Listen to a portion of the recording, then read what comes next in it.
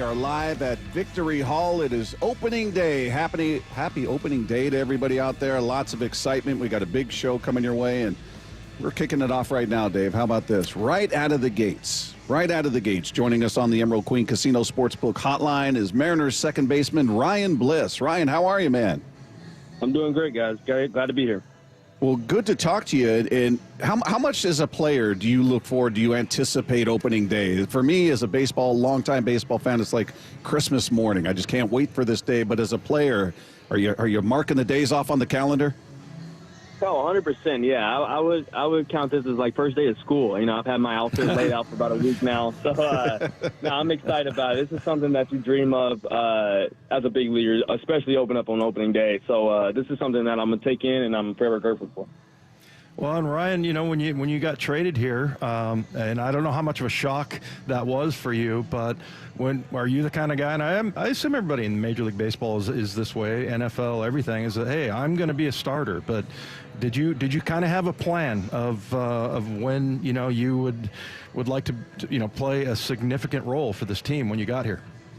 Yeah, I don't know about just when. I just knew that I wanted to eventually. You know, I didn't ever want to put like a deadline or you know, a set date on that. But whenever I got traded over here, I'd just say, hey, I'm going to give my all to the Seattle Mariners. And, you know, whenever I get a chance to help this team win a World Series, I'm going to do that. And, you know, I'm grateful to be in this spot, grateful for this opportunity, and I'm trying to give it my best to go and help this team win. Ryan, how much do you put into spring training stats? We're so conditioned to be told, hey, it's spring training, don't pay attention, good or bad. You just sort of dismiss it. But I've got to believe that's different for you as a player. You're seeing success. You're seeing what's working, what's not working. How much, when you look at your numbers, which were great, you hit 308, 325 on base, what do you pay attention to that, or is it more about just how you're seeing the ball and your timing and things? Yeah, I mean, it's that's a little bit of a gray area for sure. I mean, it just depends. You know, for somebody like me, I knew I had to come out here and at least I knew I had to have a good spring. Not so much as far as numbers, just trying to excel on numbers, but just showing the team that I can handle, you know, being a big leaguer and just handle, you know, making adjustments and stuff from off last year. And don't get me wrong, you always want to do good. You know, your numbers are still your numbers. If you 300 or 200, you're going to know and you're going to feel it. But I think it does count a lot into the preparation you get for the season. But you always want to do good. So, yeah, it definitely feels good to have that, to have a good spring.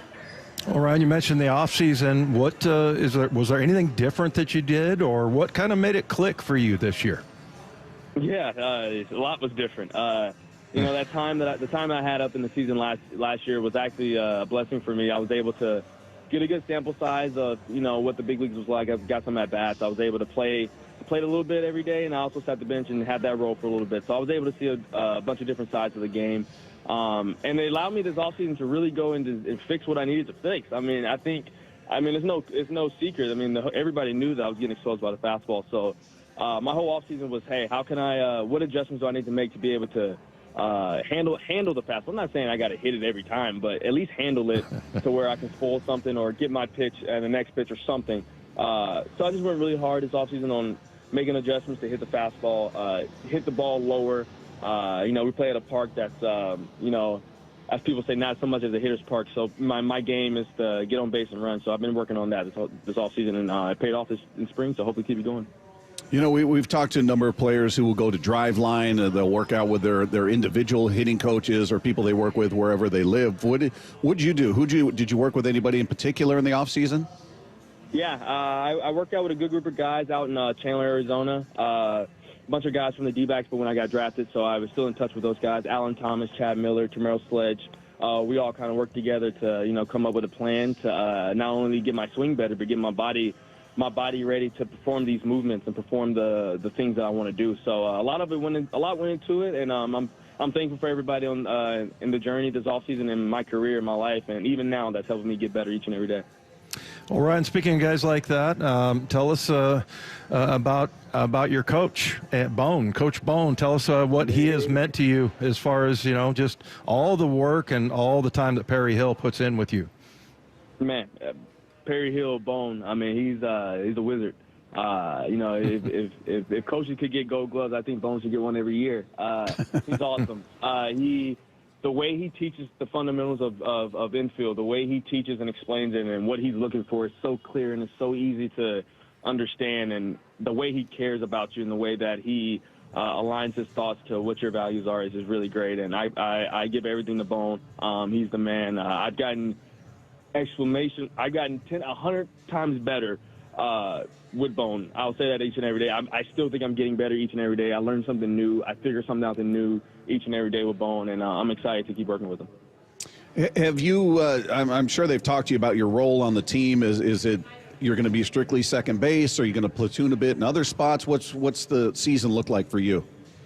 Yeah, we didn't really get too much in that. I think our goal now is to just continue doing what I was doing this spring. Don't know what that's going to look like yet, but right now I'm playing second base. I only played second this spring, so we'll see what happens. But I think the main thing about my role was continue doing what you're doing, continue causing havoc on the base, get on base, and just be that guy that you can be and help the team win. I think that's the main goal. We'll look down the line later and see what happens where I'm playing every day. Hey, Ryan, tell us a little bit about your background. You went to Auburn, and have you always been kind of? Tell us about how you grew up, what kind of sports you played, and what led you to Auburn. Yeah, I was originally born in Burbank, California, then moved to Mississippi, and then I moved from Mississippi to Georgia, and that's where I pretty much grew up. Went to high school in LaGrange, Georgia. Got an offer to go to Auburn University, which was literally 45 minutes from my house. I'm like the closest. I was the last city before you got to Alabama in Georgia, so it was really close to home. The coaching staff down there, Bush Thompson, Carl Nonemaker, Gabe Gross, all those guys, our values aligned, and I knew that they had the best interest in me. I knew that I can get better there. I knew I had a chance to go out there and play and show the world what I could do, and Auburn was a great fit for me. I still, to this day, say that Auburn University was my best decision, and I'm so happy to be an Auburn Tiger, and I'm so thankful for all those coaches and everybody that was there for me, and they helped me be the man I am. They helped me be the player that I am right now, and I'm glad to be here.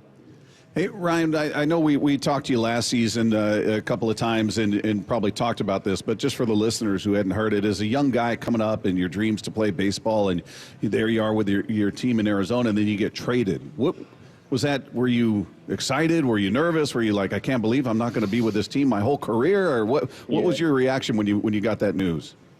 Yeah, it was definitely something different for me because my whole life I've been pretty much with the same team, like for that, the same team. Even in travel ball, I played with the same guys growing up. We just grew up older. In high school, I had the same coaching staff for all 4 years. In college, I had the same coaching staff all 3 years. So it was definitely something new. Getting traded and going to a whole different environment, philosophy, faces, coaches, words. It was definitely different. Especially being a young player, I think everybody, once they get drafted, think you're going to be with that team forever. But it was something definitely different. A learning curve I for sure had to learn, but, everything works out for the best, and I'm glad to be a Seattle Mariner. When you're growing up, Ryan, tell us about some of your heroes. Who were the guys that you like to emulate when you're watching baseball on TV? Yeah, grew up watching a lot. I was a big love watching Barry Bonds play just on the fair fact of how great he was, and being African American, playing the game and dominating, it was great to watch him play. Growing up in Atlanta, loved Chipper Jones. I love watching Francisco Lindor play. Some guys I like to idolize, and Mookie Betts for sure, somebody now that I still think is one of the better, obviously one of the best players in the game, but somebody that shows me that somebody to idolize and somebody that looks just like me doing it. Yeah, I love that answer. I'm a huge Mookie Betts fan, so I'm with you on that. It's got to be cool though for you as a young guy to have access to somebody like Ken Griffey Jr., who we saw out there in spring training when we were there, or Ichiro. I mean, you're talking about two of the greatest to ever do it in this game, and to have access to them. Are you a guy that will go up and ask questions and pick their brain, or do you just kind of step back and observe? How do you handle that? No, a little bit of both. Yeah, definitely. I mean, they're here to help. They're definitely a great resource. They want to see the Mariners win just as much as I do. So anytime I have any questions or anytime I have any thoughts, I definitely bounce it off them. Ichiro's around a lot, been able to talk to him. I mean, having Edgar Martinez literally in the dugout is never a bad thing, but there's so many greats around here. Being able to talk to Ken Griffey for a little bit while he was here, Alvin Davis that's around. I mean, there's so many great resources. So Yeah, definitely not afraid to ask my questions. If I got something, I'm coming to you. So that's what they're there for. I love that. That's just like my co-host. He's got questions, man. He's going to get them answered. I'm question boy. Yeah, I love it. I love it. Hey, Ryan, other than, walk-off, grand slam, series-winning home run, I mean, we all know that would be the ultimate, but, like, what is a play that you really enjoy making that just makes you happy whether it's turn two or a hit or hustling something out, or what's kind of some of the favorite parts of the game that you love? I really love stealing a bag. There's not a better feeling knowing you just took an extra 90 without a hit, without something getting past, like a pass ball, like you did that. You took that extra 90. That's always a good feeling when you hear the umpire say safe and you got an extra 90. So usually when you get an extra 90, you're getting in scoring position too. So it helps the team win, and that's a really good feeling, being able to take a bag when not a ball put in play.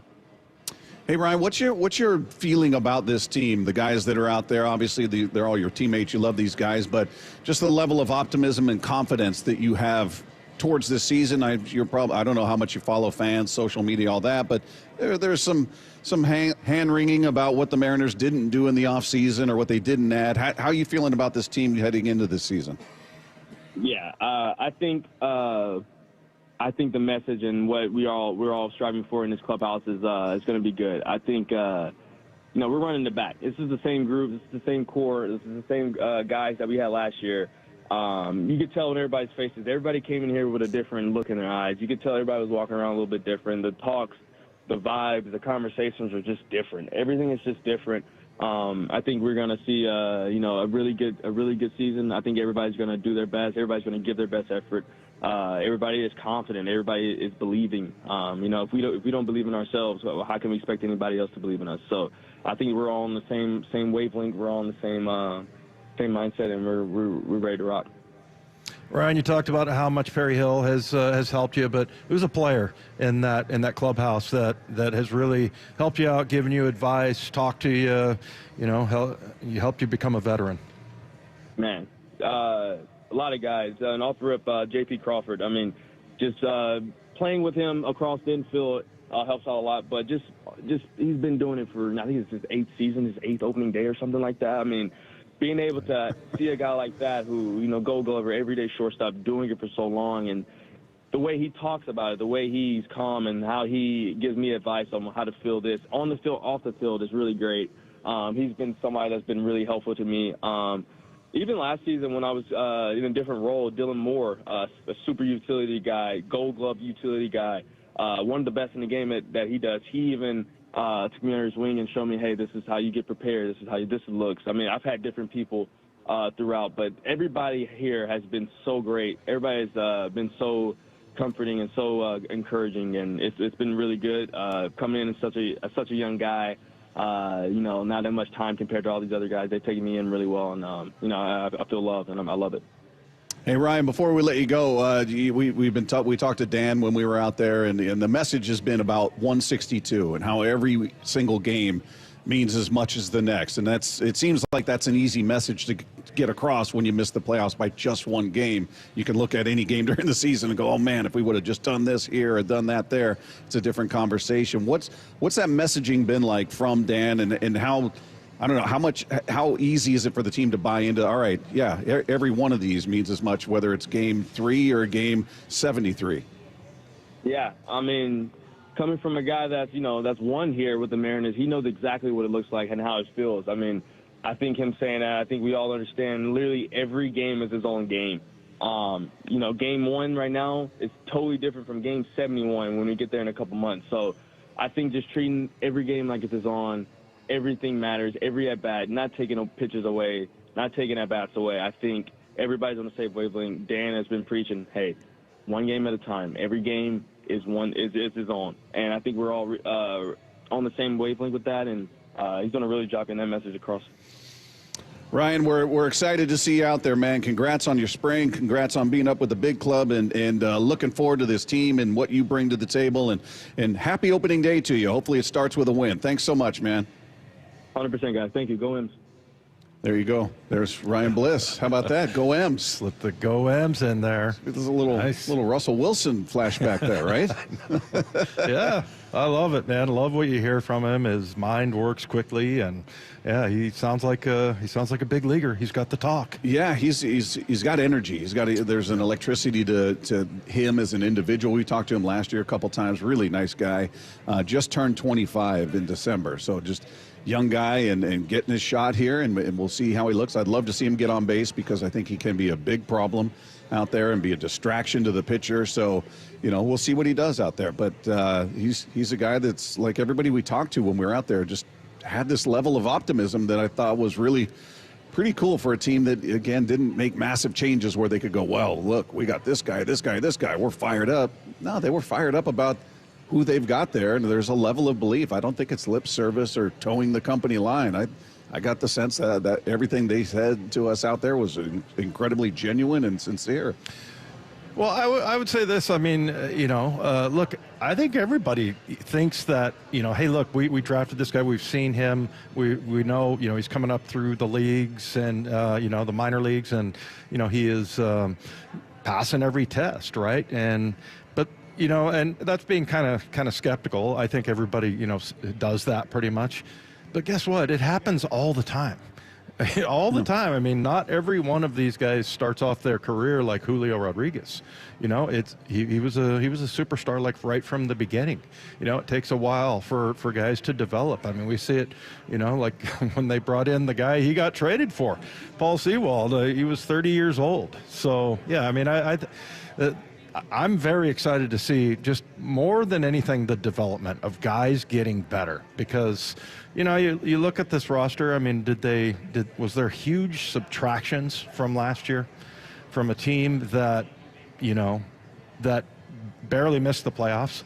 No. I mean, Justin Turner was the only one I could come up with. Yeah, so, Haniger. Just looking at who's not here that was here last year. Haniger, Turner. Yeah. Rizzs was there for a hot minute to start the season, but he wasn't really there last year. Yeah. So anyway, I just think there's a lot of guys. We keep joking around about how there's so much room and there's so many options for improvement. But I mean, really, it's true, and especially for a young guy like Ryan Bliss. So that I'm really going to be interested watching him this year. I think he's batting 8th tonight. So yeah, it'll be cool to see him. He's got a little bit of power, you can see, but he's a little guy. He's 5'7". I don't know, is he that? I walked past him a few times there That's what they have at spring training, and I was like, wow, he's a little dude, but hey, man, if he can get it done. We've seen Altuve do it for years, and he's probably on his way to the Hall of Fame. So yeah, it tells you size doesn't mean much. But I won't tell you his weight, but I outweigh him by about 100 pounds. So is he 160? He's 165. Okay. Yeah. Wow. That's not good for me. For you. It's impacting your speed, Dave. What I really enjoyed is how cordial you were to him, knowing he could take the place of Dylan Moore. You never know. I mean, being a Dylan Moore fan, you could have come into that conversation salty, asking him, well, why do you think you're better? Why do you think you're a better option than Dylan Moore? Yeah, what's the matter with you? Well, Dylan hit 136 in spring training. It wasn't great. Look, I think he's a great player, and he's, are they calling it super utility now?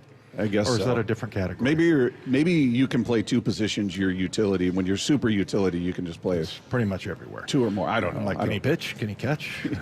I think that's about the only thing he doesn't do. I know. Yeah. So he's going to be a great guy to have on this team, obviously. But we'll see if he can, all of a sudden, especially against right-handers, get his bat going. But yeah, in the meantime, we got Ryan Bliss, and yeah, like you said, 5'7", 165. Not gonna be a big power guy, but he had a couple of home runs last year. So yeah. Well, he's a guy that, look, you want to see that when that trade happened, it wasn't a popular trade with Sewald, right? And he was part of it. Josh Rojas, Dom Canzone. Rojas has moved on. Canzone has not been really part of the proceedings, certainly, and maybe Bliss will be the shining star in that. And he was the prospect. He was the young guy that had the promise attached to him. So, you're sort of betting on his future and hoping for that. And we'll see if it comes to fruition and makes you feel better about that trade. I don't know that anybody's stewing on it anymore, but he's kind of the last guy. Canzone's still in the organization, certainly, but Bliss is the guy I think you've got the potential and the hopes attached to at this point. Do you think it's past the point where Jerry, if it works out with Bliss and Canzone maybe is on the team, that he's going to be past the "I told you so" type? That he's going to come onto a show and say, "See? Yeah, I remember kind of rooting for all those guys just because, I mean, look, I loved, having Seawald here, but yeah, I don't know. I really was rooting for this trade to work out. So I'm rooting for any trade he makes to work out, whether I like the trade or not. Yeah. If it works out, then we win as Mariner fans. So, yeah, I may not like it on the surface or when it happens, certainly, but I want everybody that comes into this organization that puts on that uniform to crush. Yeah, but mine's for a different reason. It's because that way Jerry could go out and stand on the pitcher's mound and flip everybody off. It's because you're vindictive. See, I told you. You're vengeful. Yeah. That's right. All right, you're not. Let's take two. Well, Mariners starting lineup is out, and as you mentioned, Dave, Ryan Bliss is batting 8th and playing 2nd. As other notable starters here, Rowdy Tellez, the first baseman tonight, he's batting 7th, and Luke Raley is the DH. I'm just going to rattle it all off because then everyone asks, why don't you read the whole thing? So Victor Robles is batting leadoff. He's in right field. Julio 2nd, center field. Raleigh's 3rd. He is the catcher. Rosarena in left. He's batting cleanup. Then Raley, Polanco, Tellez, Bliss, and Crawford. Why did you read the whole thing? He was anticipating complaints. I've gotten them before. Sometimes, you list one notable name, and they're like, well, what about the rest of the lineup? It's like, well, it's usually pretty normal. So. Let's just make it all-inclusive from now on. Even if the story is one player, just give them all 9. We got 3 hours and 40 minutes to talk about that. I'm what a great leadoff, Victor Robles. I mean, we obviously don't know that much about him, but I just think he's got monkeys, Dave. He does have monkeys, and he's a pest. Yeah. I love that about him. I always loved that about Caballero when he was here. And nuisance. Yep. I think Victor Robles is going to be really interesting to watch. He does some quirky things up at the plate, but man, what an impact he had last year for the time that he was here. And I love the leadoff batter right there. Okay, so this is pretty wild. The San Francisco Giants have now started a different player in left field for 19 straight opening days. That's tying the longest streak in baseball. It goes all the way back to a Browns/Orioles team in 1937 through 1955.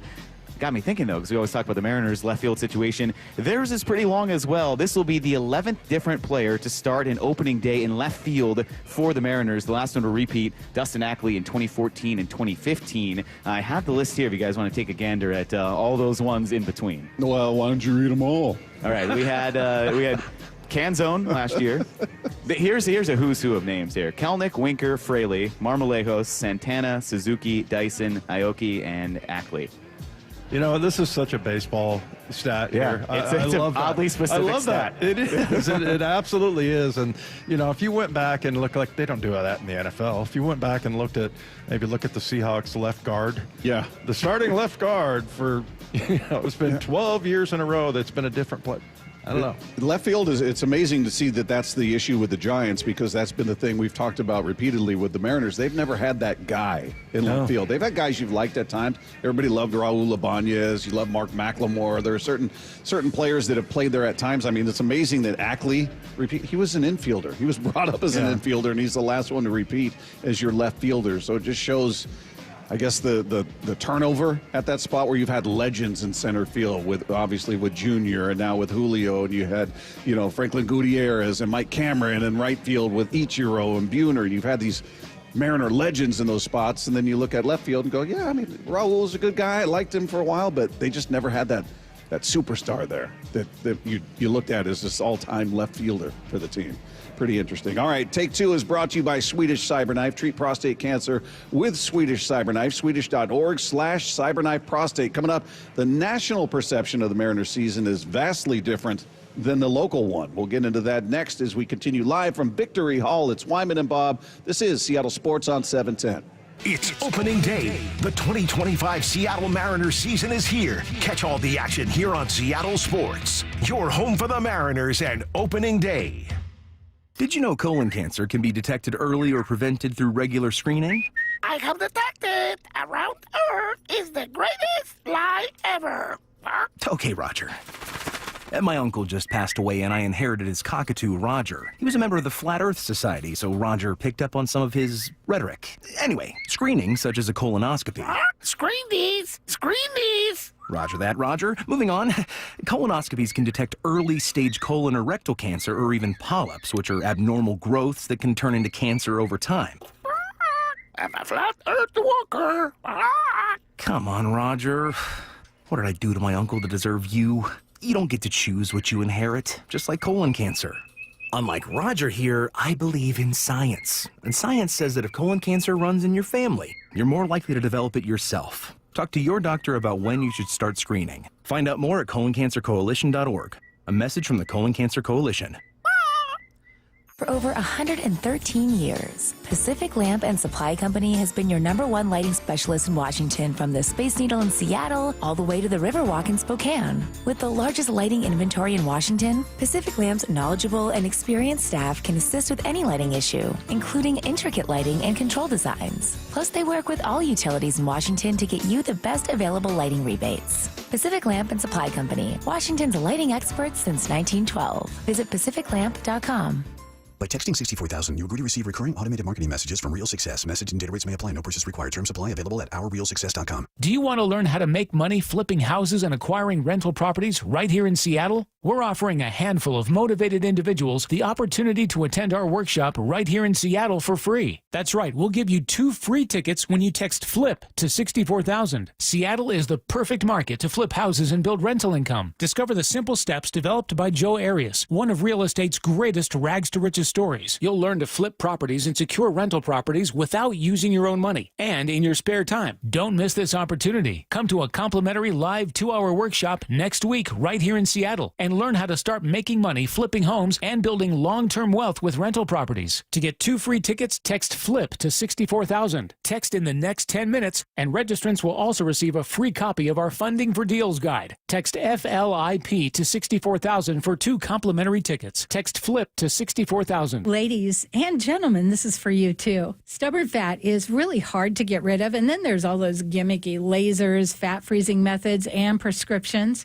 Imagine a simple solution that takes just 1 day and provides immediate noticeable results. Introducing ProSculpt. ProSculpt uses air-assisted technology that's safe and gentle yet powerful, delivering instant fat-reducing and skin-tightening results. Performed by board-certified plastic surgeons while fully awake, ProSculpt contours your body with minimal downtime. It's designed to target those problem areas: waistline, neck, face, arms, thighs. ProSculpt gently removes unwanted fat and tightens loose skin with FDA-cleared plasma technology, all in a simple, guaranteed 1-day procedure. ProSculpt is one and done. Schedule your free consultation at prosculpt.com for $250 off. For powerful permanent fat removal and skin tightening that works for ladies and you men, it's prosculpt.com. It's opening day. The 2025 Seattle Mariners season is here. Catch all the action here on Seattle Sports. Your home for the Mariners and opening day.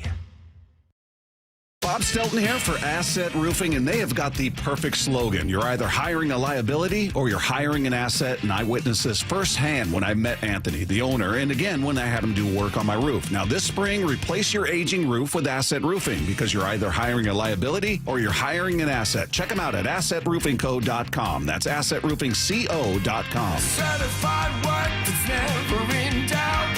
Asset Roofing, excellence is on the house. Bracket busted? Don't worry, Madness Maniacs, you still have a shot at winning. Head to seattlesports.com/win to fill out your 16-team bracket. It's not too late to join in on the fun. It's the Seattle Sports Bracket Bucks presented by Muckleshoot Casino Resort. And the winner of the 16-team competition will win a $500 Visa gift card. Register and find complete rules at seattlesports.com/win. Seattle Sports Bracket Bucks presented by Muckleshoot Casino. I saw her texting, coming up to a stop sign, and so I saw the accident coming, and she T-boned us. In the blink of an eye, Crystal's life changed when she suffered a severe spinal injury. The pain was something I had never experienced before in my neck. I got massage therapy. I saw a chiropractor. I was prescribed muscle relaxers so I could sleep. I got depressed. Nothing was relieving the pain. Drugs, sleepless nights, and depression. Sound familiar? I'm Dr. Mark Shelley, a chiropractic physician and board-certified functional neurologist. At Sound Pain Solutions, our treatments include high-dose laser combined with spinal decompression and other comprehensive therapies to rehabilitate damaged discs. We use treatments that are non-surgical, FDA-cleared, drug and pain-free. I was able to get off my pain medicines, and I was able to sleep through the night, and that was what I was desperate for. To learn if you're a candidate for our treatment, call us. Sound Pain Solutions, 855-996-0025, or click soundpainsolutions.com. This hour is brought to you by Legacy Group Capital Common Sense Lending. From the Quantum Fiber Studio, you're listening to Wyman and Bob. Weekdays 2 to 7. On Seattle Sports and 97.3 FM HD2. We continue live from the Victory Hall out here right across the street from T-Mobile Park, connected to Hatback Bar and Grille, Steelheads Alley. It's all inclusive, all one big giant building here. We're going to be out here taking you up to the Mariners pregame, and we just had a chance to catch up with Ryan Bliss in case you're just tuning in. Really good conversation with him. That'll be on the podcast page after the show at seattlesports.com. Meanwhile, we talked about the fact that the outside perception of this team, by a lot, not all national media, but some. We had Sam Blum on the show, who picked the Mariners to win the World Series this year. And now you've got Keith Law of The Athletic put out his predictions for the season. He's got the MVP is Julio Rodriguez. He's got the Cy Young Award winner in Logan Gilbert. And he's got the Mariners getting to the ALCS, but then losing to the hated Red Sox. But still, if they got to the ALCS, this town would be a buzz, to say the least. As long as Bregman isn't the one that sinks us. How cruel would that be, Bob? You know, it feels so apropos that he went from the most obnoxious, most hated team in the league in the Astros to my next most hated team, which has always been the Red Sox. It's Not the perfect Yankees? that he's.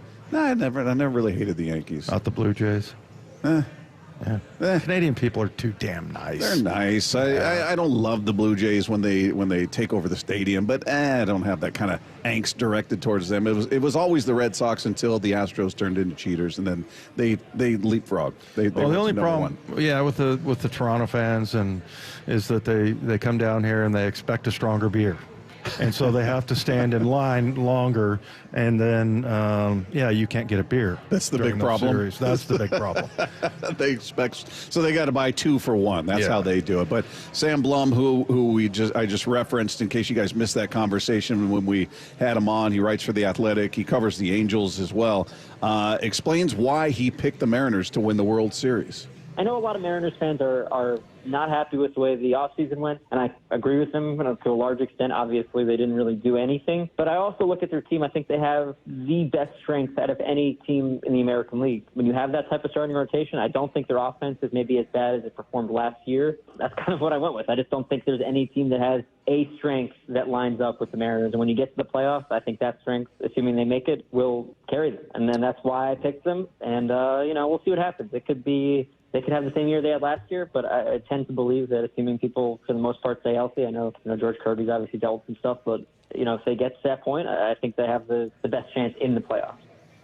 I love that if you boil it down, he's saying it's the rotation. The rotation is as strong as any in baseball, and other teams don't have that, which I agree with. And his rationale for the offense is they couldn't be as bad as they were last year. That's basically what he's saying there as well. I just think they're better than what I know. They didn't do anything, but I just don't see him repeating what they did last year offensively. Yeah, I don't really care for that answer, that's for sure. But this is one of those rotations that people would love to get into the playoffs with. So, I get that. I mean, I think he had me at MVP Julio because, look, if Julio's the MVP, yeah, definitely. I mean, now there's a lot of what ifs. What if, if the entire rotation breaks down? Okay, probably not, even though Julio's your MVP. But, man, I mean, that's kind of the one guy that we've talked about all offseason that is the most important. There's lots of other categories, but he's the most important. Yeah. And, we've said this where the way he goes, that's the way the team goes. And, when he has good months, like that last September, then, they end up winning more games, obviously. So, but yeah, that's the big one there. And then, I love that he, Logan Gilbert, because that's kind of I feel like he's almost like chalk right now, the way everybody's talking about Logan Gilbert, which is pretty amazing. Well, he was in that conversation, obviously. Last year, they're projecting forward with him, and it makes perfect sense. And we talked about the idea maybe by the end of the year, we're looking at a couple of guys in this rotation who should be in the conversation. Maybe they're not going to win it, but if we're just talking about, all right, who are the best pitchers in the American League, you're thinking it could be any of those, anybody, 1 through 5. Well, and we had Ryan Dempster talk about Bryce Miller. Loves him. Right? And then you and I yesterday were talking about Brian Wu and how we thought maybe that's going to be the guy more often than not when we huddle up and say, okay, who's our number one? Who's our ace? It might be Brian Wu. You think, in Lefko asking on the sheet here, that, you know, are we not seeing the true potential of this team? Are we too close to the product, if you will? Do we lose objectivity? No, I think so. Just because, look, I think on social media, on our show, our texters, let's just blame the texters, okay?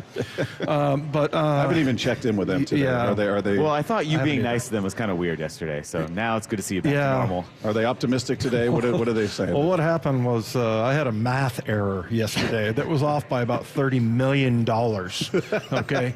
And, so they're like, hey, you're giving us lots of material for tomorrow. But no, I mean, look, that's what they have focused on, and rightfully so. Everybody was like, we've got this rotation. I don't blame them. I really don't. That is, on the cheap right now. And you're going to have to pay these guys, and it's going to be a ridiculous amount of money for how good they are. And they didn't really, I don't want to say nothing out of, I don't want to be disrespectful to Donnie Barrels. Okay. And it's not like they didn't do anything in the offseason, but they didn't make any major moves to improve hitting. Now, I don't think they got worse. Like we said, by subtraction, nothing really happened that was, significant. Who else is not here from last year? It's Turner, it's Haniger. Turner wasn't even here the whole year. Canzone was that opening day starter and left. So right. Yeah, because I was just thinking. Here on the roster. Yeah. I was thinking about like the Seahawks, right? Okay, at the end of the year, you're going to go, okay, where's the subtraction? Gino, DK. I don't know who else is. Tyler Lockett? Yeah, Tyler Lockett. I mean, that's 3 pretty big players right there. So Ty France from last year. Yeah, Ty France. They lost him during the year. During the year, yeah, but still. Josh Rojas, somebody just texted, that's good. Rojas is not here. Yeah. He was your hottest hitter for a while. There wasn't a ton he had 8 home runs. And 31, 34 runs driven in. He wasn't a big producer, but at one point, he was the best hitter in this lineup in terms of average and getting on base. So you don't look at anything and go, well, how do they account for this loss? What are they going to do to fill the shoes of this guy that they lost in the offseason? Right. You don't have that guy. By all accounts, Polanco's a guy who looked at the plate decidedly better in spring. And that's one that I'm curious about, how big of a deal was that knee injury? It wasn't really talked about last year a ton. We saw him struggle, certainly.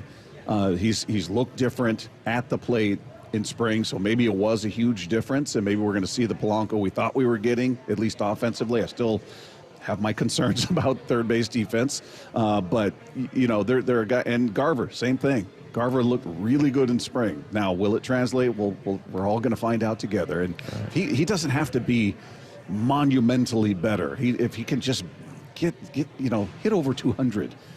Hit 20 bombs. Just be that guy. Be a threat in the box, and then backup catcher when needed. Yeah, and I've said the same thing about Julio, that I don't think he needs to be what he was in September last year, batting .328. But just more smooth it out a little bit and just a little bit more upside, so that you don't have these months where you go 210 batting average or whatever it was during I think it was during June last year. So I just think those little incremental improvements with not only that we had a couple of really good pitchers, but we didn't really know about Miller as much as we know about this year, and same thing with Brian Wu. So I think most people would just love to have 2 of those guys. Oh yeah, in their rotation, especially at the age that they're at, and more importantly for the budget conscious teams, the salary that they're at. They're this rotation is like we talked about with the Legion of Boom, having those guys on rookie contracts and cheap, and you had your star quarterback on a rookie contract and Russell Wilson. This is what this rotation is like. That's exactly. You got one guy who's being paid, and Luis Castillo. And by baseball standards, the other guys are remarkably cheap. A lot of texts coming in. A lot of people saying Rojas. I mentioned Rojas not here. Some talking about bullpen got brash. We were talking about the offense, just kind of looking at bats that they lost. But yeah, you're right. Brash coming back this year, when he gets back, it's going to be huge for this team. So that will be a massive addition. Meanwhile, we're going to make plenty of predictions today, including how the AL West is going to play out. We're going to do that coming up with Wyman and Bob live from Victory Hall. This is Seattle Sports on 710. It's opening day. The 2025 Seattle Mariners season is here. Catch all the action here on Seattle Sports, your home for the Mariners and opening day. Meanwhile, at Xfinity. So, influencer life going well? Oh, yeah. I'm up to 32 followers. Oh, that's something. Yeah, posting my tap dancing videos is easier than ever because we engineered Xfinity Internet with 99.99% network reliability. Plus, Xfinity Mobile with Wi-Fi Power Boost gives you ultra-fast Wi-Fi at home and on the go. But wait, tap dancing? You don't tap dance. Hey, what I lack in skill, I make up with passion. Do more of what you love and love how fast you do it with Xfinity Internet and mobile. And now through April 21st, get 300 megabit Xfinity Internet and one unlimited mobile line together for $25 a month for 1 year. And save $1,000 in your first year over Verizon and AT&T. Learn more at Xfinity.com. Requires paperless billing and autopay with stored bank account. Restrictions apply. Equipment, taxes, and fees extra. After promo, regular rates apply. Savings compared to Verizon 5G Internet plus one unlimited welcome line and AT&T Internet 300 plus one unlimited starter SL line. Xfinity Internet required. Actual speeds vary. Reduced speeds after 30 gigabits of usage per line. Data thresholds and actual savings vary. Confidence is knowing you're ready to handle whatever comes your way. That's what it feels like to take on your workday with Cintas. They make sure your AEDs are up to date, your fire extinguishers are tested and inspected, your floor mats are cleaned and delivered, and your workwear looks good, feels good, and is freshly laundered with the Cintas Apparel Plus program. So are you ready to take on today? Visit Cintas.com. Oh, I'm ready! And get ready for the workday. Febreze. It's a classic odor tale. You fried fish for dinner, cleaned up, but the smell is still in the house. And the neighbors are coming over for game night. They're on their way. And then you spray Febreze Air Mist. Febreze Air starts working instantly to fight even your toughest odors, so you go from fish to fresh like that. Now all you have to worry about is Pam cheating at charades. Breathe happy, Febreze. La la la la la. Everyone wants to get the best deal they can when they buy a car. But what about when you want to sell your car? Of course, you want to get the most money possible. But how do you get the most you can without trying to sell it yourself? Well, that's where my friends at Wayscar Ford in Auburn step in. Not only will they buy your car today, but that's just the beginning. Once they resell your old car, they send you another check for 50% of the profit of the sale of your old car. They've already given back over $750,000 to their customers. Mark, GM of Wayscar Ford, joins me, and it's such a great offer, but to clear up any confusion, is this like a consignment, and how can you offer this? It's not a consignment, Stacy. A consignment, the dealer that's trying to sell your car hasn't paid you yet. We pay you right up front. No more insurance, no more maintenance, all that's gone. After that's done, we pay half the profit. It's that simple. There's no magic to this. All the money we're saving by not buying at auctions, the shipping fees and the travel, we're giving it back to you. That's how it works. So get the most money possible at Wayscar Ford Isuzu in Auburn and let them do the work. Paid political advertisement. Did you know insurance companies don't always pay what they should when your car is totaled? Too many Washington drivers are forced to accept lowball payouts or pay out of pocket for repairs their insurance should cover. But SB 5721 can change that. This bill holds insurers accountable, ensuring they provide fair vehicle valuations and cover the full cost of repairs. It also creates a simple, fast dispute resolution process, so you don't have to fight alone. Stand up for fair coverage. Visit fairautoclaims.com to contact your lawmakers and tell them support Senate Bill 5721, sponsored by the Washington Independent Collision Repairers Association. The John Schneider Show. Every Thursday until draft day on Wyman and Bob. Listen live Thursdays at 4 p.m. or watch the interviews on the Seattle Sports YouTube page. We've all been there. Sleepless nights, mind racing, wondering if your business's security service is really protecting what matters. At Bay Alarm, we can put your security insecurities to bed. Video security, burglar alarms, fire alarms, access control, 24/7 monitoring, and more. Our advanced technology and personalized support ensure you can rest easy, knowing we're here for you, your people, and your business. Visit bayalarm.com to talk to a local security expert. Bay Alarm, we got you. If you've ever wondered if there's something after death, Tyler Henry proves the answer is yes. Be part of his live audience readings and his jaw-dropping ability to connect with the departed at Muckleshoot Event Center, Thursday, July 10th and Friday, July 11th at 8 p.m. Experience this evening of hope and healing, bringing peace and closure to loved ones. Tyler Henry proves our loved ones never leave us. Get tickets at muckleshootcasino.com. Muckleshoot. The LJ Way is the Lee Johnson Auto Family. Hello. Welcome to Lee Johnson Auto Family. This is King. This organization's a special one.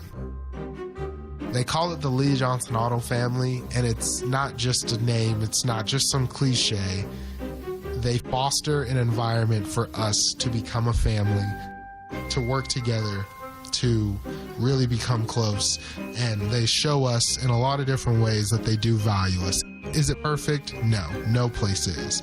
But I've been very thankful to be here in the almost 10 years and have every plan to stay here for a lot longer and just watch it continue to grow. He's fun and professional, which explains why so many people visiting Lee Johnson Kia ask for him by name. The LJ Way is the Lee Johnson Auto Family. From the Quantum Fiber Studio, you're listening to Wyman and Bob. Weekdays 2 to 7. On Seattle Sports and 97.3 FM HD2. Coming up in 15 minutes at 3 o'clock, we'll have our weekly conversation with our buddy Paul Moyer. So stay tuned for that conversation coming your way. You guys can text in throughout the show at 866-979-3776, powered by Mac and Jack's Brewing Company. Going to make some predictions here, Dave. And you guys can make your predictions on the text line as well. Again, 866-979-3776, powered by Mac and Jack's Brewing Company. Let's start with just total wins this season. They were an 85-win team last year. They were an 88-win team the previous year, and then 90, I believe, in 22 when they, I think I got that. They were 90 when they went to the playoffs. So Right. It's gone down by a couple games each year. So 90, 88, 85 last year. What do you think this year? How are you feeling? I'm going 92. Ooh. Yeah. I did that a couple of years ago as well. Also, what was this is way back, like 10, 12 years when the Mariners were torturous to watch. But, yeah, I think I predicted 92, and they ended up winning like 55 or something like that. You were just a maybe little bit off. more than that. Did But I have that right, Lefko, by the way? Yeah, 85, 88, 90, and then 90 in 2021. Remember, they missed it on that final day. So That's right. Back-to-back seasons of 90, and then, 88, 85. Then So 27, Dave, in 2020. what's that? 27. So that was 2020. 60-game Yeah. season. Oh, gotcha. So you're going 92 wins. Yes. 92. That would be spectacular. Wouldn't it? That would be. I'm going to go 89 wins.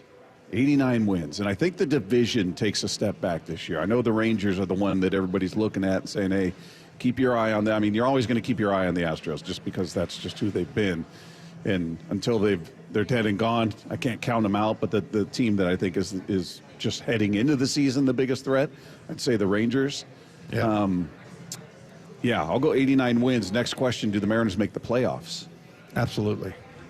Just not a doubt in your mind. Look at you. Yeah, no, just there's no full doubt. of confidence. I'm and full of opening day optimism. enthusiasm. Yeah. How about that? But yeah, no, I think that this is there's a lot of people predicting that. It's not like you're some kind of a homer if you predict that. There's lots of, the pundits around the league, except for our guy, Hamsinger. And he's usually our ray of sunshine when we're feeling down. We bring him on. He tells you how great the team is. But we just played that clip from Sam Blum, who's picking them to win the World Series. So it's not. I thought he had us losing in the ALCS. No. Sam Blum has him winning the World Series. Keith Law has Keith Law has him getting all the way to the ALCS. Yeah. He has Julio as the MVP. He's got Logan as the Cy Young, and he's got them losing to the Red Sox in the ALCS. Yeah, I don't think predicting one of the starting rotation pitchers as a Cy Young winner is outrageous. That's not a hot take. There's a lot of people around Major League Baseball that feel that way, and all the big national names that came through Peoria, whether it was when we were down there, when Brock and Salk were down there. I mean, it was pretty much everybody making predictions. Like I said in the last segment, Ryan Dempster, who pitched in the league for 13 years, I think it was, or 16 years. I mean, he was talking about Bryce Miller being the Cy Young winner. So, yeah, I don't think that's a crazy prediction there. Now, who did we have on Leftco that was highlighting Woo? We had somebody on that was really Pitching Ninja. Pitching Ninja, yeah. Matt loves when I call him that. Rob Friedman was big on Woo, and this is a guy that's the beauty of it is you get all these outside eyes who've got no skin in the game, and they're raving about one particular arm in this rotation, and none of them are wrong. That's your favorite might be Miller, mine might be Woo, and this guy might be Gilbert, and everybody's right. Right. You know what I mean? It's not. Exactly. It's just that's the beauty of this rotation. So again, you guys can text in how many wins for the Mariners this season. Do they make the playoffs? I think they make it too. I'm giving them 89 wins, and I think that gets them in. Okay. I don't know that they win the division. Right? If I had to go to Vegas and bet right now, I'd probably give it to the Rangers. If we're just looking at paper, but then teams, injuries, everything happens, and we'll see where they're at the end of the season. But I think they get in as a wild card. Which player or players make the All-Star team? Yeah, so I mean the obvious ones I think are Julio and Cal, right, and Logan Gilbert. Yeah, right. Let's throw our guy Woo in there. Let's just project out that we're going to be having that conversation. Maybe he's going to be the ace after a month or two, and just the way he's pitching with his easy cheese, as Cal likes to call it. So that would be three guys. I mean, I would love to say Robles, but I mean, that would be total long shot right there. But I mean, he's my wild card. If that's the case, holy smokes, that'll be special. I've got the three you mentioned: Cal, Julio, Gilbert. I think there should be and could be another pitcher in there. Health-wise, if they're healthy, I'd say it's likely you're going to get two. Yeah. Which kind would that be? I feel like Kirby's just starting out behind the eight ball. He's not going to get started till the end of it. I'm going to remove him from this just based on timing. Sure. I'm going to go with Woo. I'm going to go with Woo there. It could be. Look, Castillo, we don't spend much time talking about him. It could very easily be him. He could have a bounce-back season. He's not really bouncing back from a bad season by any stretch. But I'll go with Woo, and my wild card is Robles. Yeah. Well, those are both my wild cards. Woo and Robles? Yeah, I mean, that because if you mention that to anybody in Baltimore or any other Major League Baseball city, who in the hell is Woo and who is Robles? Yeah. I mean, and Robles was a popular name for a long time. I mean, he was a prospect that was supposed to be as good as Juan Soto, if not better.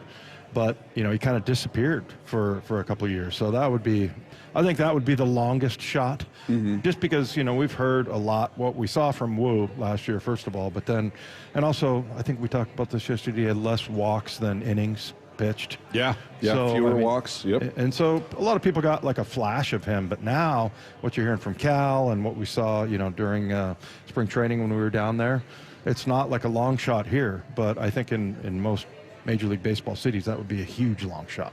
All right, how about this? Do any players win end of the season awards? Talking about MVP, Cy Young, Gold Gloves, Platinum Gloves, perhaps. What do you think? Well, to me, I think Cy Young is definitely attainable, and I don't think it's outrageous. But just to say, yeah, MVP, I'm not so sure about that. Like the Julio prediction of being an MVP, that's not what I just want incremental.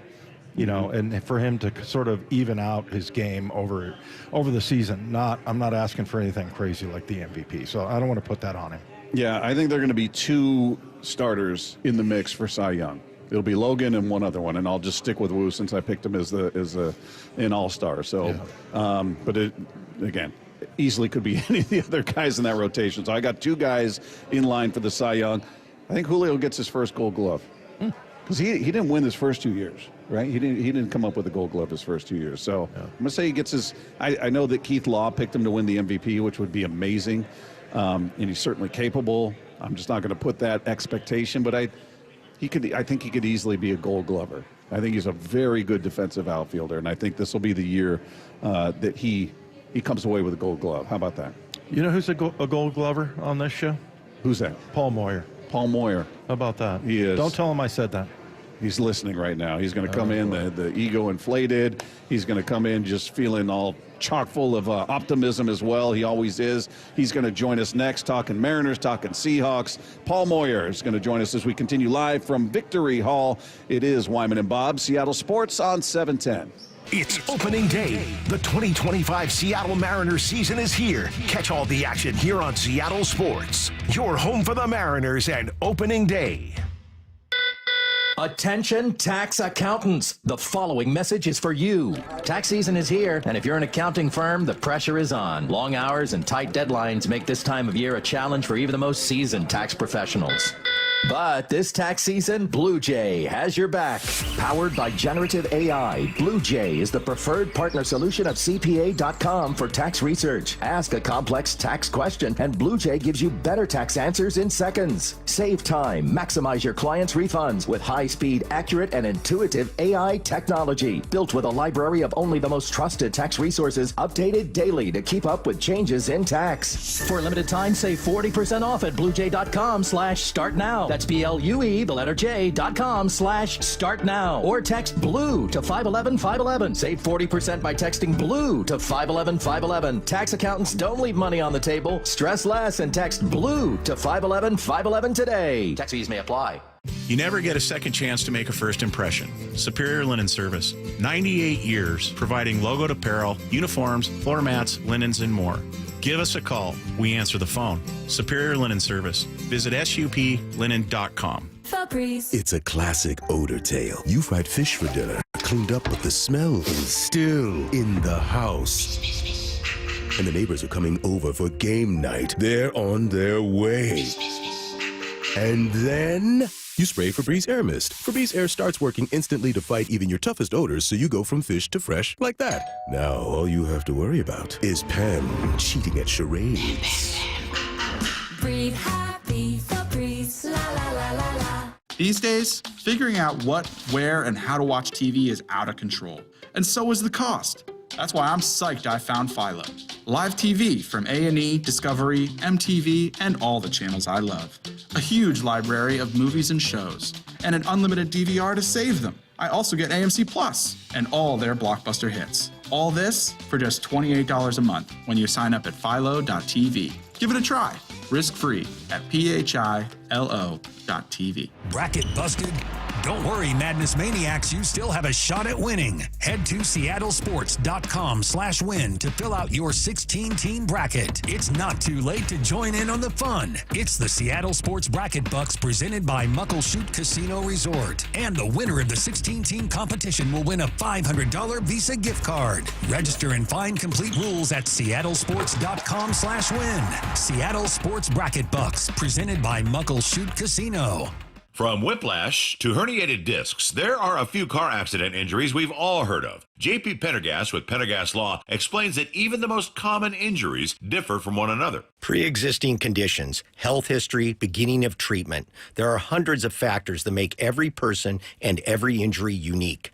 While these variables aid medical treatment, the strongest case recoveries must also take them into account. Could you explain a little bit more? Our team at Pendergast Law is obsessed with turning over every stone to differentiate each case. This requires thorough investigation, diligent listening, and relentless research. We never pursue cases with a one-size-fits-all approach. We built our success by treating every injury and every case with the individualized attention our clients need and deserve. Pendergast Law's individualized approach to even the most common injuries makes the difference in case outcomes. It's another reason why I can't recommend them enough. If you or a loved one has been injured in a car accident, call Pendergast Law. We can help. Cars for Kids. No more stressing over your old vehicle. Donate it today and get it picked up tomorrow. It's the easiest service out there. Donate online at carsforkids.org. That's cars with a K. Swedish Cyberknife is expanding. Dave Wyman with exciting news from our friends at Swedish. They're adding a second Cyberknife. Patients can now receive Cyberknife treatment at Swedish Cherry Hill and First Hill campuses. As many 710 listeners know, Cyberknife is a non-invasive, non-surgical treatment option for prostate cancer with proven results. It uses advanced technology to track your slightest body movements while adjusting in real time to deliver radiation with extreme precision. Healthy surrounding tissue and organs are spared from radiation.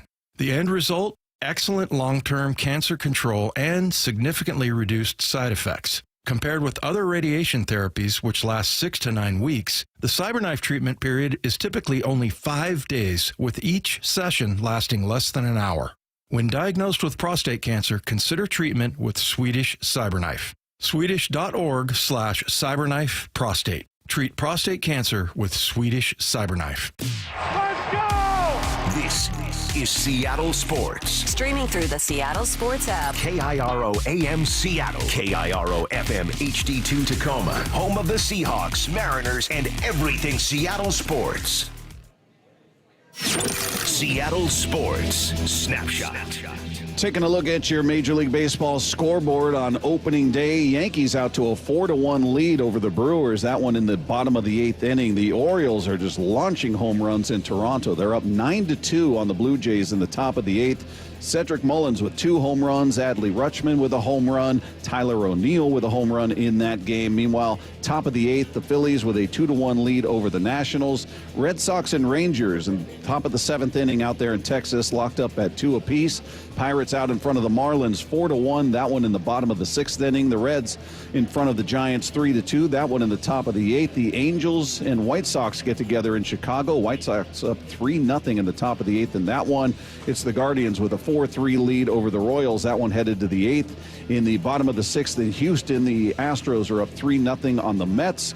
The Braves with a 4-3 lead in the bottom of the 5th over the Padres. No score between the Cardinals and Twins, just getting underway. Still to come, obviously, the Mariners and the A's. You got the Dodgers playing host to the Tigers. The Cubs on the road in Arizona taking on the Diamondbacks. Snapshot brought to you by Miller Lite. When it's game time, it's Miller time. This is the moment many wait for. The most entertaining. A man of wisdom, a man of experience, Dave. The most informative. To bring light to a dark subject. To bring positivity to a negative world. The incredible Paul Moyer. Moyer out. Here he is, everybody. He's with us each and every week. You look forward to it just as much as we do. He's with us on the Emerald Queen Casino Sportsbook Hotline. Our buddy Paul Moyer is here. How are you, man? I'm doing well. I put that one on speakers. My wife and granddaughter are sitting next to me so they could hear the introduction. And they just smiled. They just smiled. The man of experience. A man of experience, I like Dave. how Bob is like lecturing me. He's like telling me he's a man of experience, Dave. Like, come on, I know that. I've got to remind him at times, Paul. I believe you. That's for sure. But happy opening day, man. What a great day, and excited, man. We're pumped, man. It's go time. Yeah, we're going through our predictions, and we'll make more as the show goes on. But give us a thought, give us a predict, and don't tell me you need to wait till the All-Star break to give a prediction on this team, Paul. I mean, we need it before the games are played. They were an 85-win team last year. They were an 88-win team the year before, and a 90-win team the 2 previous years to that. So, what does that tell you about this year? Give me a number. Oh, man, I needed to refer to my Bandon boys, but let's go with 92. And I think I can make a legitimate case for it, because I do believe we're a better team that started this, than last year when we started at the beginning of the year. I don't think, the NFC or the AFC West is that strong. I think it's going to be deeper this year. That'd be the AL West, Paul. Come on. I say NL West, AL West. Thank you. AL West. I should know. I mean, I grew up in. You're going football. He was talking NFC West. There we go. Yeah, close enough. AFC, NFC, AL, all that stuff. But I think it's there. I also know, as we were talking about earlier, there's something about the Mariners. Every time they lose, we get depressed, almost more than the Seahawks. Mainly because with the Seahawks, you can really analyze it and you go, maybe that team was just better. It is what it is. So we are on the journey now of being disappointed at least 70 times this year. So, anchor in, boys. No, it's very true, that part of it. By the way, that reference there, we had one of our texters, he had it was a really funny text about, Bob asked me to make a prediction, and he referred to, was that you when we were doing the Super Bowl, I think, during the NFL playoffs? You were like, bracket. well, I want to wait until I see what happens in this first game. The first round. And Paul, I know that you picked 92 wins because that's the jersey number of your favorite player. Amen. Yeah, absolutely. That's you and right. Paul both 92 wins. Yeah, I had 92 as well, Paul. No, seriously, I think the one case I would make is that other than Justin Turner, they didn't really have any huge subtractions from last year. And, and I think the other thing is, Paul, and for me, I'm always optimistic that players are going to get better. Guys that are younger guys are going to get better. Same thing with, certain members of the offensive line for the Seahawks. So that's kind of where I went. But who do you look for in that category to get better? God, I mean, honestly, everybody, Dave, they just get close to their averages. And I'm really going last year was an anomaly. I think Dan Wilson is going to have a much more positive voice for them, rather than, hey, it's got to be, this analytics the whole time. I'm excited for Bliss. I'm excited to see, if Garver, turns things around. I just think we've got a pretty good nucleus right now. Polanco, I mean, all these guys that had subpar years, if they have any kind of bounce back, we're there. And we're looking also, if we stay healthy, because that's the only thing we don't know. I mean, I can't predict that part. But if we stay healthy, this should be a better bullpen than we had last year. You got Hancock, who's now your fifth until Kirby comes back. So you got your sixth starter, if needed to, with incredible experience also. So we're a better team. We're a better team to start this year than we were last year. And I think, again, the way we played the last 45, 60 games, there's history to that. So we should be excited about this. I'm hoping everybody's pumped. Dave, you need to go out and walk around T-Mobile Park and get the sense of the crowd there. Grab a mic and be with the people. Be with the fans. That sounds like a thing Dave would do. That's my personality. I'm going to do that, and I'll send you the video, Paul. Just wait for it. Dave approaching strangers throughout T-Mobile Park saying, hey, what do you think of the Mariners this year, huh? I would do it, but I'm not there. You know what's going to happen? Kyle, our program director, is going to hear that and go, you know what, actually, that's a good idea. Thanks a lot, Paul. Hey, Paul, Dave, I don't remember 20 years ago or so. I used to do that when I did the sideline for the Seahawks. I would go out and kind of roam around, and even on road games, I'd always go out on the field. I'd interview owners and, celebrities out there, and I thought it was pretty good, but maybe it was just me. So I don't know. I think it was you, Paul. I think it was you. So, Paul, with a couple other questions we were answering, and we put to our listeners as well. So you've got 92 wins. I would assume you have them with 92 making the playoffs. Which players on this team would you say are going to be all-stars? Well, I mean, I think Julio, that's kind of a given. I'd like for us to have three pitchers. I think, I'd like to see Logan and whoever else emerge, whether that's Kirby, Castillo, don't care. I mean, I think Munoz. I think when you have two or three pitchers, a closer, two starters, you're getting the win total that you need. And you're not getting in just because, we need one player from one of the teams. But I think Julio, I think Calrali, I mean, he's a name now. I think people with this contract, there's a little bit more, I guess just people being aware of him as being one of the best catchers in the league, and that home runs do matter. So I mean, those are the two up the middle. It's extremely important.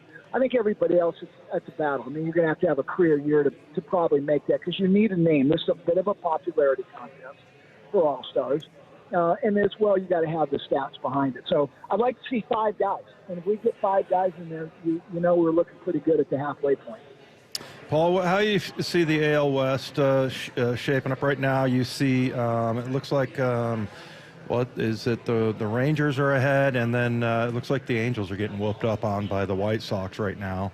But, you know, first of all, with the A's, I don't even know what to call them anymore. I guess the Sacramento A's. No, they're just going by the A's. I don't really believe in them, but you know, there's lots of people that think that you know that they're going to be a lot better this year. But just you know, what are your thoughts based on what you saw in the offseason? Yeah, well, they are. They're talented. I mean, you lose that much. You got high draft picks, and you've traded away everybody for minor leaguers, and so they've got some players. They're probably a couple years away. You know, look, the Rangers are still loaded. I mean, if they don't have injuries, they're to me the force. I think Houston takes a step back, but they're still Houston. There's a belief to that. The Angels are a mess. I mean, they're just they're not there. You know, maybe they get a little bit better this year. But I was looking at their roster and some of the things they did, and just to me, they're going to end up being in last place. But you know what, Dave? You know, we say that about a lot of teams. You know, and all of a sudden these young guys finally get an opportunity, and that's one of the hard things. It's different for baseball than it is for football because in football, you're going to get an opportunity. Age is a killer, man. It's an Achilles heel for you because, you know, they're always looking to replace you with younger guys. Baseball's not that way. And so if you give young guys opportunities, and the A's did that, and now they come back into that second year, you know, you got to watch out for those kind of teams. And again, I don't think they quite have it. I think it's going to be certainly the Astros, the Rangers, and the Mariners. And I think the Mariners, you know, just looking at it, I think personally it comes down to the Rangers and the Mariners on this thing. Paul, I'll ask you one more that we're throwing out there to the listeners. Do any players win end-of-the-season awards, talking MVP, Cy Young, Gold Glove, things like that? Well, I think Gold Gloves are there. You know, again, part of that's a bit popularity as well. But, you know, I mean, I think, again, up the middle, Cal and Julio have a shot. It's just hard, man. I mean, you got to have an unbelievable year. I think the challenge for the Mariners, for the pitching staff, I just think it's hard for them to get enough wins. You know, now with that being said, they're also, you know, the Mariners do go. You know, they can extend their guys to the 7th, 8th inning, they will. And if we get the run support that they're needed, but yeah, you're going to have to. I'm going to say no, just because we're still here up in Seattle, and it's as much as people say it's not a popularity contest for some of those things. Yes, it is. You know, the media, they're completely biased on some of this stuff. But I think Julio's the only one. If Julio, you know, jacks, you know, close to 40 this year and pushes, you know, 300 average with all the stuff that he brings and his popularity, I mean, I think he's obviously the most likely to get that kind of award.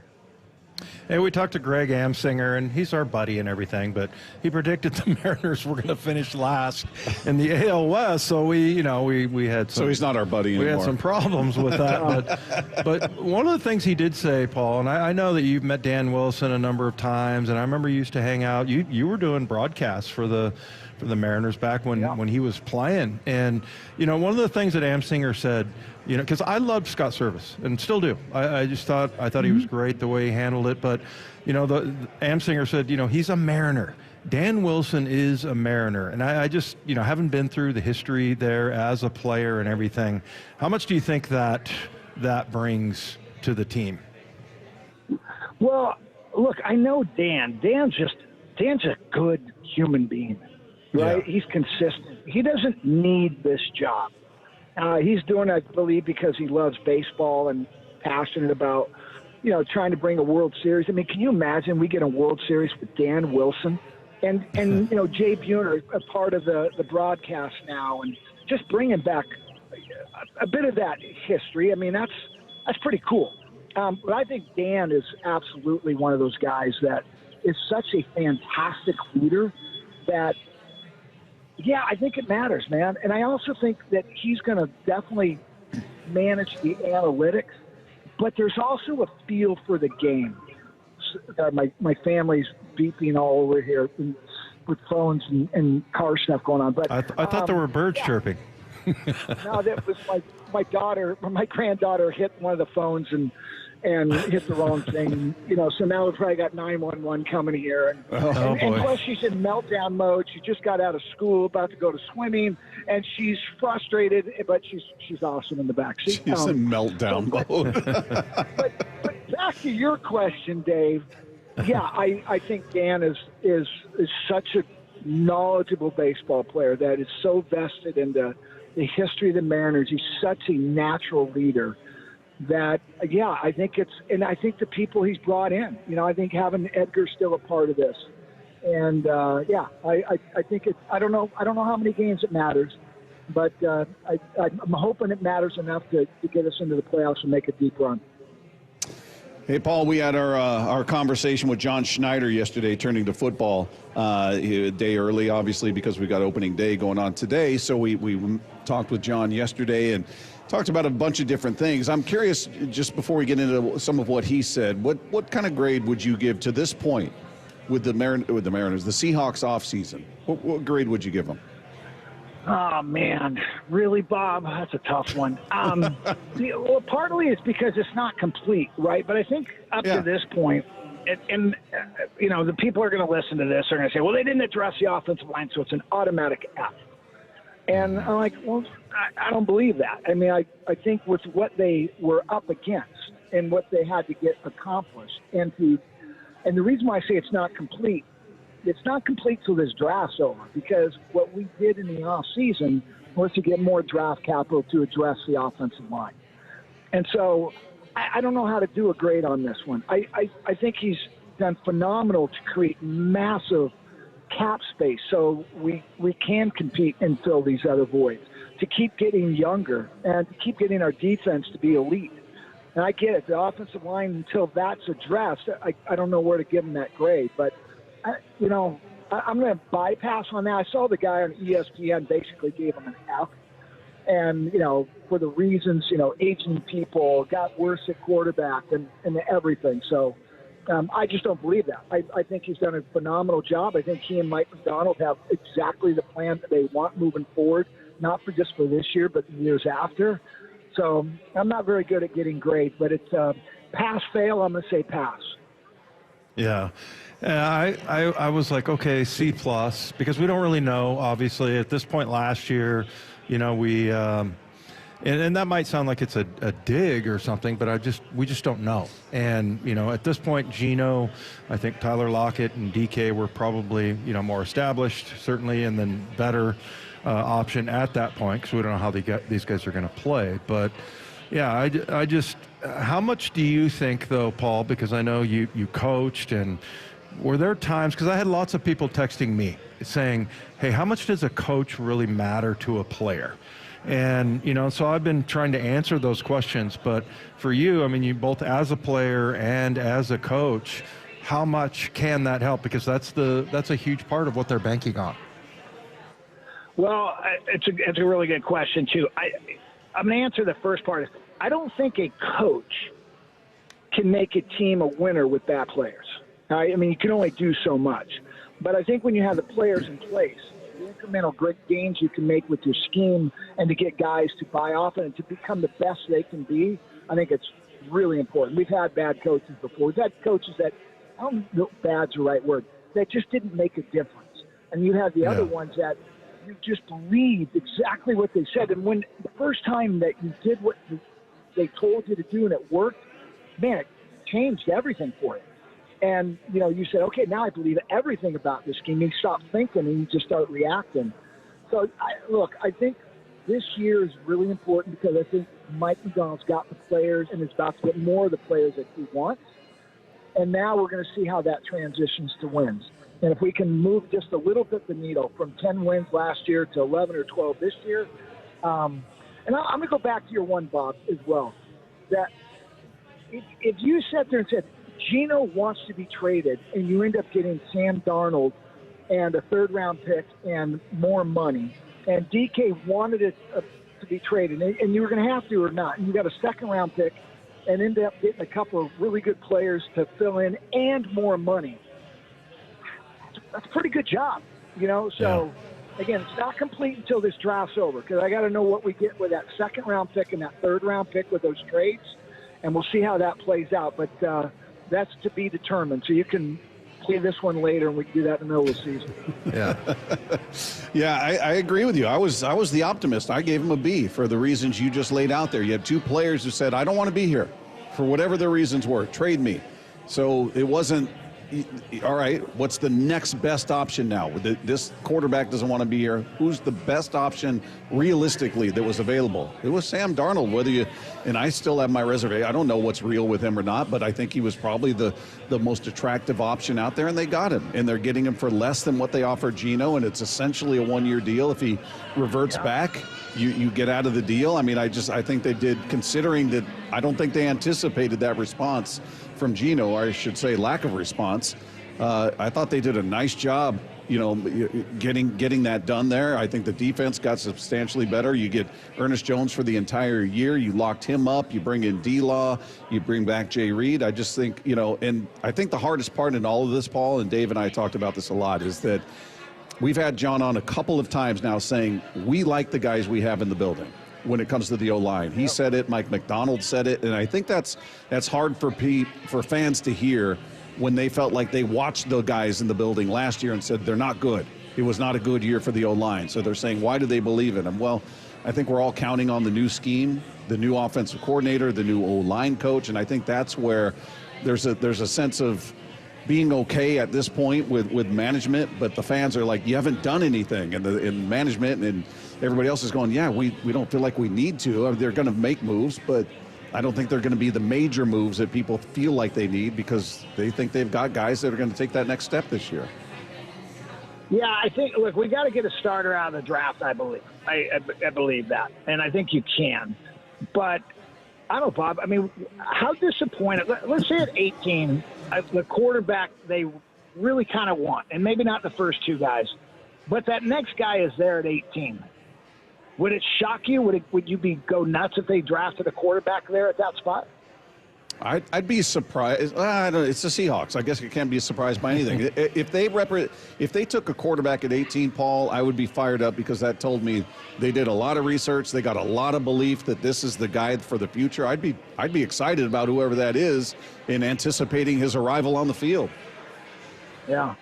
Yeah, I am too, because I really do believe they think they can address the rest of the offensive line in that second and third round. I've done a lot of study, guys. I mean, I've been watching these guys, and I don't think they're top 15 guys, but I think from 20 to 45, 50, man, there's a lot of good guards there. And that would for sure come in and compete and probably start. So, again, I'm excited to see what this is going to happen. We're only like a month away, I guess, but yeah, then we're going to get, hopefully, moving from a B to an A. Hey, Paul, really quick, because we got to go to break here, but what do you think, Geno, what's going to happen with his contract? What do you think it's going to be when we finally hear it? And I'll just say over or under. Do you think it's over what? Well, I guess that's not really. I mean, they could, make it $200,000 more. I'm just very curious, and I'm wondering, what do you think what's it gonna be when it all shakes out? Well, I don't know. If it's before the season starts, if that happens, then I think he's he's not. I don't think he's going to get top 10. Well, maybe he gets top 10 today because again, new contract. But he's not going to get that, oh my gosh moment. He's too old for that. He hasn't proven it enough. But if they go on to the playoffs this year and he has a great year, and that's what, if he's smart, that's what he banks on, then that's a whole nother story. He's proven he's a young 34, 35-year-old that just finally got an opportunity. And look what I've done now to two different teams when I've gotten the opportunity. Then I think, maybe you start pushing that $55, $60 million deal. But I think he's going to end up in that below 50, and I think that's the right slot for him. Paul, we appreciate you as always. Have a great rest of your week, and we'll do it again next week. All right, you guys, enjoy, man. I'm glad to be a part of the opening day. Have a great one. Thanks, Paul. There he is, Paul Moyer, everybody, with us each and every week. If you missed any part of that conversation, you can find it on the podcast page after the show at seattlesports.com. Meanwhile, for all of the talk about the Mariners offense, the success of the season ultimately rests with one bat. We're going to get into that one next. It's Wyman and Bob live from Victory Hall. It is Seattle Sports on 710. It's opening day. The 2025 Seattle Mariners season is here. Catch all the action here on Seattle Sports. Your home for the Mariners and opening day. Bracket busted? Don't worry, Madness Maniacs, you still have a shot at winning. Head to seattlesports.com/win to fill out your 16-team bracket. It's not too late to join in on the fun. It's the Seattle Sports Bracket Bucks presented by Muckleshoot Casino Resort. And the winner of the 16-team competition will win a $500 Visa gift card. Register and find complete rules at seattlesports.com/win. Seattle Sports Bracket Bucks presented by Muckleshoot Casino. Eric Johnson here. I covered a lot of accidents over the past 30 years or so, but I never got to say much about what to do after a crash. Be honest, do you know what evidence to collect, what pictures to take, what documents to request, or what you shouldn't say to your insurance company? The Washington Accident Book Series is a must-have for drivers who want to be prepared for whatever the roads throw at them. Know your rights and how to avoid common mistakes after an accident by getting your free copy at WashingtonAccidentBooks.com. We've all been there, sleepless nights, wondering if your business's security service is really protecting what matters. At Bay Alarm, we can put your security insecurities to bed. Our advanced technology and personalized support ensure you can rest easy knowing we're here for you. BayAlarm.com. Welcome to Staples. I hear Staples prints it all for any business? You bet, and we'll beat any print quote. So if I had a pizza place... Staples can print signs, menus, pizza boxes. A landscaping business? Oh, we can print yard signs, t-shirts, brochures. How about a pizza/landscaping business? I'll call it Dough and Mo. I like it. Right now at Staples, get up to $250 off your print purchase. Ends 4/5, exclusions apply. Visit staples.com/print for offer details. Price match guarantee valid in store and staples.com/print. Visit staples.com/price match for details. These days, figuring out what, where, and how to watch TV is out of control. And so is the cost. That's why I'm psyched I found Philo. Live TV from A&E, Discovery, MTV, and all the channels I love. A huge library of movies and shows. And an unlimited DVR to save them. I also get AMC Plus and all their blockbuster hits. All this for just $28 a month when you sign up at philo.tv. Give it a try, risk-free at philo.tv. Meanwhile, at Xfinity. So, influencer life going well? Oh yeah, I'm up to 32 followers. Oh, that's something. Yeah, posting my tap dancing videos is easier than ever because we engineered Xfinity Internet with 99.99% network reliability. Plus, Xfinity Mobile with Wi-Fi Power Boost gives you ultra-fast Wi-Fi at home and on the go. But wait, tap dancing? You don't tap dance. Hey, what I lack in skill, I make up with passion. Do more of what you love and love how fast you do it with Xfinity Internet and mobile. And now through April 21st, get 300 megabit Xfinity Internet and one unlimited mobile line together for $25 a month for 1 year. And save $1,000 in your first year over Verizon and AT&T. Learn more at Xfinity.com. Requires paperless billing and auto pay with stored bank account. Restrictions apply. Equipment, taxes, and fees extra. After promo, regular rates apply. Savings compared to Verizon 5G Internet plus one unlimited welcome line and AT&T Internet 300 plus one unlimited starter SL line. Xfinity Internet required. Actual speeds vary. Reduced speeds after 30 gigabits of usage per line. Data thresholds and actual savings vary. Safety comes first. When money is tight, Buc-ee's has you covered with available financing. For oil changes, wiper blades, brakes, tire rotation, tune-ups, and factory maintenance, it's Buc-ee's Complete Auto. No appointment necessary and financing's available. Check Buc-ee's.com for the location near you. Subscribe to the Seattle Sports YouTube page to find new and exclusive content from your favorite shows and personalities daily. Just head to YouTube, search Seattle Sports, and click subscribe. They say teachers don't impact for a year, but for a lifetime. Hi, this is Rick Rizzs. Join WSECU, your local credit union, as we celebrate those who give so much with the Teacher of the Week program. Nominate a teacher you feel has changed a life in our community. Each week throughout the season, we'll honor one teacher with a $500 grant, courtesy of WSECU. Teachers are the real MVPs. Find out more and nominate a teacher at mynorthwest.com/teacher. Window Nation customers have been singing our praises for years. With fast local service and an industry-leading 96% customer satisfaction rating, it's no wonder. I researched window companies for the last year to see what the average prices were and the quality of work. Window Nation nailed both. Get 2 windows free with every 2 you buy. Pay no interest for 2 full years. Hurry, this offer ends soon. Schedule a free estimate now. Call 866-90-NATION or visit windownation.com. That's 866-90-NATION.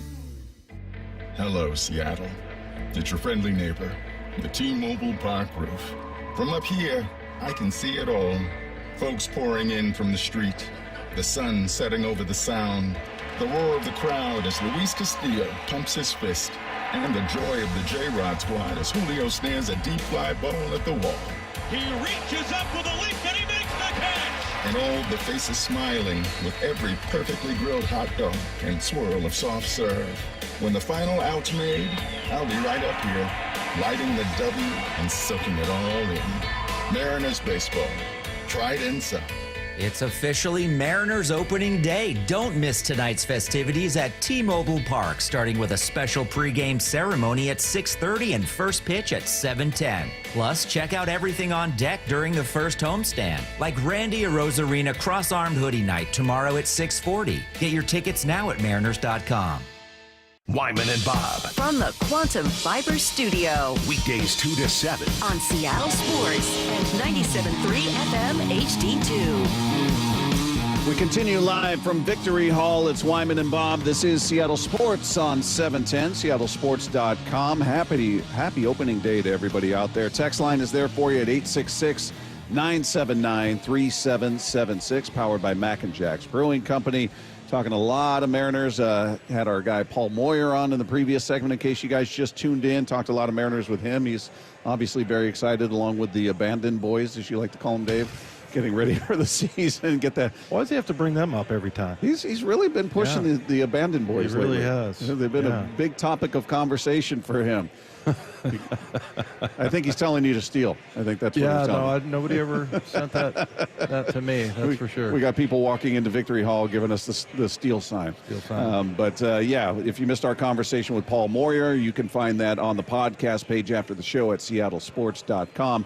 Meanwhile, Julio obviously is one of the biggest talking points around this team, and we talk about his impact in that as he goes, the offense tends to go.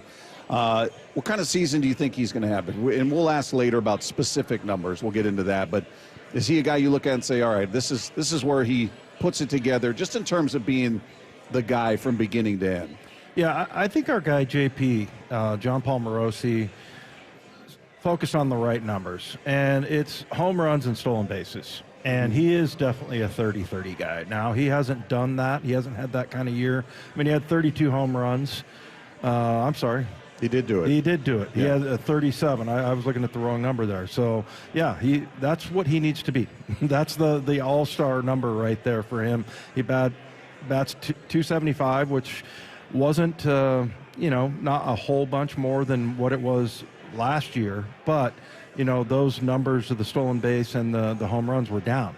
They were down to 20 and 24 as opposed to 32 and 37. So look at the RBI total. It took a big dip. Yeah. So to me, RBIs went from 103 to 68. Yeah. So that's the guy that he needs to be, that he was in that second year. And I think if you get that from him, do you expect anything else? No, I expect that this is the year we see him find some consistency. What the ultimate numbers look like is one thing, but I just think we're going to see, hopefully, I don't know, there was a swagger about him, and he's kind of always had that, but at spring training, and not that he was lighting it up, he didn't have a great average, but he hit 5 home runs in spring. He just seemed to be on the ball. He just seemed to have his timing, and he was on the fastball, which I think is good. So it just, to me, bodes well for him getting off to a good start, and we'll see if that is how it goes. But David Schoenfeld was on, and he talked about, in his opinion, the areas that Julio needs to improve this season. Look, we all know his main problem is that chase rate. He's got to lay off those breaking balls off the plate. Easy to say, hard to do. If that pitch recognition improves, we're going to see a guy that can hit 35 to 40 home runs, even in that park. He's got to get that park out of his head, because he really struggled there last year. His home road splits were terrible, so hopefully he can throw that out and hit well at home this year.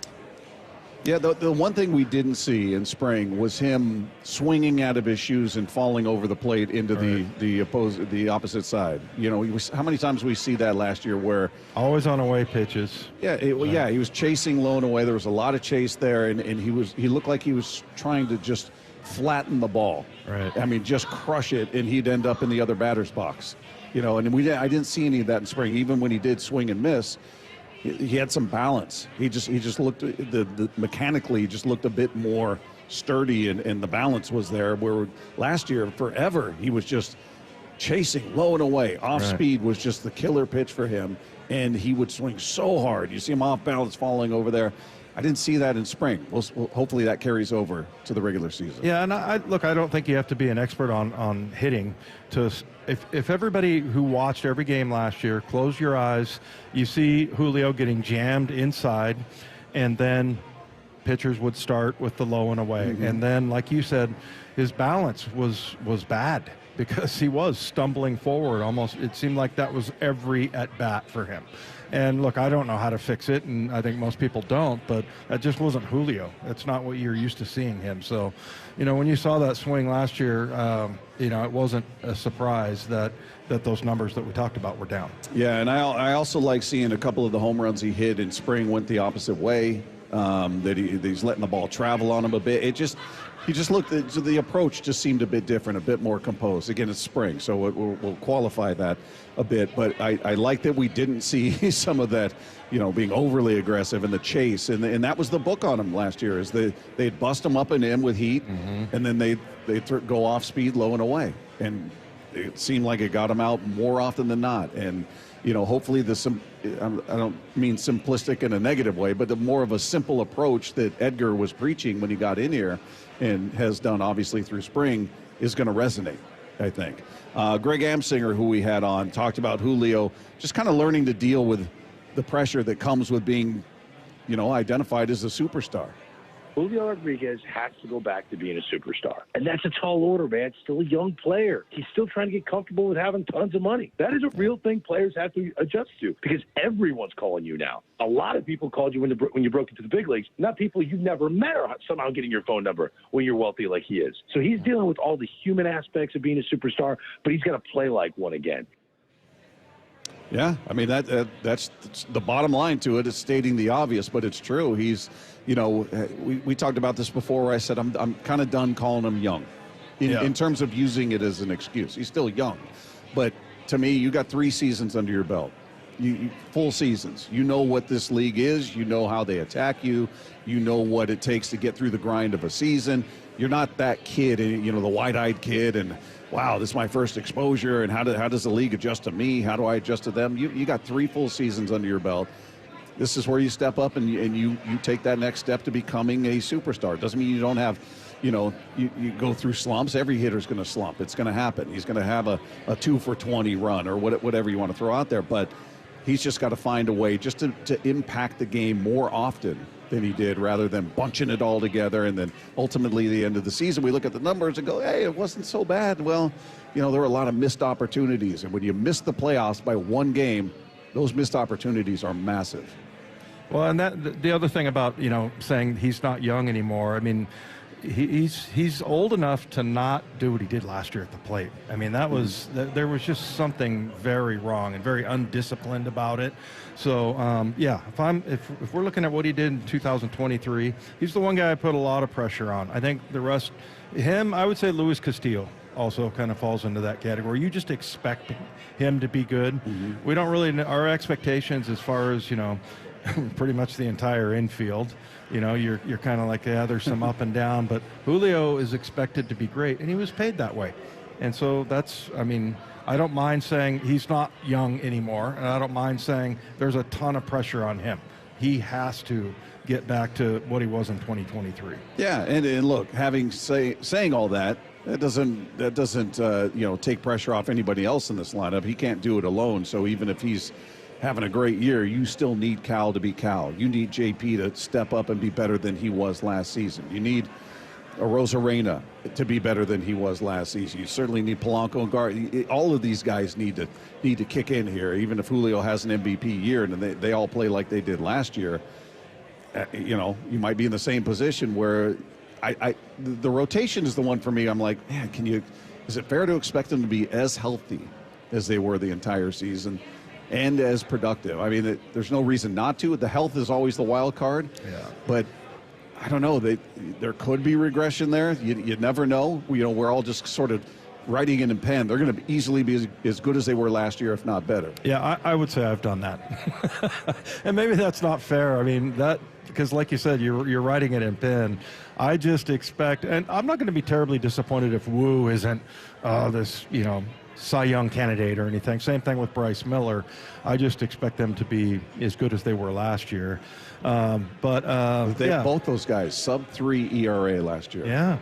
They're not young guys that we look at and go, yeah, they had a 4 ERA. They were working their way towards. No, they were great last year. Yeah. Were you thinking that was beginner's luck? No, I don't either. No. And especially the way that they've done. But yeah, I think the big wild card probably is the one. It's the one thing we don't want to talk about, and that's injuries. Yeah. That arms wear out. They just do, especially when you're throwing some of the junk that these guys are throwing. Well, and you already see it to start the season with Kirby on the IL to start the year. So it's the nature of the game, and they've been really, really fortunate when it comes to health with that rotation. All right, coming up, opening day is in full swing around baseball. We're going to catch you up on everything happening. That is coming your way next as we continue live from Victory Hall with Wyman and Bob. This is Seattle Sports on 710. It's opening day. The 2025 Seattle Mariners season is here. Catch all the action here on Seattle Sports. Your home for the Mariners and opening day. Swedish Cyberknife is expanding. Hey, it's Dave Wyman here with exciting news from our friends at Swedish. They're adding a second Cyberknife, so patients can now receive Cyberknife treatment at Swedish Cherry Hill and the First Hill campuses.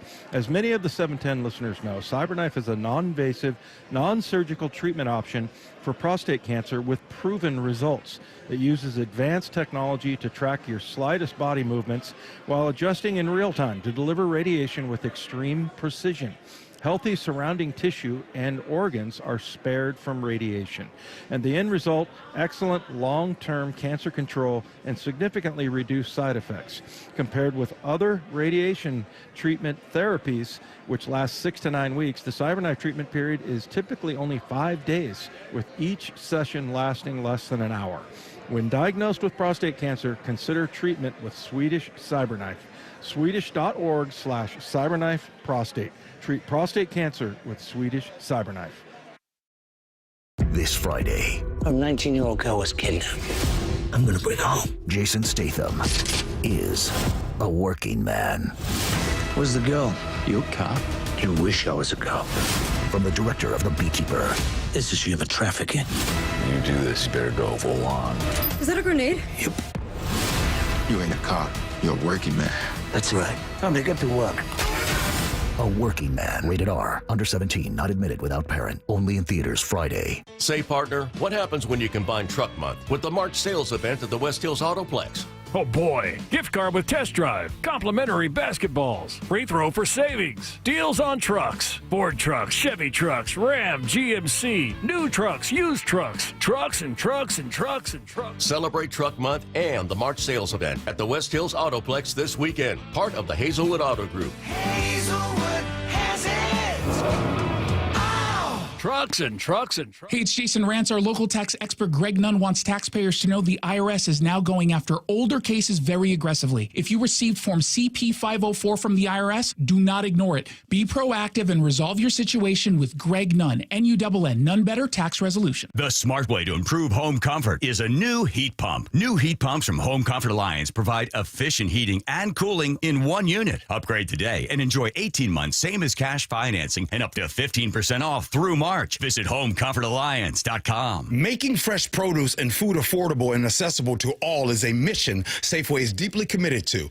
G. Scott here. Your local Safeway has all the great benefits that SNAP-eligible families love, plus exclusive savings. Right now, save 50% on Fresh Pass memberships, plus get a monthly $5 credit, free unlimited delivery, $10 of free produce, and double rewards. Check out your Safeway For You app for all details and savings, or visit Safeway.com/snap for details. Bonneville International radio station contests are open to participants 18 years of age or older that are residents of Washington State unless otherwise specified. Employees or agents of the station, Bonneville International Corporation, other area radio stations, or any entity associated with the contests are not eligible to win unless the station otherwise specifies at its own discretion. Persons who have won in the last 60 days from a station contest or event may not be eligible. Full general contest rules are available on seattlesports.com or in person at the station during regular business hours.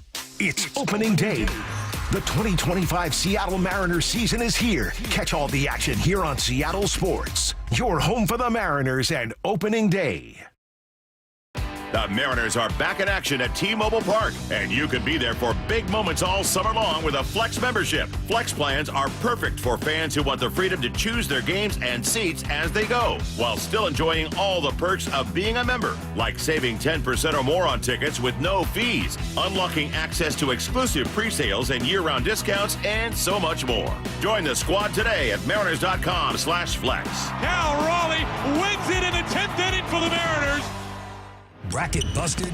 Don't worry, Madness Maniacs, you still have a shot at winning. Head to seattlesports.com/win to fill out your 16-team bracket. It's not too late to join in on the fun. It's the Seattle Sports Bracket Bucks presented by Muckleshoot Casino Resort. And the winner of the 16-team competition will win a $500 Visa gift card. Register and find complete rules at seattlesports.com/win. Seattle Sports Bracket Bucks presented by Muckleshoot Casino.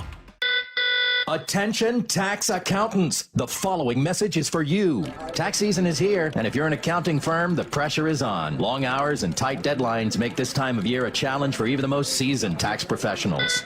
But this tax season, Blue Jay has your back. Powered by generative AI, Blue Jay is the preferred partner solution of CPA.com for tax research. Ask a complex tax question, and Blue Jay gives you better tax answers in seconds. Save time, maximize your clients' refunds with high-speed, accurate, and intuitive AI technology. Built with a library of only the most trusted tax resources, updated daily to keep up with changes in tax. For a limited time, save 40% off at bluejay.com/start now. That's BLUE, the letter J.com/start now. Or text BLUE to 511-511. Save 40% by texting BLUE to 511-511. Tax accountants, don't leave money on the table. Stress less and text BLUE to 511-511 today. Tax fees may apply.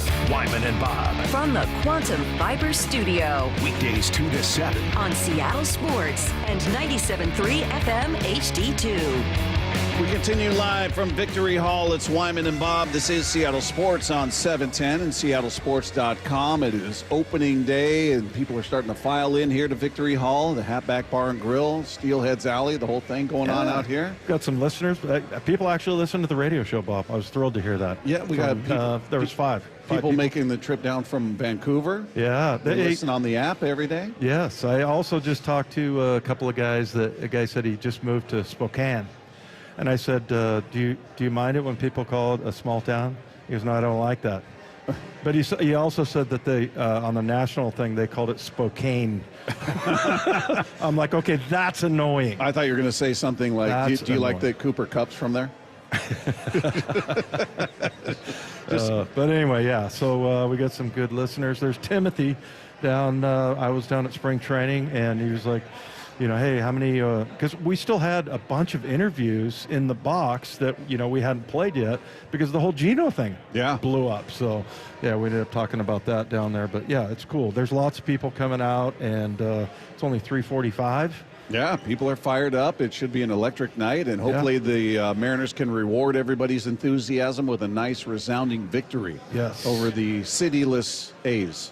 Well, just the A's. Look, I think, as much as that you get a vibe from the Texans during the offseason, not spending money and free agency and all that, and I thought this when we were getting those, they're still going to come out and support the Mariners. Nobody's going to be protesting or anything because, the closer you get to it, the more excited you get. You start hearing about the players you do have, and you're not concentrating on what you don't have. And so, yeah, especially considering what they have with their rotation, that alone. And I'm not a big fan of pitching, like really good pitching performances. You're not a fan of that? I'm not really excited about that. That goes against your football I know. Love. You love a exactly. You love a 6-3, 7-3 game in remember football. You calling it a pig of a game, and That's I was right. like, it was a thing of beauty, Bob. Yeah. 6-3. Yeah. The Browns and Seahawks. Ugh, yeah. That was awful. That was awesome. It was a thing of beauty. But you don't like a 2-0 or 2-1 game in baseball? I'm starting to appreciate it more and more. But honestly, I would rather see like a slugfest. Yeah. So. Well, we'll see what the Mariners offense can produce. I think we've got a pretty good feeling about what their rotation is going to produce. What were you pointing at, Lefko? Was there something? Oh, the Astros are about to blow a lead, hopefully. So I was going to put this full screen in case it happens. That'd be a terrible Hader shame. put the first 2 on base. He faced in the 9th. The Astros lead 3-0. Mets threatening. Threatening with nobody out in the 9th, and that's what we're hoping for. Framber Valdez started that game, 7 innings, 4 hits, 4 strikeouts, 2 walks in that one. Rangers ended up beating the Red Sox 5-2 in that game. Oh, sorry, Red Sox. My bad. Switched it around. Red Sox won. Beat the Rangers, excuse me. And they did that despite the fact that Rafael Devers and Alex Bregman each went 0-for. Yeah. Well, and here's a big surprise. The White Sox over the Angels, 8-zip. They just got smoked. That kind of is a surprise. White Sox are going to be terrible. Yeah. And the Marlins. I mean, that's how bad the Angels are. Yeah, it's what, well. We had somebody on the other day, and they were talking about how the Angels are just going to suck, and it's an organization in disarray, whatever. That was Sam Blum, wasn't it? Yeah, he covers them. That explains a lot. Yeah, a little honesty from a man who covers the team. He's got all the insight on it. So yeah, that's not a way to endear yourself to the fan base, going out there and getting your tail kicked by the White Sox. Right. So yeah, I'm going to guess that's going to dampen. Well, they're on the road, Bob. It's always tough to win on the road. That's what it is. That's what it is. Sure, as soon as they get to the White Sox. As soon as they get in the comfy confines of Angel Stadium, it's going to be a whole new story out there. Speaking of the Angels, Mike Trout was hit on the hand in his very first at-bat of the season. He did stay in the game, but as we just talked about, they got their tails kicked. The Orioles were launching home runs left and right in their game as they beat the Blue Jays 12-2. Cedric Mullins had 2 home runs. Adley Rutschman had 2 home runs. Tyler O'Neill, their new acquisition, had a home run. So 5 home runs in the opening game there. How about that? You gotta root for Adley Rutschman, right? Well, I can't remember who we were talking to that was talking about what he meant to Major League Baseball and the fact that he went to Oregon State, right? And I think he's Oregon. Yeah, I think so. Yeah. I think he's a local guy as well. Yeah. So, yeah, he's easy to root for. Yeah, I mean, as long as I'll root for the good guys, the guys that are fun to watch, as long as it doesn't impact the Mariners in a negative way. Just looking at some of the other games going on, I'm sure El Hombre is all over this one. The Phillies and Nationals are in extra innings to open the season. They're in the top of the 10th, tied at 3 apiece. You've got the Marlins and the Pirates tied at 4 apiece. That one's in the bottom of the 8th inning. They're in extra innings in Kansas City. So you've already got extra inning games in opening day. You've got bases loaded now. No outs. Bases loaded for the Mets against Josh Hader. Josh Hader's just doesn't have it at home right now. Look at that. That'd be terrible if they choked that one away. The Mets right now are being shut out, but they are threatening in the 9th. You've got bottom of the 10th, Royals now trailing the Guardians 7-4. In the Braves-Padres matchup, Padres putting up 7. They're in the bottom of the 7th, 7-4 there. And then the Cardinals out to a 4-0 lead over the Twins in the top of the 4th. So, I love that there's just all the action going on right now, seeing what each team is looking forward to seeing what the Dodgers do against the Tigers later. That's later this afternoon. And then the Cubs. It's interesting looking at the scoreboard. Everybody's 0-0 as far as their standings, their record, except for the Dodgers and Cubs. Dodgers are 2-0 on the season. Cubs are 0-2. Right. Well, and I think your hatred, carrying forward the hatred for the Houston Astros, gives people really 2 teams to root for and against. Right? I mean, you're always curious what the Houston Astros. That's the first, because of you, Bob. Okay. And this is just me talking. I mean, I'm sure the fans all probably are the same way, but that's the first. When I'm looking at scores, of course, I want to know the Mariners score. If I'm not watching the game, but I also want to know what kind of futility is facing the Astros. The beauty is I don't think I need to stoke the fires out here. I think everybody's a self-starter when it comes to hate for the Astros. I'm just maybe reminding a listener or two about who they are, the Astros. But I love that they hear it here. They hear it everywhere. Who was that? Blum we were talking to as well about the Astros, where they get booed everywhere. Kirkchin maybe. One of Kirkchin. Yeah. Yeah, and Look, Tim Kirkjian's a legend. Love him. I disagree with him that it's time to move on. Yeah, I will move on. I like, for two reasons. First, they've earned it. They never really owned it. They acted sort of put upon, even though they never faced a fan base because it was in the pandemic season when it all happened. But the other part is I just like that there's a rival for the Mariners finally. How many years did we joke about, the hated Padres because they share a complex? And we had to make a joke about it. Yeah, it was a big joke. I mean, there was no rivalry with the Padres, but Mariners didn't have a rival. I mean, yeah, you want to beat the teams in your division, but there wasn't a team you looked at and you said, I can't stand that team. And we always use the 49ers as an example of how fun that was. With the Seahawks and 49ers, there was all that sports hate. That was so much fun. And the Mariners, you didn't have it with anybody. Yeah, no, I think it's right to keep it alive. It must stay alive, Dave. What if Altuve's gone? Well, we'll just find another player on that team that's punchable, I guess. Hey, what's better? Somebody that comes by and stares at you while you're doing the show, or somebody that looks at you and then looks up on their phone furiously like, what the hell am I looking at? Trying to see who. Is that Paul Moyer? I like the people that try to come talk to you.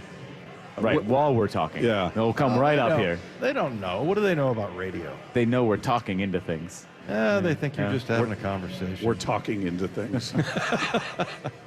We're speaking into these. When they start asking you questions. Excuse me, sir. We're talking into things right now. we can't talk to you. Yeah, you guys can text in 866-979-3776, powered by Mac and Jack's Brewing Company. What do you expect out of the Mariners lineup this year? We're going to make some predictions about specific numbers, specific players. You guys can jump in on that as well. We're going to do that coming up as we continue live from Victory Hall. It's Wyman and Bob. This is Seattle Sports on 710. It's opening day. The 2025 Seattle Mariners season is here. Catch all the action here on Seattle Sports. Your home for the Mariners and opening day. Hey friends, Stacey Rost here. Who has some of the best deals on new Fords and Isuzus in the Pacific Northwest? Wayscar Ford in Auburn. Who has a large selection of the highest quality used vehicles in the Pacific Northwest? That would also be Wayscar Ford in Auburn. And what dealership promises no games, no gimmicks, and never any pressure to purchase? Yes, that is correct. It's Wayscar Ford in Auburn still. Who's the only Ford dealer in all of Washington to offer a 5-day or 500-mile, no questions asked, 100% money-back return policy? Wayscar Ford in Auburn. They offer free lifetime powertrain warranty on virtually all of their new Fords. Who's the only dealer that will purchase your used car, pay you right up front, and then once they resell your old car, return 50% of the profit to you? Only Wayscar Ford in Auburn. They've given over $750,000 back to customers who have sold them their cars. And finally, what dealership has been family-owned and operated in Auburn for over 103 years? You guessed it. Wayscar Ford in Auburn. Visit them at wayscarford.com. Free consultations, no fee guarantees, 5-star reviews. J.P. Pendergast with Pendergast Law explains the importance of going beyond these familiar offerings. Accident victims want an attorney, Tom, that satisfies their needs. Someone who handles those needs with the highest degree of care. Pendergast Law offers the no-fee guarantees and free consultations, but these only scratch the surface. Okay, explain more. We make sure that every member of our team is genuinely passionate about helping others. Customer service and communication are our top priority. It's how we take care of our clients so they always feel one step ahead of the insurance companies. Our strong reputation for high standards provides comfort and confidence when it's needed most. Pendergast Law offers the free consultations, the no-fee guarantees, and of course, they are 5-star rated. But what really makes them different is their genuine passion for helping others. I can't recommend them enough. If you or a loved one has been injured in a car accident, call Pendergast Law. We can help. That's PendergastLaw.com. Confidence is knowing you're ready to handle whatever comes your way. That's what it feels like to take on your workday with Cintas. They make sure your AEDs are up to date, your fire extinguishers are tested and inspected, your floor mats are cleaned and delivered, and your workwear looks good, feels good, and is freshly laundered with the Cintas Apparel Plus program. So are you ready to take on today? Visit Cintas.com. Oh, I'm ready! And get ready for the workday. With Progressive, it's easy to reach customer service with our app, website, chat, or by phone. Because when getting help is hard, it's not help at all. A little help. A little help over here? Thank you for calling Bench Press Assistance. What? Due to excessive gym volume, all available spotters are currently lifting heavy weights off the chests of other bench pressers. Seriously? Please continue to hold, and we will remove the barbell from your chest in the order in which your cry for help was received. Getting assistance should be easy. With Progressive, it is. Progressive Casualty Insurance Company and Affiliates. Welcome to Staples. I hear Staples prints it all for any business? You bet, and we'll beat any print quote. So if I had a pizza place... Staples can print signs, menus, pizza boxes. A landscaping business? Oh, we can print yard signs, T-shirts, brochures. How about a pizza/landscaping business? I'll call it Dough and Mo. I like it. Right now at Staples, get up to $250 off your print purchase. Ends 4/5, exclusions apply. Visit staples.com/print for offer details. Price match guarantee valid in store and staples.com/print. Visit staples.com/price match for details. Confidence is knowing you're ready to handle whatever comes your way. That's what it feels like to take on your workday with Cintas. They make sure your AEDs are up to date, your fire extinguishers are tested and inspected, your floor mats are cleaned and delivered, and your workwear looks good, feels good, and is freshly laundered with the Cintas Apparel Plus program. So are you ready to take on today? Visit Cintas.com. Oh, I'm ready! And get ready for the workday. Check engine or ABS light on? Take the guesswork out of your warning lights with O'Reilly Veriscan. It's free. Ask for O'Reilly Veriscan. O'Reilly Auto Parts. When you're in the thick of a project, Harbor Freight is the place that always comes in handy. Whether you're picking up something for your pickup truck or a power tool for your project, at Harbor Freight, your dollar always goes further.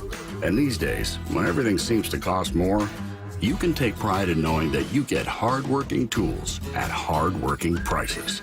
Whatever you do it for less at Harbor Freight. Go from daydreamer to industry leader with Amazon Business. From office supplies to IT essentials, Amazon Business provides tools that help you save costs and make insight-based decisions. Learn how to bring your visions to life at AmazonBusiness.com. Let's go! This is Seattle Sports. Streaming through the Seattle Sports app. KIRO AM Seattle. KIRO FM HD2 Tacoma. Home of the Seahawks, Mariners, and everything Seattle sports. Seattle Sports Snapshot.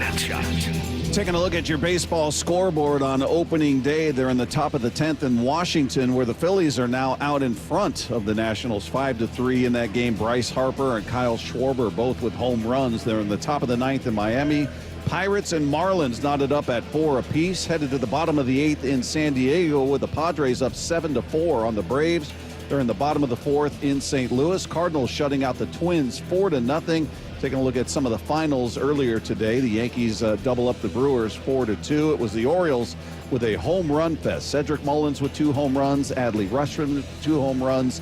Tyler O'Neill with a home run, and they hammered the Blue Jays 12-2. It was the Red Sox getting it done against the Rangers 5-2 the final there. Giants take out the Reds 6-4. Angels hammered by the White Sox 8-1 the final in that one. In 10 innings, the Guardians get it done over the Royals 7-4. And the Astros hang on. They beat the Mets 3-1. Snapshot brought to you by Miller Lite. When it's game time, it's Miller time. This hour is serviced by the Lee Johnson Auto family. From the Quantum Fiber Studio, this is Wyman and Bob On Seattle Sports. Streaming live on the Seattle Sports app and at seattlesports.com. Now, here are your hosts, Dave Wyman and Bob Stelton. We are live at Victory Hall. It's Wyman and Bob, Seattle Sports on 710. Happy opening day to everybody out there. Everybody filing in here. Big crowd showing up, and we still got hours before the game. 3 hours, a little over 3 hours before first pitch, when Logan Gilbert will take the hill for your Seattle Mariners. So a lot of optimism, a lot of excitement here, which is good to see. And hopefully the weather holds. It's not too cold outside. It's not sunny, but it's not raining either. So that's a win. I should know this as to whether or not they have announced who's throwing out the first pitch. Ichiro. Or who it is. Okay, it is Ichiro. That's right. I heard that at one point. Yeah, probably in all of the promos I was reading yesterday.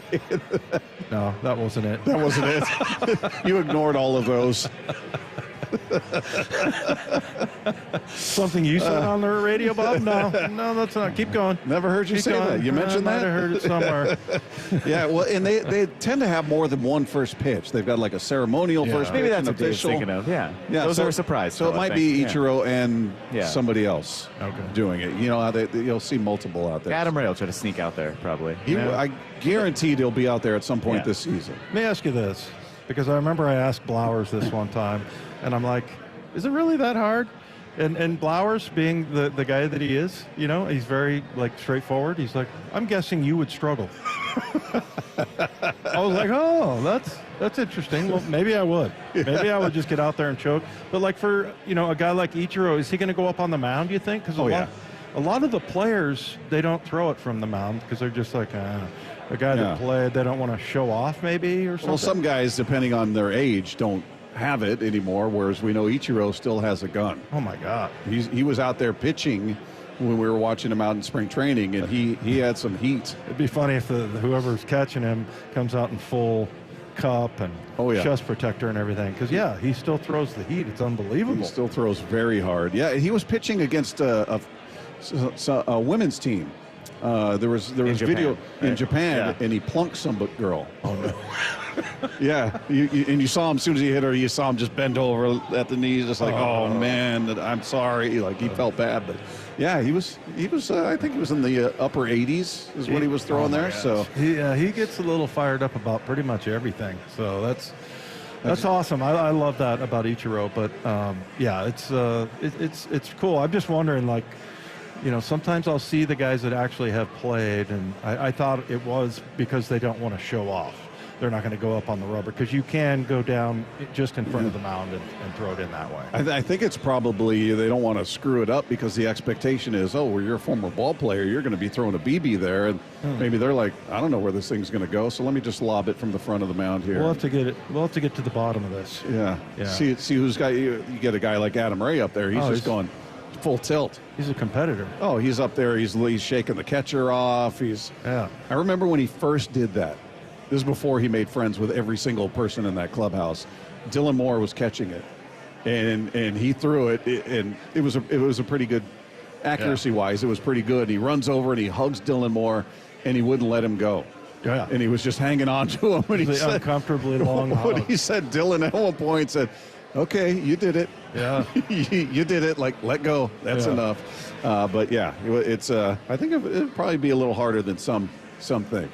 Yeah, I didn't know part of Matt's job was to go get fish and chips. I don't think he appreciated that. I think Dave. he's gonna. I know he's screaming at me now. He's gonna share, is what he told me. That's what he said. Yeah, he said that in my ear. The look on his face tells me otherwise. All right, we got into some of the. Here we go. Got into some of the team predictions earlier in the show. Let's get into some of the specific player predictions. I was going through some of these numbers. Let's call it now. What's the most you ever lost on a coin toss? It's time for Wyman and Bob to put their reputations on the line. I need to know what I stand to win. Everything. Call it. Say it! This is Call It Now. Good answer. Like the way you think. So, Dave, I was going through a bunch of the stats for these guys and looking at some of the averages of their career, or maybe just off the year they had previously, looking for realistic numbers for each of these individuals. And you guys can text in on this as well at 866-979-3776, powered by Mac and Jack's Brewing Company. Let's start with Julio. I went over under 25.5 home runs. You need the hook in there, so you don't land on 25. Over under 25.5 home runs for Julio, and over under 85.5 runs driven in. Yeah, I'm going to go over on this. Again, I don't mind putting the pressure on Julio. That's why he's paid the big contract and everything. 25.5 home runs. Don't you think that's a little on the low side? I mean, well, his high water mark was what, 32. Yeah. He didn't come close to this last season, but I think he's just on a different He's in a different place right now. He's got 3 seasons under his belt. He's shown that he's already capable of it. He's gone beyond that number. So I felt like that's a reasonable number. I think he's going to blow past it, but I felt like that was a reasonable number. Yeah, you're right. I keep forgetting about the 20 last year. I mean, it just wasn't very much. So yeah, I don't think he's a bad player or anything like that. I'm just like, I think he needs to be the 30-30 guy that JP talked about, 30 home runs and 30 stolen bases, and he's done that. So the over definitely on the 25.5. I'm taking the over on both those stats. I think he goes over 25.5 home runs and over 85 runs driven in. And again, you guys can text in on all of these. 866-979-3776, powered by Mac and Jack's Brewing Company. All right, let's go with your guy, Cal. Over, under, 30.5 home runs, 90.5 RBIs. Yeah, I'll go over on the home runs, but maybe not the RBIs. Can I do that, or do I have to do one or the other? You can do whatever you want. I'm going over on home runs, and then, as far as the RBIs go, give him a break there. I'm going to go the opposite of you on that. I think he's going to have a big season. I think he's going to be Cal Raleigh. I don't know if he's going to hit that number. What he hit 34 last year, I believe. Yeah. So I'm going to go on the maybe just slightly under the home run total for Cal, but I'm going to think he could go over on the RBI. So just to mix it up there, to mix it up. So I'm under on home runs, over on RBI. That's where I'm going with him. How about J.P. Crawford? J.P. Crawford, I went with average here. Now, we're not going home runs with him, so we'll go over 245.5, just for average. Just got to put the hook in there, and a 335.5 on base percentage. Yeah, I'm going to go under on those with JP. I guess I don't expect a ton from his bat, but maybe the power numbers, which I guess is more like OPS and things like that. I think that's where it's going to go up, but on base percentage average, I'll say under. Really? So he's not much of a bounce back season for JP in your eyes then? Well, I mean, I think if he can solidify defensively, just, not the infield especially, and that'll be contagious, hopefully for, everybody else. I'm just looking for him to play a good shortstop. But when I think of offense, I'm thinking of Cal, I'm thinking of Julio. I'm hoping that we're going to get something out of Rosarena and Robles. And so I don't really, I guess it's not something that I'm terribly interested in seeing. Obviously it would be great if he was over those numbers, but JP to me is a guy that's a leader, and if he has like a really low number of errors and is doing a great job out there defensively, coordinating the infield, I'm okay with that. All right, I'm gonna go more optimistic. I think he's gonna hit over 245.5. Again, throwing the hook in so he can't tie. And I think his on base is what you need him. You need him on base. He's a guy that generally will work a very good plate appearance. He's going to make that pitcher work. He tends to see a lot of pitches when he's right. So I think that on base is going to be above 335.5. So I'm going to go over on both of those. All right, now our guy Victor Robles wanted to put a realistic. The numbers he put up through 77 games last year, I don't think it's fair to hold him to that as the standard. Oh, I do. Okay, well, because his average was what? You have his numbers there. It was 320. Was it 328? 328 with the Mariners. Yeah. And his on base was 380? 393. 393, okay. Yeah. Yeah, so I put it at a more reasonable, and he had 30 stolen bases. So all of that was in 77 games. So for Robles, I set the numbers at over under 270.5 average, because just looking at what his career average has been, 350.5 on base percentage, and 45.5 stolen bases. Yeah, I'm going to go over on all those things just because that's my little fantasy that Victor Robles has. I love a great redemption story, and especially for, let's look at Sam Darnold.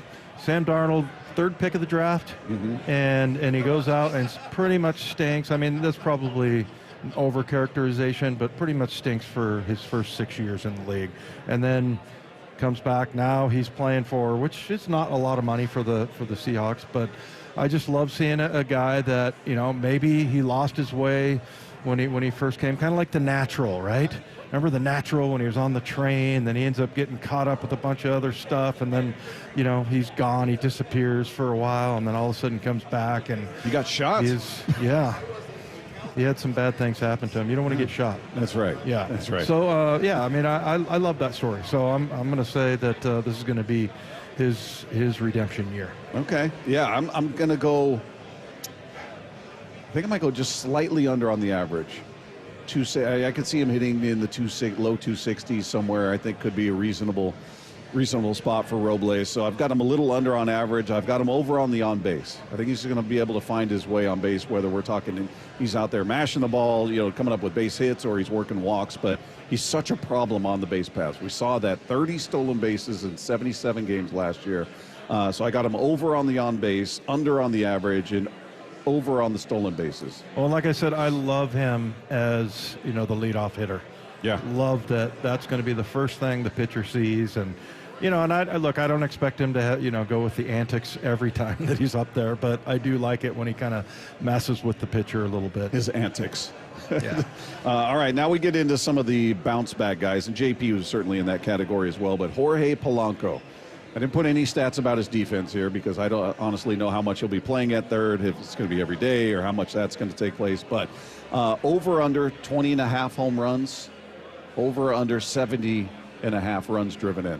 Yeah, I'll go over on the home runs, not the RBIs. But, he showed some pretty good pop in spring training, hit a couple of home runs. And, I think he's looked good at the plate. Now, whether or not he looks, agile at third base, we'll see. But, I like that.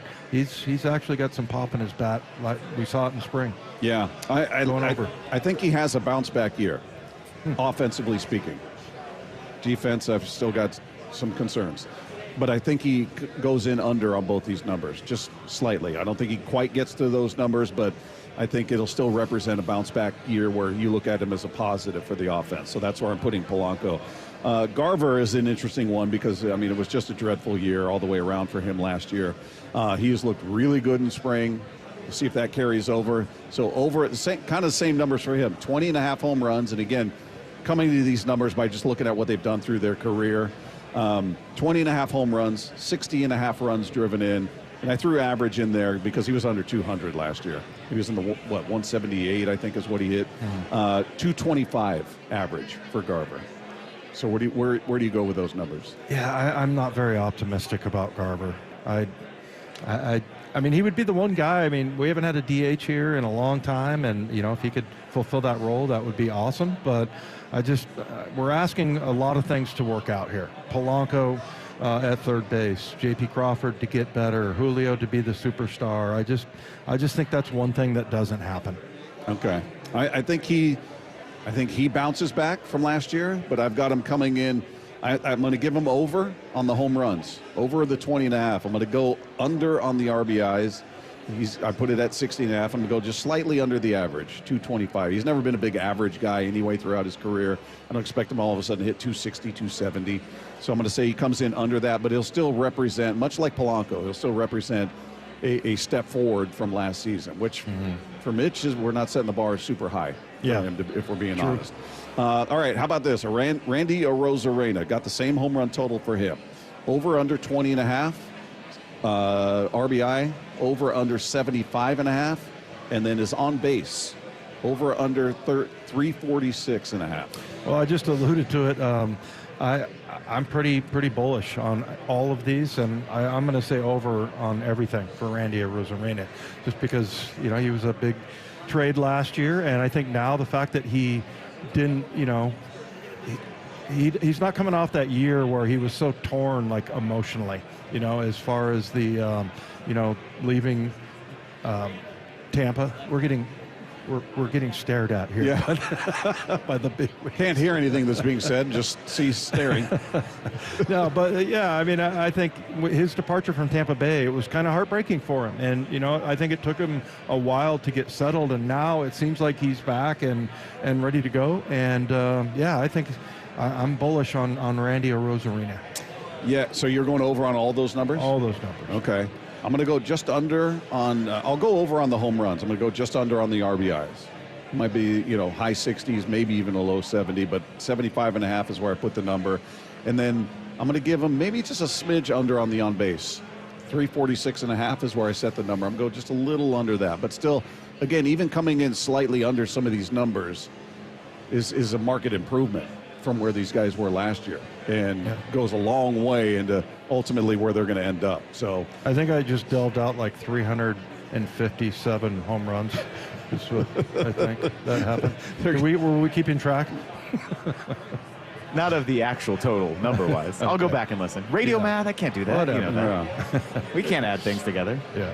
All right, so there you go. And you guys, again, can weigh in on that. 866-979-3776, powered by Mac and Jack's Brewing Company. We got the Mariners batting order came out today. For those of you that didn't hear, Victor Robles is your leadoff hitter playing right field. Julio Rodriguez hitting second, playing center. Cal Raleigh in the 3 spot, obviously catching. Randy Arozarena is your cleanup hitter in left field. Luke Raley is your DH for the opening game. Jorge Polanco playing third base tonight. Rowdy Tellez at first base, followed by Ryan Bliss, who we spoke to open the show. If you guys missed that conversation, you'll find that on the podcast page at seattlesports.com. He's hitting 8th.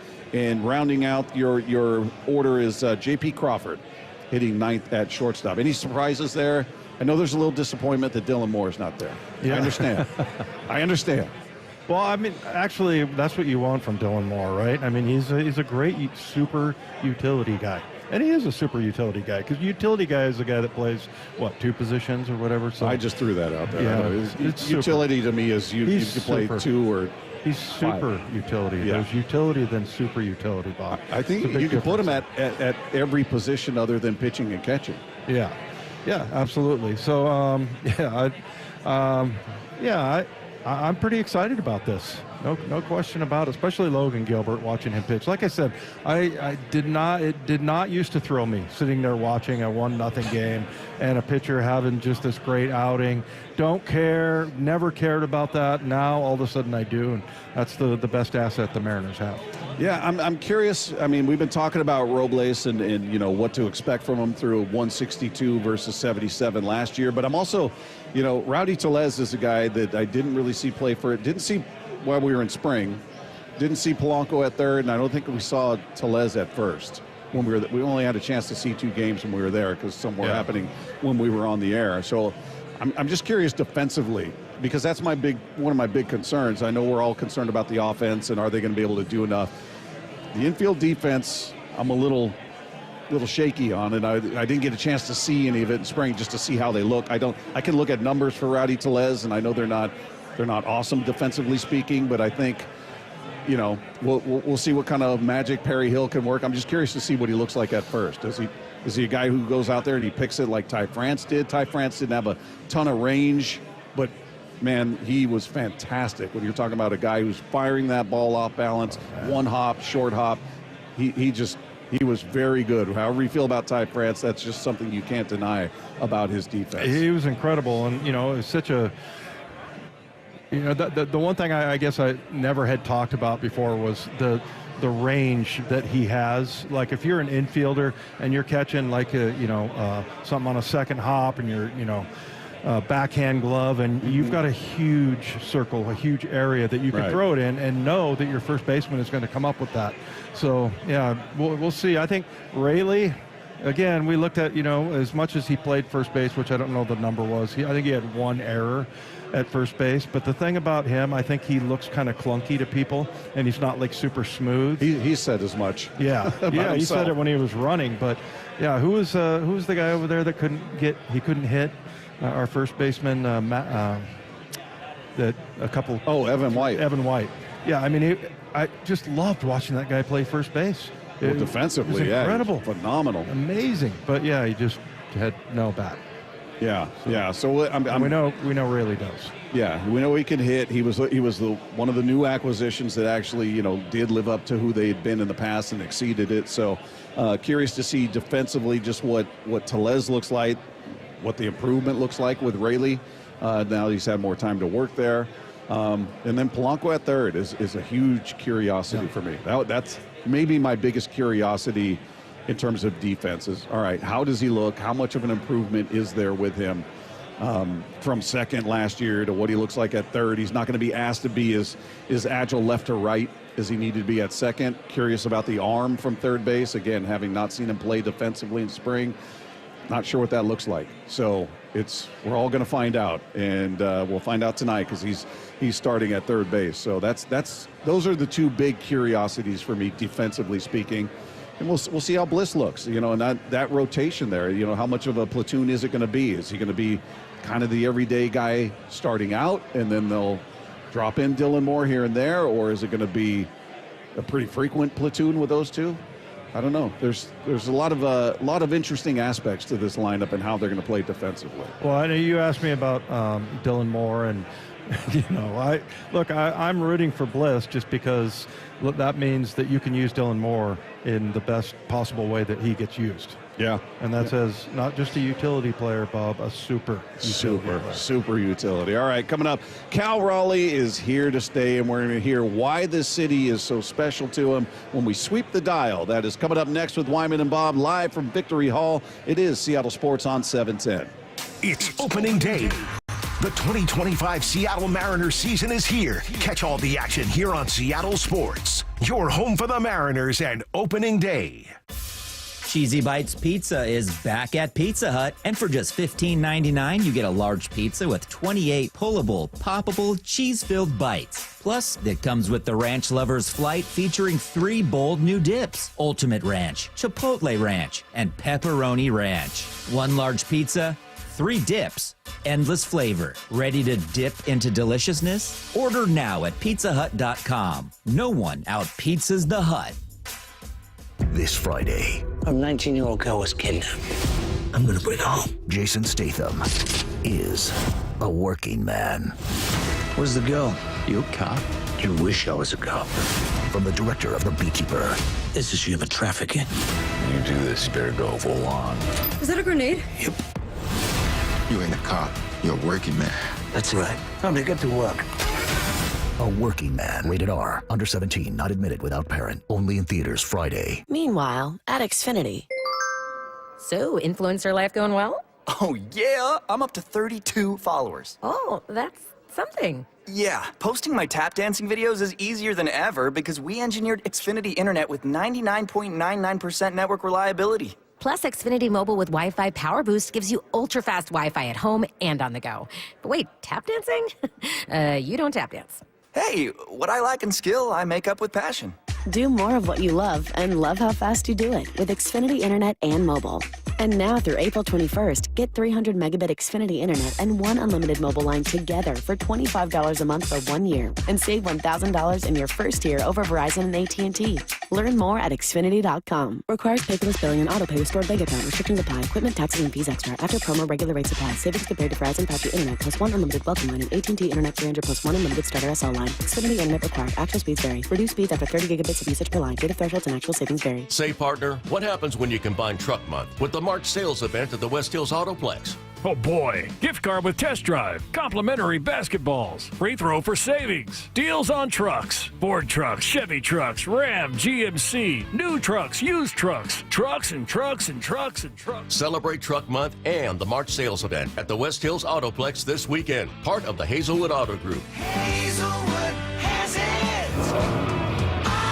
Trucks and trucks and trucks. Diabetes, high blood pressure, anxiety meds, everyone's on them. If you're a 50-year-old male, maybe a bit porky, and you may even have type 2 diabetes, $1 million of term insurance may only cost you about $200 a month. Call Term Provider. Speak with Big Lou at 800-444-2013. Big Lou will find a term life policy for you even if you have type 2 diabetes, are overweight, or have high blood pressure. Term Provider has helped thousands of people like you who think they can't afford term life insurance. To buy $1 million of affordable term life for you, all you need to do is call Big Lou at 800-444-2013. Lou will make sure the scales are tipped in your favor. Call 800-444-2013. Big Lou will answer your call and work to fit you into a term life policy that you can afford. Remember, Big Lou's like you. He's on meds, too. Call 800-444-2013. 800-444-2013. 4 down territory. Going inside the game with Michael Bumpus. I like this. More quarterbacks should start doing this. Every day at 11:15 and 1:15 on Bump and Stacy. 1-877 Cars for Kids. KARS Cars for Kids. 1-877 Cars for Kids. Donate your car today. Donate today at carsforkids.org. That's cars with a K. Your car can be picked up as soon as the next day. Receive a tax deduction and vacation voucher. 1-877 Cars for Kids. Donate your car today. Now accepting donations of land, homes, buildings, or any kind of real estate. Bracket busted? Don't worry, Madness Maniacs, you still have a shot at winning. Head to seattlesports.com/win to fill out your 16-team bracket. It's not too late to join in on the fun. It's the Seattle Sports Bracket Bucks presented by Muckleshoot Casino Resort. And the winner of the 16-team competition will win a $500 Visa gift card. Register and find complete rules at seattlesports.com/win. Seattle Sports Bracket Bucks presented by Muckleshoot Casino. Endless hours of research, seeking referrals, dozens of calls. Hiring the right attorney can be a challenging process during an already difficult time. J.P. Pendergast with Pendergast Law explains. In Washington State, Tom, there are thousands of attorneys to choose from. Referrals and online research can be helpful, but discovering the right attorney requires a conversation. It can be hard to identify integrity and authenticity without that interaction. So, what do you recommend? We encourage anyone looking for personal injury representation to call for a free consultation with our team before making a decision simply based on referrals or online research. Accident victims need an attorney that listens, demonstrates honesty, and is genuinely understanding of their unique circumstances. The care, attention, and preparation that our firm provides throughout the case mirrors the effort involved when taking on the insurance companies. Save time and avoid mistakes after an injury. Contact the caring and compassionate team at Pendergast Law. If you or a loved one has been injured in a car accident, call Pendergast Law. We can help. This hour is serviced by the Lee Johnson Auto family. Scanning the airwaves for the most interesting and entertaining stories of the day. Sweeping the dial. Every afternoon at 4:45 with Wyman and Bob. Presented by Silver Reef Casino Resort. Well, the Cal Raleigh news did break on Tuesday. Turns out he was actually scheduled to be at a Simply Seattle media signing. So, lo and behold, he was asked about it. Cal said, you know what, I can't talk about it yet. It's not official, but the intrepid reporters that we know and love who cover the Mariners found a good way to ask him about just, what the city of Seattle means to him. Seattle's meant a lot to me. It's kind of a tough question. It's become kind of like a second home in a way, and very grateful for everything the city, the team, organization, and obviously the fans as well has done for me. And it's a lot of fun because obviously we were in Arizona for a while and we started to get that itch a couple weeks out, wanting to come back and come here, and it's always a good time when you get back into Washington and the sun's out today, so it's a rare feat for this time of year. The sun is out today. How apropos is that? He re-signs a long-term deal. He wanted to be here. Seattle loves him. He loves Seattle, and you make the argument he's the best catcher in all of baseball. If he's not, he's in that conversation of the top 2 or 3. Yeah, I'm seeing probably 3 times as many Cal Raleigh jerseys as I'm used to seeing out here. He's just become one of the favorites, and I think you've accused me of, doting on Cal quite a bit. But I mean, he's what everybody loves. Like, you see these star athletes and they do these amazing things, and then you meet the guy and he looks you in the eye and shakes your hand and talks about, mundane things, I mean, he's perfect. And I don't ever see that going to his head or going the other way. And the other thing about him is that, he could be somebody that's here in this town for a really long time, because I think he's probably going to be a coach at one point, because he loves baseball. And that's always it always sucks when your body lets you down. But then, if you can stay involved with, I could only get to radio broadcasting, but Cal, I think you could have been a coach. You just didn't want to make that time commitment. No, I was too lazy. Yeah, no question. I don't know if I'd have been a good coach. Probably could have made it to being a coach, but you got to put a lot of time in. You didn't want to sleep at the facility. You just didn't have that desire. I saw the coaches and what they went through and everything, and I remember one of my coaches told me, he goes, "Yeah, I haven't seen my kids awake in 1 month." Because he had to get up so early every time to go to practice and everything. So, but yeah, I mean, Cal, he's a guy that I think is going to be, he's going to be a coach at some point, don't you think? Absolutely. Yeah. Sweeping the dial. Okay, well, Dave, when you say you see Cal Raleigh jerseys, are they Raleigh or are they Big Dumper? You see any of those? Those are getting more popular. I see the Big Dumper thing. I'm just not a fan of that nickname. But really? His mom said it's fine. Yeah. Well, she goes by a mom of Big Dumper. Yeah. Some mother of Big Dumper. I think that's her Twitter handle or something. What about Mother Dumper? That could work. Sounds like you're about to curse. I don't know if that would work as well. Okay, to the next one here. So we were having some fun. I know you guys looked at Russell Wilson throwing some footballs into the stands when he was, at the Knicks game last night. Well, he also had his introductory press conference with the Giants, and he was outlining his goals for the season.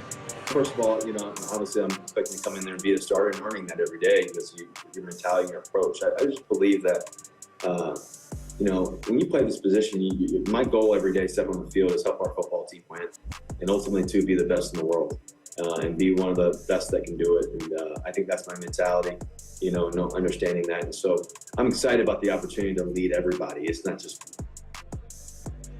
Yeah, that's Russ. Yeah, he always says the right things. I'm going to be the best in the world. You want a confident quarterback. He wants to lead everybody. He was at the Knicks game. He had the football. He would sign it and throw it into the crowd. He's finding a way to ingratiate himself to his new fan base out there. I'm pulling for him. I don't care who out here hates him. I'm pulling for him. I hope he does. I hope he crushes it this year. Yeah, I want to see him get into the Hall of Fame, and I'm just not confident that he has those numbers. But I became more confident this year seeing a couple of players that went in that. Football Hall of Fame's weird. Yeah. I don't think it's hard to, they're the obvious, but some of the guys that are kind of on the fence, I don't know what numbers push them over. Maybe it's more about the people that are making the case for him. Well, our guy Brady Henderson hit me with the Sterling Sharp thing where I'm like, and he's just going, I'm sorry, he's not. But, that was 7 years. Russ been in the league a long time. 13, I think. Won a championship. I think there's enough to get in there, but I think that's a good reason. If you're a Seahawk fan, that's a good reason to root for him. Sweeping the dial. So the NFL quarterback carousel not completely settled. Obviously, the Steelers need someone. The Vikings have a guy who they believe in J.J. McCarthy, but there had been a lot of talk about Aaron Rodgers potentially going to the Vikings. So their GM, Kwesi Adolfo-Mensah, had a press conference yesterday, and he addressed this situation. And take a listen. He doesn't really close the door on whether or not they'll bring him in. Can you say definitively then the door is closed? With Rodgers, it kind of sounds like ultimately it was his decision and we're still looking for a veteran quarterback. Can you say that door is... I don't know that it was ultimately, I don't know that I said it was ultimately his decision. I don't want to make sure that, I think that I said that given where we are scenario-wise, we didn't think it was the right move at this time. It is also his decision to whether he signs with another team, that's ultimately up to another player. For me to sit here and say that, anything's 100% forever, that's just not the job, right? All right, so he's leaving the door open. What are the chances of it, realistically speaking? I don't know.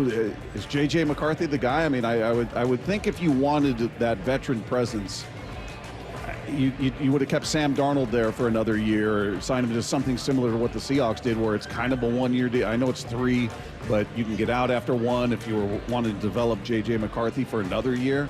Yeah, why would you bring in Aaron Rodgers? You wouldn't. It's ridiculous. No, I don't know who is going to be the backup in Minnesota.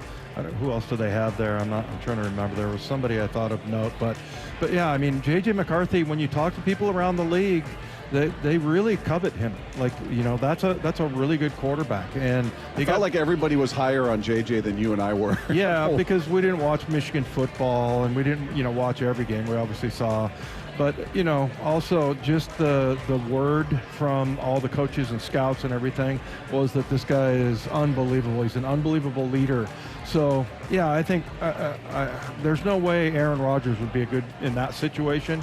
But if you look at the Steelers, and who was the D lineman there? Is it Hayward? Yeah, Cameron Hayward. He was kind of backing off on the, I don't want a darkness retreat here or anything. And all of a sudden he's like, I just said, this and that. He was trying to walk it back. Sort of a backpedal a little bit there, but because that's a team that really needs somebody. Well, yeah, they got Mason Rudolph. Yeah, I mean with all due respect to Mason Rudolph, I don't think anybody in that fan base is looking at him going, hey, just give him a chance. He could be the guy. I think they kind of know. Oh, I'm sure he's a fine quarterback, Bob. A fine quarterback. But, I just don't – you just traded for DK. And I think more – I think just a little bit of it is emotions for me because I want DK to have a good quarterback. Right. And I don't think they have one there. So, but yeah, Aaron Rodgers would not. I think he's doing the right thing, the GM for the Vikings. In saying it's not. Yeah, that it's not, the door's not shut on it, but I think they'd be insane to do that. And I think that Aaron Rodgers is going to end up in Pittsburgh. Yeah, I don't. We're still waiting to see. I know he had a conversation, which to me says, okay, he's interested in playing, but we still haven't heard those words come out of his mouth that I am aware of, that he came out of the cave or the TP or wherever the darkness retreat happens and said, all right, I'm playing another year. Does anybody want that show? If you're Pittsburgh and you really need a quarterback, but the sideshow that comes with Aaron Rodgers, do you really want that coming into your camp? But I would say that they've got one of the head coaches you think would be able to squash any sort of nonsense going on. If Aaron Rodgers feels like, I got to do things my way, this is how I'm going to I would think Mike Tomlin's the guy to go, no, this is how it goes here. Here's how we do things. You fit into what we do. Yeah, I would never see him. Remember when he did the handshake to Saleh and then kind of pushed him away for the bro hug or whatever? Yeah. And I'm like, I feel like if he did that to Mike Tomlin, Tomlin would drop him. Just right there on the field. Just wrestle him to the ground. And I'm thinking an uppercut to the chin. That'd be fun to watch. That'd be fun. All right, there you go. It would not be a proper opening day without hearing from this guy. The legend that is Rick Rizzs is going to join us next as we continue live from Victory Hall with Wyman and Bob. This is Seattle Sports on 710. It's opening day. The 2025 Seattle Mariners season is here. Catch all the action here on Seattle Sports. Your home for the Mariners and opening day. Homeowners, what's going on top of your roof there? You have any idea? Because I can tell you I have no idea. I don't get on my roof. There's no desire to get up there, but I know it's crucial. And if you've got a problem up there, it can be a very expensive one. So I had Asset Roofing come out and do an inspection on my roof. I had them do it a little over a year ago, and they had a couple of spots that they circled and said, let's keep an eye on this. We'll check back in a year. So after all the rain and everything that's gone on, I had them come back out, do an inspection. They did the same thing. Perfect communication, showed up early, got up there, gave me a very detailed report with pictures and everything saying, here's something we did, here's something we took care of, here's something we need to keep an eye on for the future. And again, more importantly, I'm getting out in front of a problem that could become a big, expensive problem. That's why I go to the best in the business. Asset Roofing has been in this game for over 2 decades, and they have earned their reputation as being the opposite of what you see a lot of in this industry, and that's just bad contractors, people that don't do things on time, don't deliver on the promises. Asset Roofing has built their business on being the opposite of that, because you're either hiring a liability or you're hiring an asset. So if you know what's going on up there, you don't know what's going on up there on that roof, get a hold of Asset Roofing. Head to assetroofingco.com. That's assetroofingco.com. Did you know colon cancer can be detected early or prevented through regular screening? I have detected Around Earth is the greatest lie ever. Okay, Roger. My uncle just passed away and I inherited his cockatoo, Roger. He was a member of the Flat Earth Society, so Roger picked up on some of his rhetoric. Anyway, screening, such as a colonoscopy. Screen these! Screen these! Roger that, Roger. Moving on. Colonoscopies can detect early-stage colon or rectal cancer or even polyps, which are abnormal growths that can turn into cancer over time. I'm a Flat Earth walker. Come on, Roger. What did I do to my uncle to deserve you? You don't get to choose what you inherit, just like colon cancer. Unlike Roger here, I believe in science. And science says that if colon cancer runs in your family, you're more likely to develop it yourself. Talk to your doctor about when you should start screening. Find out more at coloncancercoalition.org. A message from the Colon Cancer Coalition. So I formed Davis Law Group about 30 years ago, and I would get, the same questions from people about what to do in the case of an accident. Do you need a lawyer? To the point where I decided that I would at least write a book which would answer the common questions that I would receive as a lawyer. Once I wrote my first book, it proved to be hugely popular. I decided to write then a series of books in different accident cases so that we could really teach people about their rights, how to protect them, and how to decide on whether they need a lawyer and what lawyer to hire. I've found in my career that having a client that is educated and knowledgeable about their particular type of case really helps the client and also usually ends up making the case or the claim more successful. To get your free copy of any of my Washington accident books, visit WashingtonAccidentBooks.com. At Uline, the prevailing opinion is, if you don't live it, you don't believe it. The people at Uline believe in hard work, and they live it by being there 24/7 to answer your call, having 41,000 items in stock, and offering same-day shipping from 12 locations across North America. Business owners, sellers, buyers, shippers, and packers believe it. Uline is the hard-working, dependable source for your shipping and industrial supplies. Visit uline.com. We are Seattle Sports, the home of the Seahawks, Mariners, and everything Seattle sports. Watch your favorite show live at seattlesports.com. Millions of Americans take medicine like Ozempic and Zepbound. Many of them are overpaying by thousands of dollars a year. These GLP-1 medications for diabetes, weight loss, and more may not always be covered by your insurance, but GoodRx can help. GoodRx helps you save every month on prescriptions at over 70,000 pharmacies nationwide. Best of all, it's free to use. Check GoodRx to save on GLP-1s. Just go to goodrx.com/GLP. That's goodrx.com/GLP. GoodRx is not insurance, but can be used instead of insurance, including Medicare and other federal and state-funded programs. Get one free set of brake pads when you buy 2 brake rotors. Visit O'Reilly Auto Parts. Offer in-store only. Restrictions apply. See store for details. O'Reilly Auto Parts. How can you free your team from time-consuming office tasks? Amazon Business. Smart business buying tools enable buyers to find and purchase items fast so they can focus on strategy and growth. Free up your team and focus on your future. Learn more at amazonbusiness.com. Do you want to lose weight fast and keep it off? I'm Dr. Ryan Coogan with Eastside Weight Loss Clinic, and I have a plan that has helped over 4,000 people in the Seattle-Tacoma area lose up to a pound per day. No surgery, no exercise, no box package food, and no drugs or injections with potential side effects. We have a team of health coaches that can support you every step of the way. Schedule your free 15-minute, no-pressure phone consultation online at eastsideweightlossclinic.com and also see our incredible before and after transformations. Well, and I'm one of those 4,000 people. I'm incredibly proud of my transformation. It started with just a 15-minute phone call where I learned how easy the program was and decided that it was right for me. I encourage you to make that phone call for yourself. It's only 15 minutes, and it can have a lasting impact. Let our proven system help you lose 20 to 30 pounds or more in just 60 days. You can start our program in person at our Kirkland office or virtually from anywhere you live. Schedule your free phone consultation online at eastsideweightlossclinic.com. That's eastsideweightlossclinic.com. Dr. Ryan Coogan, D.C. Results may vary. Wyman and Bob. From the Quantum Fiber Studio. Weekdays 2 to 7. On Seattle Sports and 97.3 FM HD2. Live at Victory Hall, it's Wyman and Bob. Seattle Sports on 710 is here rapidly approaching first pitch of opening day. And we can't have opening day, Dave, without bringing in a legend. We got a legend on set with us. Where? To my immediate left, for those of you watching on the stream, our buddy, our pal, Rick Rizzs. How are you, man? Bobby, David, I'm doing fine. How exciting is this? Look at this. Victory Hall is just packed with fans. We're just minutes away from the first pitch. Ichiro's throwing out the first pitch to somebody I can't say right now. But you probably already know. I don't know.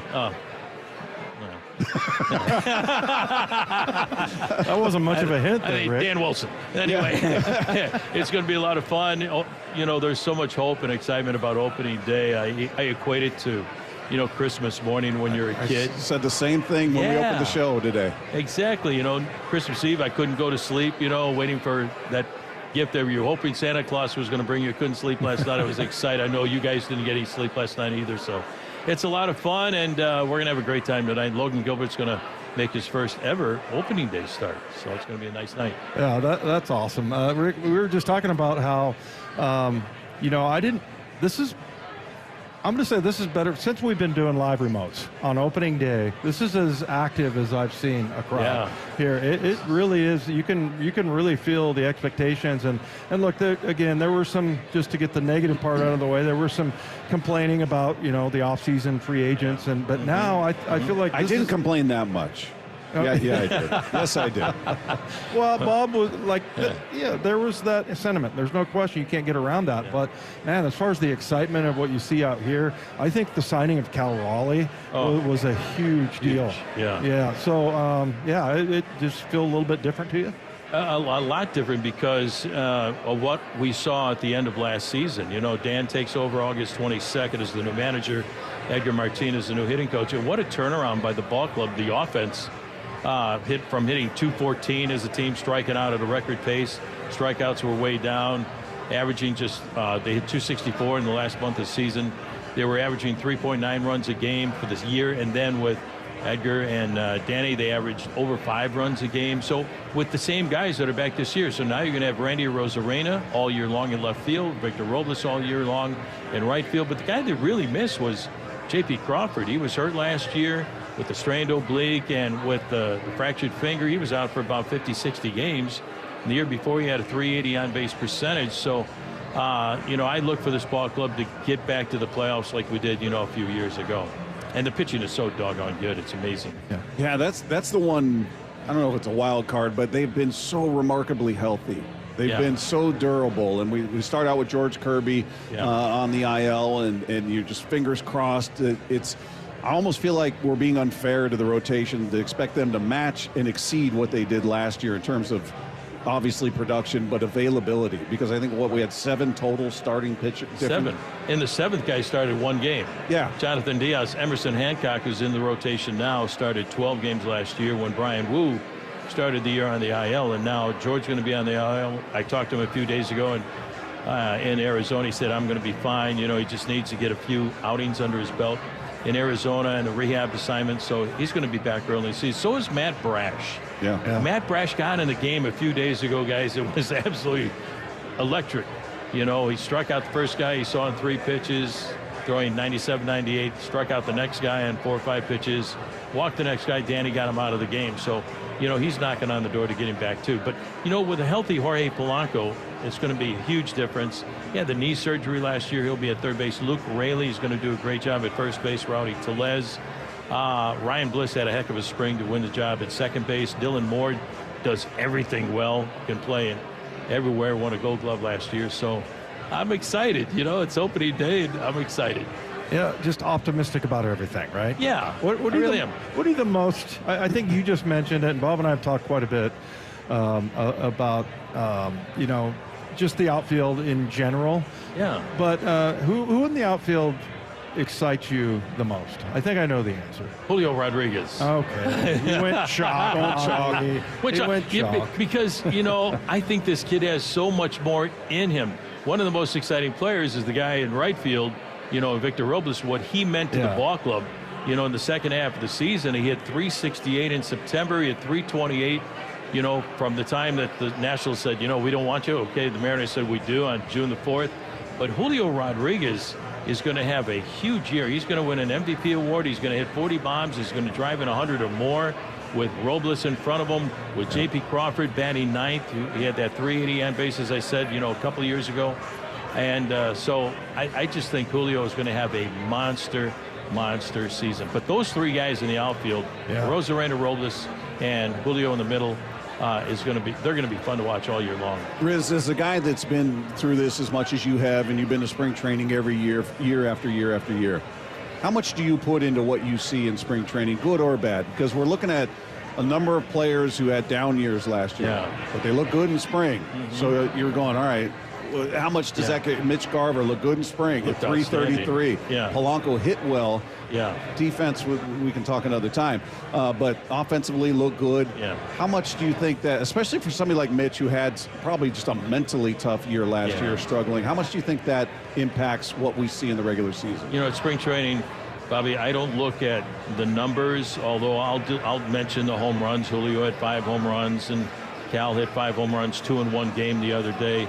But I look at the process and how they're hitting the ball, where they're hitting the ball, exit velocity. Julio was putting the ball in play all over the place. He had opposite field home runs. Mitch Garver was hitting the ball all over the place. Polanco was hitting line drives. Bliss go right down the order. Edgar got these guys to make contact with 2 strikes. Don't strike out. They were striking out at a record pace last year. So I look at that, you know, and sometimes you see an 0.63 average, but, you know, if a guy's hitting hard ground balls, line drives all over the place, that's going to play during the course of the regular season. Those numbers don't mean anything. Even a 4.28 average, you go, oh, that looks pretty good. Okay, that's not too shabby, of course. But, you know, how's he getting that 4.38 average? Is he hitting the ball hard, line drives, hitting his share of home runs? So I look at the process, and the process was really, really good with Edgar Martinez and Kevin Seitzer and Bobby Magallanes. There's 3 guys, 3 hitting coaches, and they're all on the same page to help these guys out. You know, Rick, the guy we don't talk about probably enough is Luis Castillo. And, you know, it's almost like it's not fair to him. But I was so impressed by when, you know, they named the starting day. The opener was Logan, and then he said something to Logan, like, say something or whatever. It just, you know, that guy, I think, really gets overlooked. And he has, you know, he's so meaningful to the rest of those guys in that rotation. You know, Dave and Bob, he just goes out there. This guy's a veteran guy, 31, 32 years old, just does his job. You know, he gives you a chance to win every time he takes them out. And that's the definition of a starting pitcher.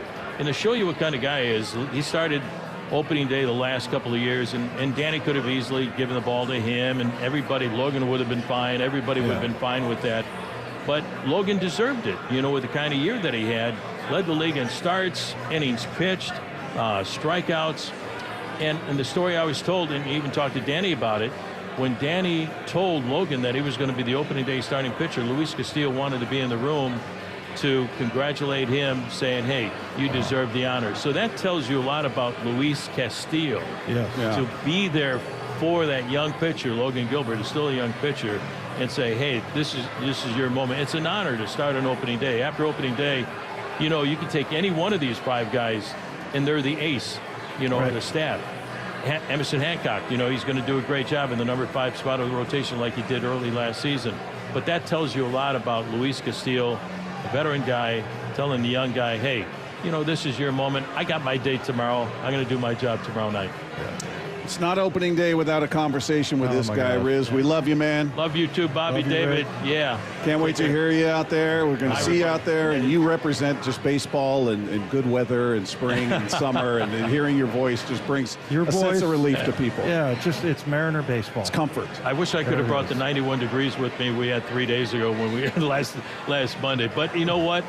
It's going to be an outstanding night tonight. You know, it's opening day, so it's always a lot of fun, the anticipation. I can't wait to see Logan's first pitch and Cal Raleigh's first at bat. That's going to be special. Young man just signed a 6-year contract extension. He's going to be around a long time. I love that kid. I love them all. That's going to be great. We appreciate you, Riz. Bobby, David, appreciate you guys. Thanks, Rick. There he is, the legend, the voice of your Seattle Mariners, Rick Rizzs, with us here live at Victory Hall. We're going to speak to another guy who's up there in the booth as well, and he's going to be stuck with Ryan Rowland-Smith this series, but we're going to be sure that our guy Aaron Goldsmith is thrilled about that prospect. I'm going to be giving him a hard time about not coming down here. Yeah, he's a big. We'll talk to him. Rick made it. Rick made it. Rick came down. Rick's a legend. You know, Aaron's working his way into legend status, but we're going to talk to Aaron Goldsmith coming up as we continue live from Victory Hall with Wyman and Bob at Seattle Sports on 710. It's opening day.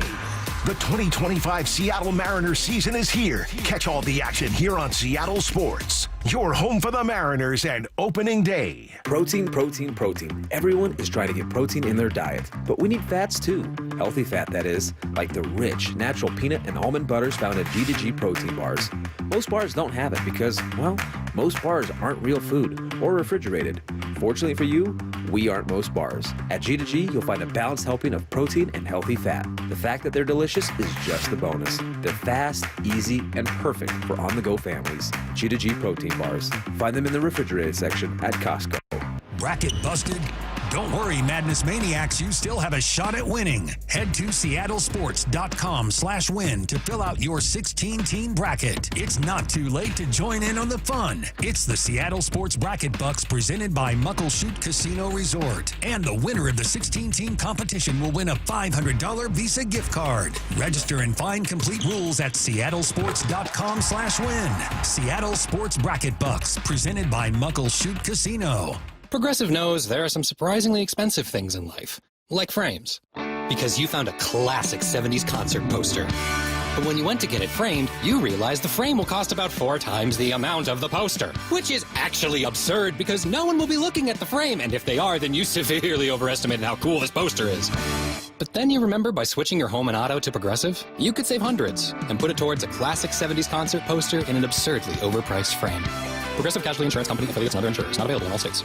Wesley Financial Group is not a law firm. Are you a victim of the timeshare trap and think there's no way out? I'm Chuck McDowell, founder of Wesley Financial Group, the original timeshare cancellation expert. And I'm here to tell you that there is a way out. All you need to do is give my office a call. I will send you a timeshare exit information kit absolutely free, explaining how the timeshare industry works and your options for cancellation. Call Wesley now for your free info kit. 800-961-5544. 800-961-5544.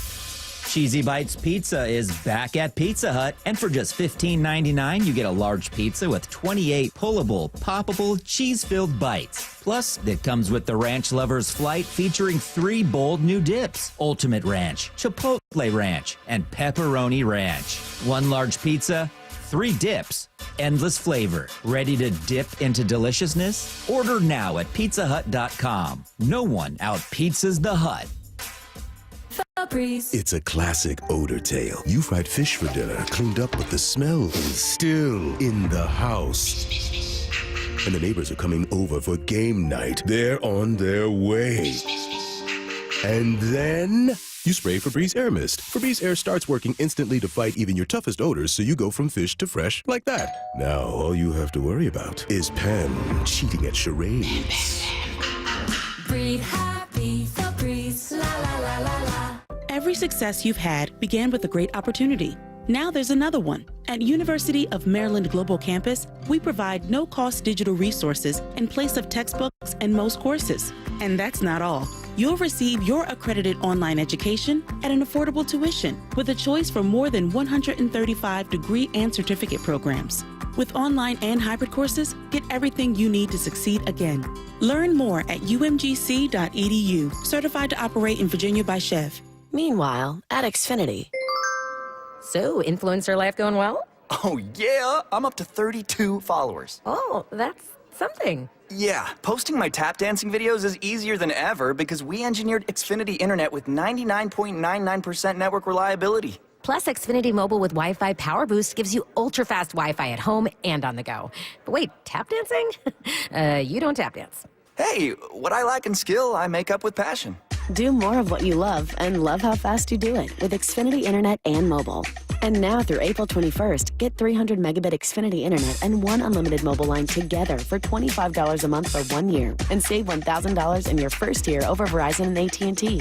Learn more at Xfinity.com. Requires paperless billing and autopay with stored bank account. Restrictions apply. Equipment, taxes, and fees extra. After promo, regular rate supply. Savings compared to Verizon 5G Internet plus 1 unlimited welcome line and AT&T Internet 300 plus 1 unlimited starter SL line. Xfinity Internet required. Actual speeds vary. Reduced speeds after 30 gigabits of usage per line. Data thresholds and actual savings vary. Say, partner, what happens when you combine Truck Month with the March sales event at the West Hills Autoplex? Oh boy, gift card with test drive, complimentary basketballs, free throw for savings, deals on trucks, Ford trucks, Chevy trucks, Ram, GMC, new trucks, used trucks, trucks and trucks and trucks and trucks. Celebrate Truck Month and the March sales event at the West Hills Autoplex this weekend, part of the Hazelwood Auto Group. Hazelwood has it! Oh! Trucks and trucks and trucks. Let's go! This is Seattle Sports. Streaming through the Seattle Sports app. KIRO AM Seattle. KIRO FM HD2 Tacoma. Home of the Seahawks, Mariners, and everything Seattle sports. Seattle Sports Snapshot. Taking a look at your scoreboard, men's NCAA tournament resumes action today. Right now, Alabama out in front of BYU, 50-38. That one in the first half. Also in the first, it's Florida out in front of Maryland, 20-9. Still to come, Duke taking on Arizona, Texas Tech taking on Arkansas. Meanwhile, as far as the baseball world, it's underway. It's opening day for everybody out here. Top of the 8th inning in St. Louis, the Cardinals with a 4-3 lead over the Twins. They're in the top of the 4th, where the Dodgers lead the Tigers in L.A. 1-0. Games that have finished today. The Yankees double up the Brewers 4-2. It was the Orioles with a slugfest over the Blue Jays, 12-2 in that game. Cedric Mullins with 2 home runs. Adley Rutschman with 2 home runs. Tyler O'Neill with a home run as well. It took 10 innings, but the Phillies get it done against the Nationals, 7-3 the final there. Red Sox take out the Rangers 5-2. It was the Marlins over the Pirates 5-4. The Reds fall to the Giants 6-4. White Sox hammering the Angels 8-1. Took 10 innings in Kansas City, but the Guardians take out the Royals 7-4. The Astros hang on to beat the Mets 3-1, and it was the Padres taking out the Braves in San Diego 7-4. Snapshot brought to you by Miller Lite. When it's game time, it's Miller time. From the Quantum Fiber Studio, this is Wyman and Bob On Seattle Sports. Streaming live on the Seattle Sports app and at seattlesports.com. Now, here are your hosts, Dave Wyman and Bob Stelton.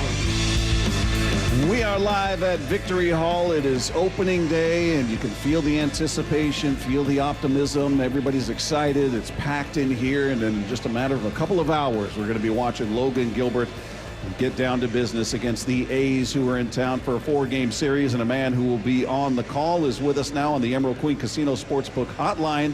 I don't know why he's not standing in front of us, but we got him either way. Aaron Goldsmith is here. What's going on, man? You don't want to see us in person? Where'd the love go?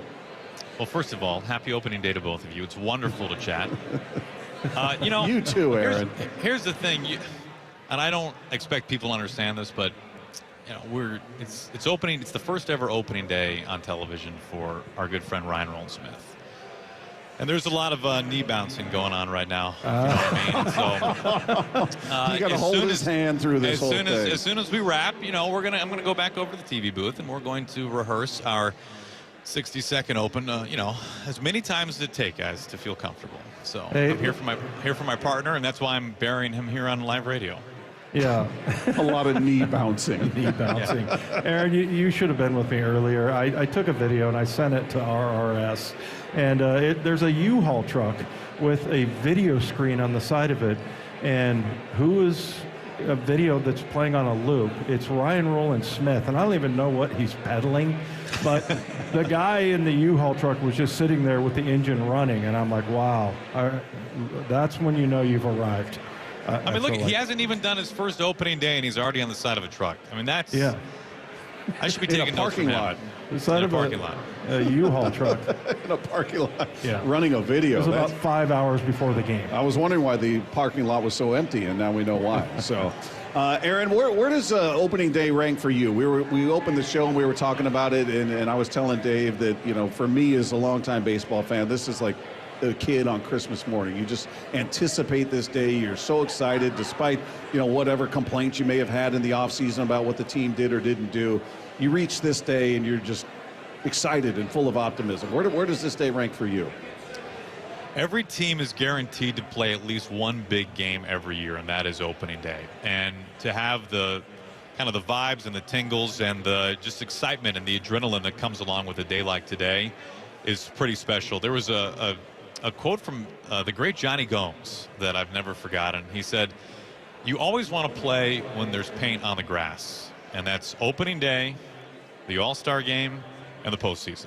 So for all these guys, it doesn't matter if you're a long-tenured guy like J.P. Crawford or if you're Ryan Bliss, part of your first Major League opening day, to have a chance to put spikes in the dirt on a day like this, when you know it's going to be a full ballpark, when you know you're going to have that atmosphere and that vibe in the ballpark, it's special. It's special for everybody, whether you're selling popcorn or up in the booth, or more importantly, if you're on the field. So it's one of my absolute favorite days of the year, and I know I'm not the only one who feels that way. Hey, Aaron, who's your long shot? I think people are fascinated by that. I know I am. And for me, it's Victor Robles. A lot of people, it's Wu to be the, possibly an all-star. But who is somebody that you're really excited about seeing in this lineup or rotation that maybe, is a bit of a long shot? Well, let's think about that. I think we don't know what Ryan Bliss is quite yet. We don't know what he can be. It's probably a better way to put it. I think we have a good idea of what he wants to be, but can he do it at this level?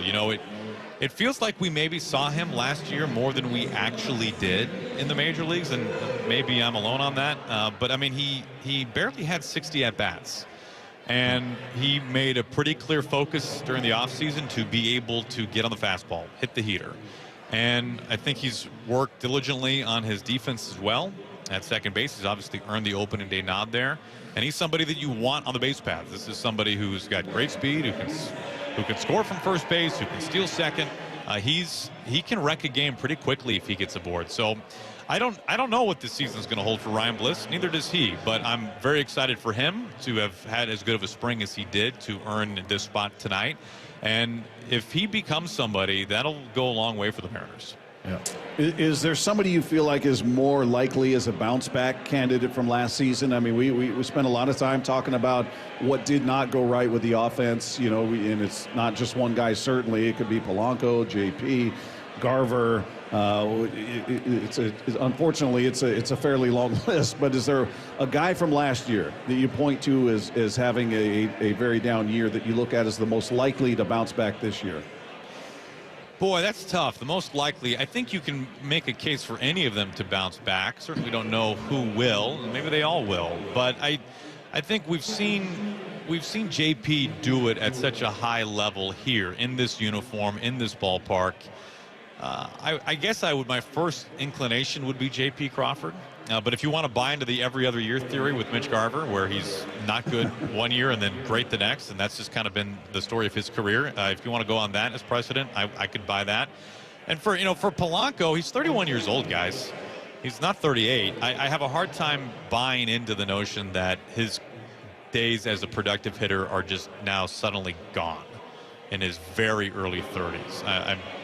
I, like everyone else, I suppose, I'm optimistic that the offseason knee procedure has helped him immensely, especially batting from the left side. So we'll see. I think that's one of the interesting things about this lineup, right, is that there are so many guys that you're really put under the microscope to be like, is this going to happen? Are you going to be the guy that we either think you can be or that you have been at some point in your career? And the Mariners need that. There's no question.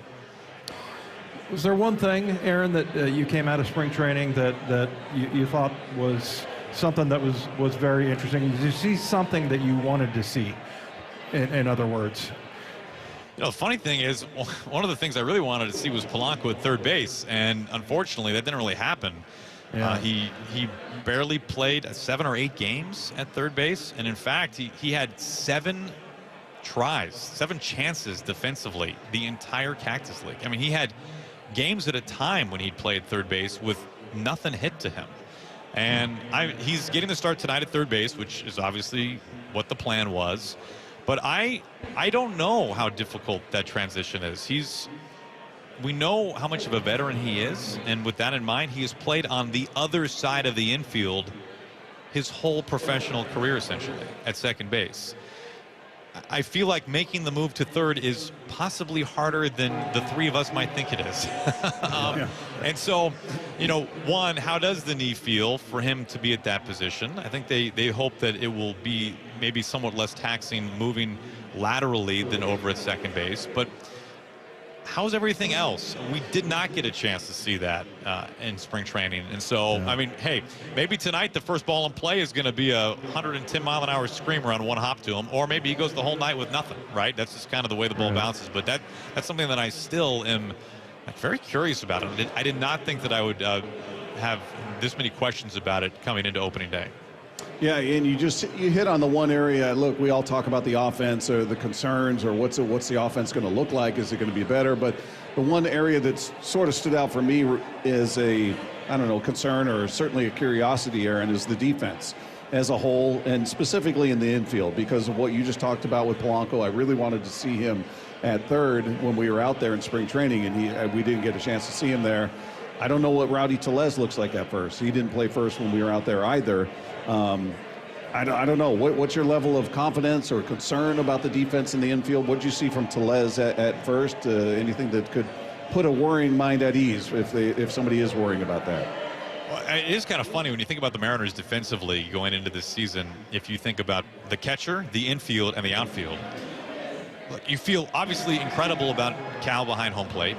Mm-hmm. You feel very good about the outfield, although Randy Arozarena would not be considered a plus defender, and is certainly closer to average.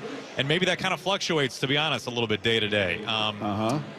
We know the ground that Julio covers, and we know what Robles can do. So you still, I would not consider Randy a bad defender. This is not a Jesse Winker situation in left field.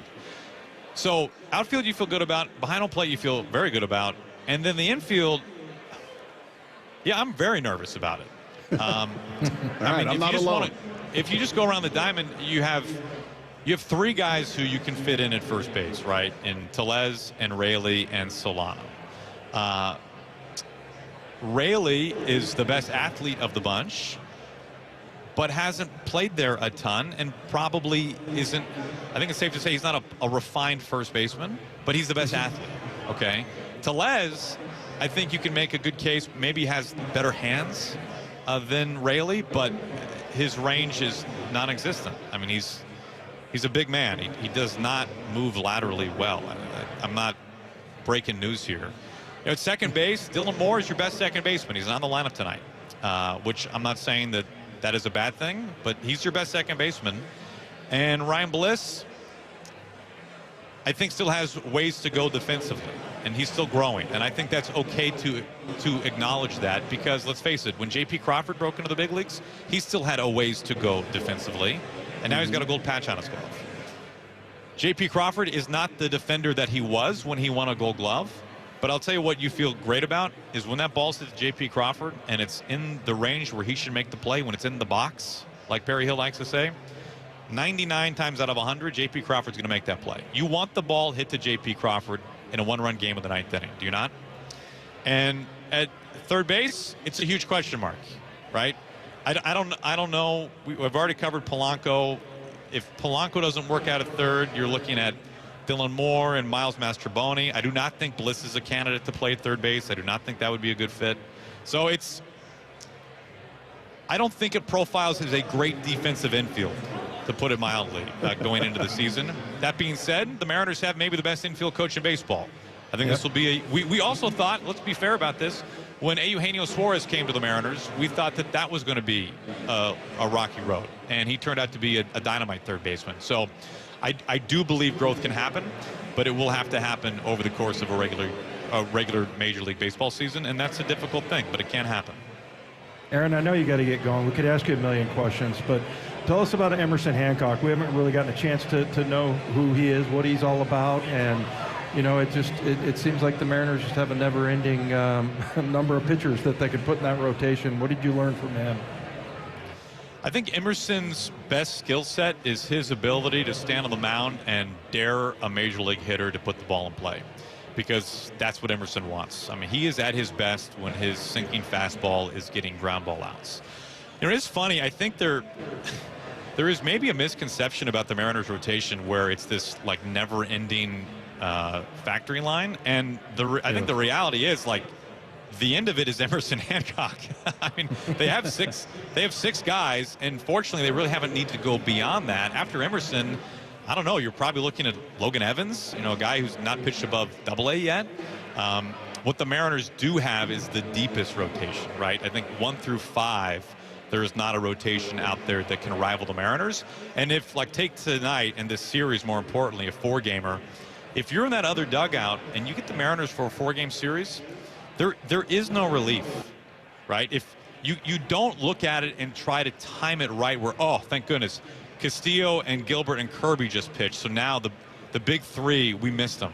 No, man, because you've still got Miller and Wu, right? And then it just starts all over again. There is no easy day there is no prototypical 4th or 5th starter when you face the Mariners. That is their strength, and I think that they can anchor that better than maybe any other rotation in baseball. Their 1 through 5 depth it's elite, and I don't use that word lightly. Aaron, always good to talk to you, my friend. Happy opening day to you. Tell Ryan to get off your knee. It's time to buck up. He's Hey, got to man, be. He's got to be grown up. We're gonna get through it. It's gonna be amazing. I know, sir. I'm joking around about Hyphen, obviously. I'm super pumped to have him in the booth for this series, and it'll be a good time. We'll have fun. It's going to be fun. Thanks, man. We Thanks, appreciate Goldie. you. Great talking to you guys. There you go, everybody. There goes Aaron Goldsmith of your Seattle Mariners, voice of the broadcast, along with Ryan Roland Smith for this series, who's said a lot of knee bouncing going on. Well, he described, one thing that I'm like, okay, I'm that guy. There isn't a never-ending supply of pitchers coming in. Like, where does it end? Yeah. With Emerson Hancock. I mean, at least right now. Yeah, for now. So, yeah, I think that I'm kind of one of those guys who just think, oh, they'll just put another guy out and another guy and another guy, because they've done such a good job. That's just an expectation that we have unnecessarily heaped on the Mariners. Yeah, I wish it were that easy. Yeah. And he talked about Logan Evans as a guy who hasn't, made his way through the minors yet. But keep in mind, not saying he's going to be this guy, but you didn't have Brian Wu or Bryce Miller in AAA. They go AA to the big leagues. Yeah. And, Brian Wu's case, he pitched very little. He's still, comparatively speaking, a fairly inexperienced pitcher, and being as good as he is. So they just nailed it with both those guys, and they made that transition. And, two of the best young arms in baseball now at this point. So we'll see what they do. We appreciate Aaron Goldsmith for spending some time with us on opening day as we continue live from Victory Hall. Lots of people filing in here. Lots of people excited for game number 1 as the A's are in town. Do you wish it were another opponent? Do you wish it were the Astros or the Red Sox or the Yankees or just some team you could really get Certainly the Astros. Fired up about Haiti? Yeah, people would love that, I'm sure. And I would love to hear. I love that the Mariner fans, because I've watched Houston games, other places, and they're not nearly as committed to it as the Mariner fans. The hate? You know why? Why is that? You. Yeah, me. Because of you. I'm there. Bob, they don't have me there to stir it up. Yeah, probably 90% of it anyway. Yeah, So- I saw some of these. I saw some of these odds. I get sent these odds on everything that goes on in sports, and some of these odds surrounding the Mariners and just baseball in general. Now, to win the World Series currently, the odds from this source that sent them to me, the Mariners are 28-1, tied with the Padres for 10th best. I believe the Dodgers are the favorites, as they probably should be, at 9-4. Astros are 16-1. The Rangers are 18-1, listed just in front of the Mariners. What do you think of that? Does that sound about right to you? Does that? When I looked at it initially, I'm like, well, hang on. You got this rotation, but then I'm looking at it going, all right, the offense was not good last year.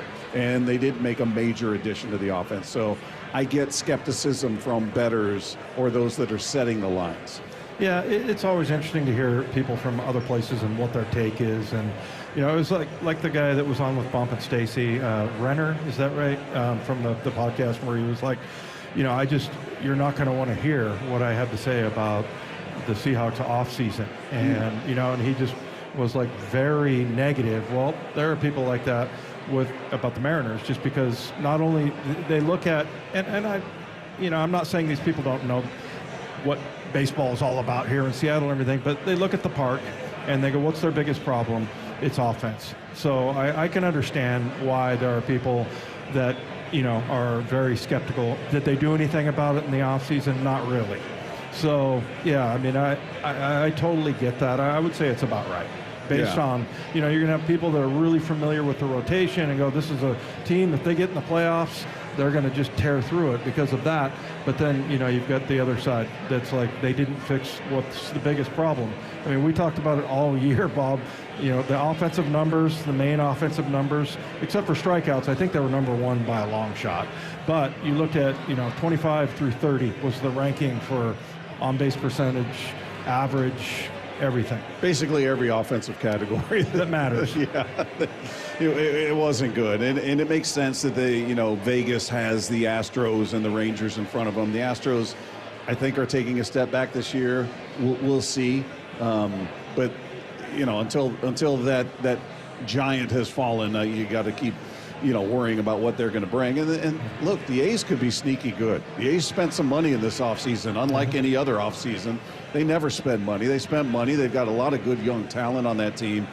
I don't think this is an easy opening series by any stretch. When asking the question about who do you like to see in the opening series, yeah, I'd like to see it just because it's fun to hate the Astros and all that. I don't have any hate for the A's, but I think there's probably going to be a little better than maybe they're getting credit for. Okay, but that just can't happen. I'm sorry. The baseball gods can't let the Athletics all of a sudden become, they moved to Sacramento. We're just calling them the A's now, right? Yeah. And then, they went and spent a little bit of money in the offseason.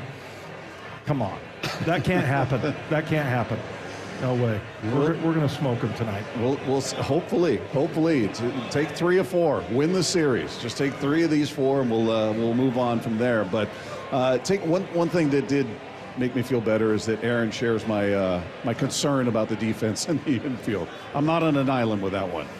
Yeah, the Mariners broadcaster is saying exactly the same thing. Well, that's just the reality of the situation. I'll be really excited what to see. And everybody gives Perry Hill credit for that, which is rightfully so. He does a great job with those guys, but those guys have to make the plays. So he's got his work cut out for him. Yeah, I think it'll be interesting. I think Rayleigh gets a bad rap just because he's kind of clunky the way he moves, but we'll see.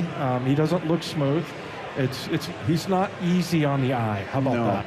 No, he's not. But maybe we're discounting him a little bit too much. But I can't wait to see how the whole error thing is going to play out. Well, as we've talked about before, and I know we're against the break, but errors are a little deceiving because if somebody's got no range, they're not getting to a ball. They're not going to boot the ball they can't get to. So they may not commit an error, but they're not getting to a ball that's maybe an average player at that position would get to. So those numbers can be a bit deceptive. It's like a guard trying to kick out to block a defensive end on the outside blocking. Yeah, that's right. Just like that. We'll see. All right, coming up, we'll keep the great Mariners Insight coming with Mariners radio broadcaster Gary Hill will join us next as we continue live from Victory Hall. It's Wyman and Bob. This is Seattle Sports on 710. It's opening day. The 2025 Seattle Mariners season is here. Catch all the action here on Seattle Sports, your home for the Mariners and opening day.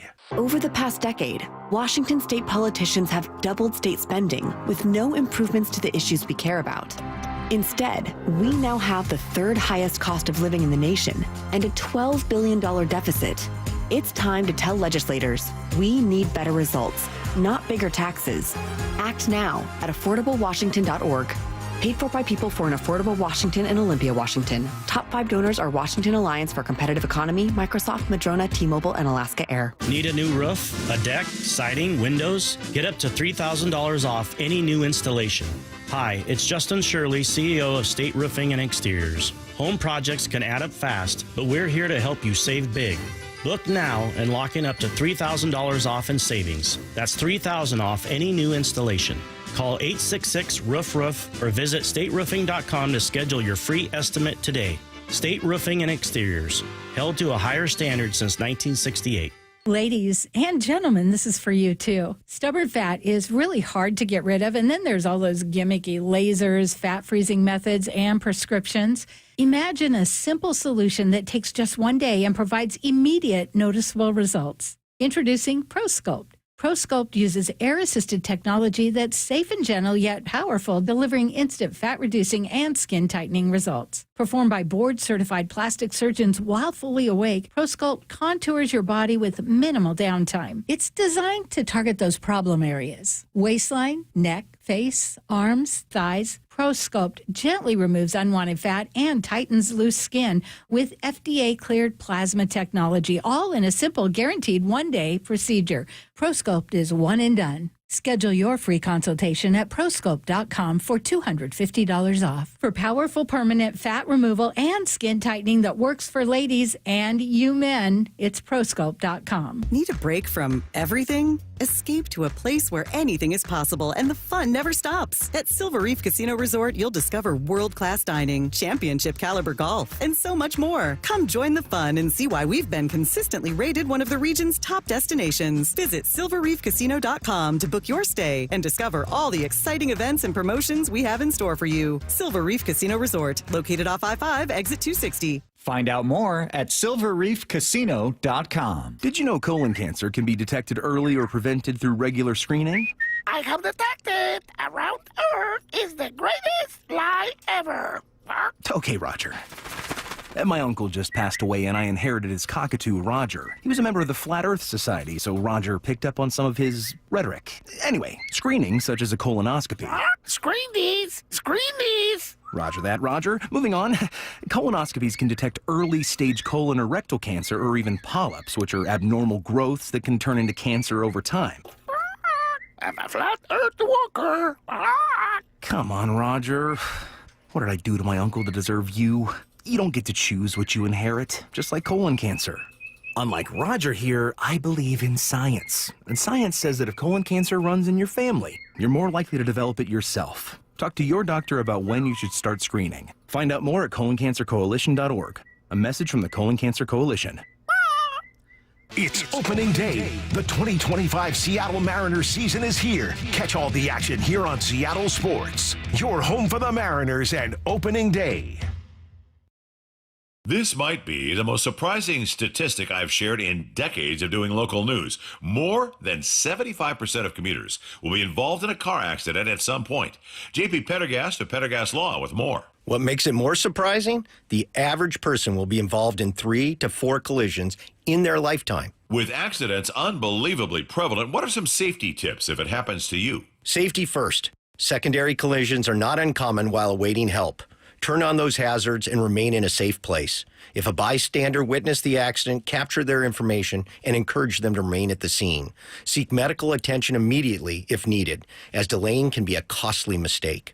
Lastly, remember that statements made to police and insurance adjusters can affect your case. Collisions are more common than we'd like to think. If you find yourself in one, follow these helpful tips and then call my friends at Pendergast Law. If you or a loved one's injured in a car accident, call Pendergast Law. We can help. PendergastLaw.com. Swedish Cyberknife is expanding. Dave Wyman with exciting news from our friends at Swedish. They're adding a second Cyberknife. Patients can now receive Cyberknife treatment at Swedish Cherry Hill and First Hill campuses. As many 710 listeners know, Cyberknife is a non-invasive, non-surgical treatment option for prostate cancer with proven results. It uses advanced technology to track your slightest body movements while adjusting in real time to deliver radiation with extreme precision. Healthy surrounding tissue and organs are spared from radiation. The end result? Excellent long-term cancer control and significantly reduced side effects. Compared with other radiation therapies, which last 6 to 9 weeks, the Cyberknife treatment period is typically only 5 days, with each session lasting less than an hour. When diagnosed with prostate cancer, consider treatment with Swedish Cyberknife. Swedish.org/Cyberknife Prostate. Treat prostate cancer with Swedish Cyberknife. From the Quantum Fiber Studio, you're listening to Wyman and Bob. Weekdays, 2 to 7. On Seattle Sports at 97.3 FM HD2. We'll continue live from Victory Hall. It's Wyman and Bob, Seattle Sports on 710, seattlesports.com, as we get you prepped and ready for game number 1 of 162. And we get a chance to speak with another member of the broadcast team. Our buddy Gary Hill is here with us in person. And I got to give you credit for that, because Aaron Goldsmith just could not be bothered. What are we doing? He said he was bouncing Ryan Rowland-Smith on his knee. I mean, he had to babysit him. I don't know what's going on. He couldn't walk across the streets. It's apparently what are we doing? I don't know. What are we doing? I don't think he had his makeup on yet. Is that what it was? He was having it applied as we were speaking to him. So good to have you here, man. It's great to be here. Thanks for having me. How fired up are you? We'll get into the particulars of the team, but we've been talking to Rizzs and Aaron and everybody, just talking about what is opening day like for you? I love opening day. I really think it's the greatest day of the year. It's the absolute best, and I think it should be a holiday. I mean, I agree. I look around here, it's kind of holiday for everyone here, right? I mean, it's just the greatest. And the thing I love most about opening day, it's like everything's alive. All the hopes and dreams are right there for you. Everybody's dreaming big this day. All the possibilities are there. I get pretty romantic about opening day in baseball in general. Like I think it parallels to life in a lot of ways. And this is one of those times where you can dream big and it's all still there for you. So it means a ton, and I'm super fired up for it. Are you one that before a season starts where you're making predictions or anything? We just did like a whole over/under thing, and certain players. Do you have benchmarks for different players, or do you just let it happen? That's a good. Well, I do just let it happen. I love those conversations. Because I love seeing what people think and what people are predicting. But because this year in particular, it's all over the map. Right. Like there is not, in my mind, there is not a favorite in the American League. And you can talk to 10 different people and get 10 different answers on who they think is the favorite in the American League. And I certainly think the Mariners are in that mix too. So I don't make a lot of predictions. I do have one buddy that every year for the last, 20 years, we just quietly, like right before opening day, just a quick email exchange of like, break down every division, MVPs, Cy Youngs, everything. So I never announce it. I just send it to one friend. Yeah. If I'm right about stuff, I'll make sure to let you know. But I want to, let's see how things play out first. I guess 20 years. I guess he hasn't been right very often because I don't recall you highlighting anything. Yeah. Like, hey, guys, I nailed this prediction. Hey, you weren't supposed to pick up on that. Hey, so outside of the rotation, remove the rotation. Okay. What are you most optimistic about with this team? I think it's the rotation. You're not playing well with others, Barry. No. In all seriousness, I am super fired up about the outfield. I think the outfield has a chance to be a really dynamic and productive group. I think we're all optimistic that Julio can take that next step. We've seen flashes of him being a great player, and sometimes I think the best player in baseball. Randy Arozarena has a track record. He's been a 20-20 guy forever. I think him in the middle of the lineup, if Robles and Julio are doing their things, he's got a chance to be super productive and driving a lot of runs. And I'm really interested to see what Robles looks like for a full season at the top. Mm-hmm. Like, his September was pretty incredible. He was one of the best players in the game. It's not fair to ask him to do that for a full season because that's not the way baseball works. But I do think, given his talent level and his skill set and the way he feels about playing in Seattle, he's got a chance to be a productive guy at the top of the lineup. So I look at that outfield, and it's got a lot of potential. And if you wanted to include Grille is kind of in that mix as well, who I think had a really underrated season last year. I thought he was great offensively for the Mariners, and I'm expecting the same sort of thing this year. Yeah, he kind of looks out of control at times, right? Really, he even told us that. Yeah, that he runs that way, but. Robles is the one that's most fascinating to me, and especially I think as a leadoff hitter. I love the way he gets in pitchers' heads. I mean, I don't expect him to be doing that all the time, but when you see him doing that, I'm like, that's like the perfect guy to lead this whole thing off. A little chaos action too. Yeah. Like he'll drop down a bunt.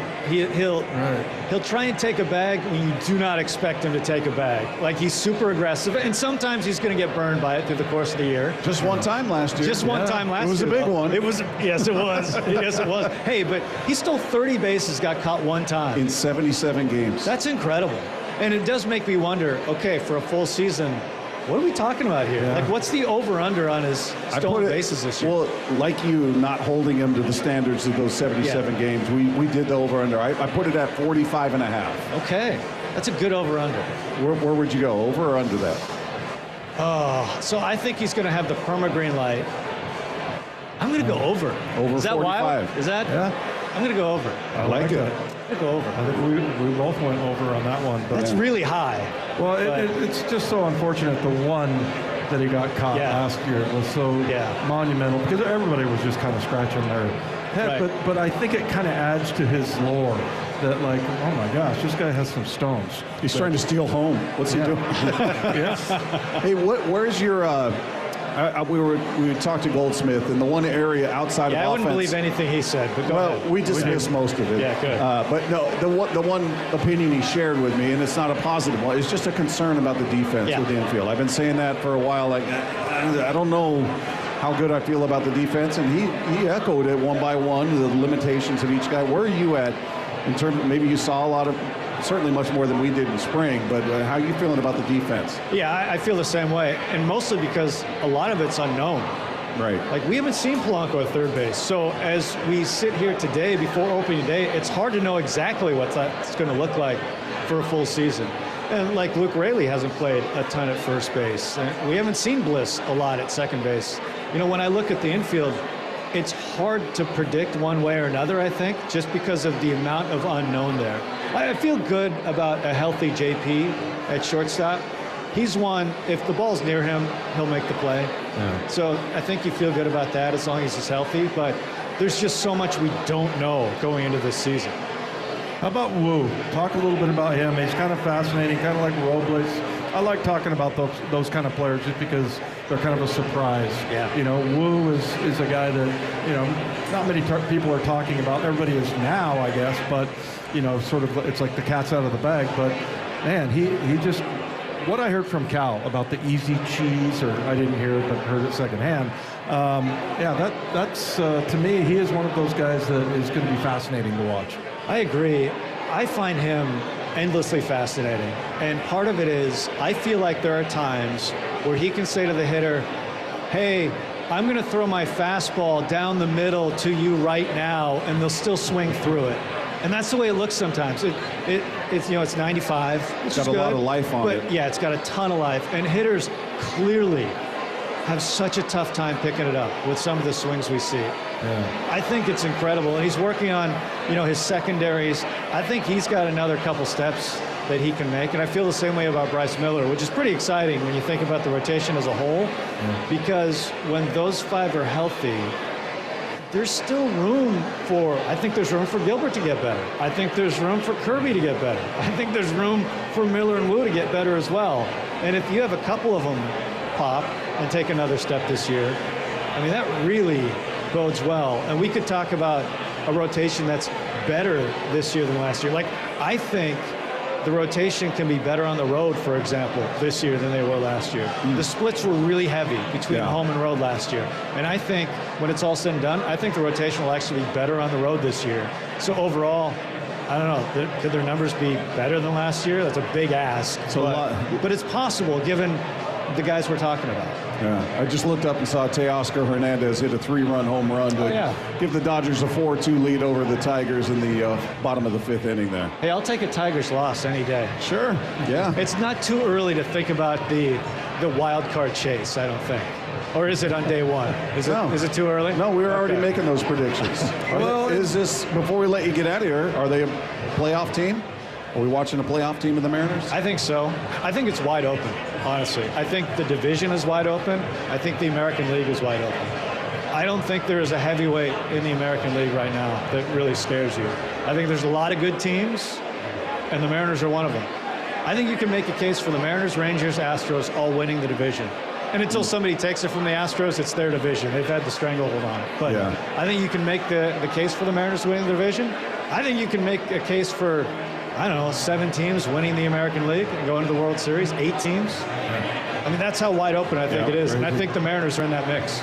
I really do. Gary, we appreciate you, man.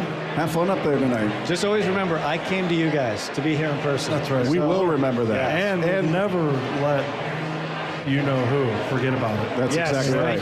And I look forward to hearing about the predictions you got right. I can't wait. If we don't hear from him, we know he blew it again. Yeah. I'll be texting you the good ones. Don't worry. Thanks, Gary. Anytime. There you go. Gary Hill of your Seattle Mariners broadcast spending some time with us here. We're going to come back, make our picks for the very first series.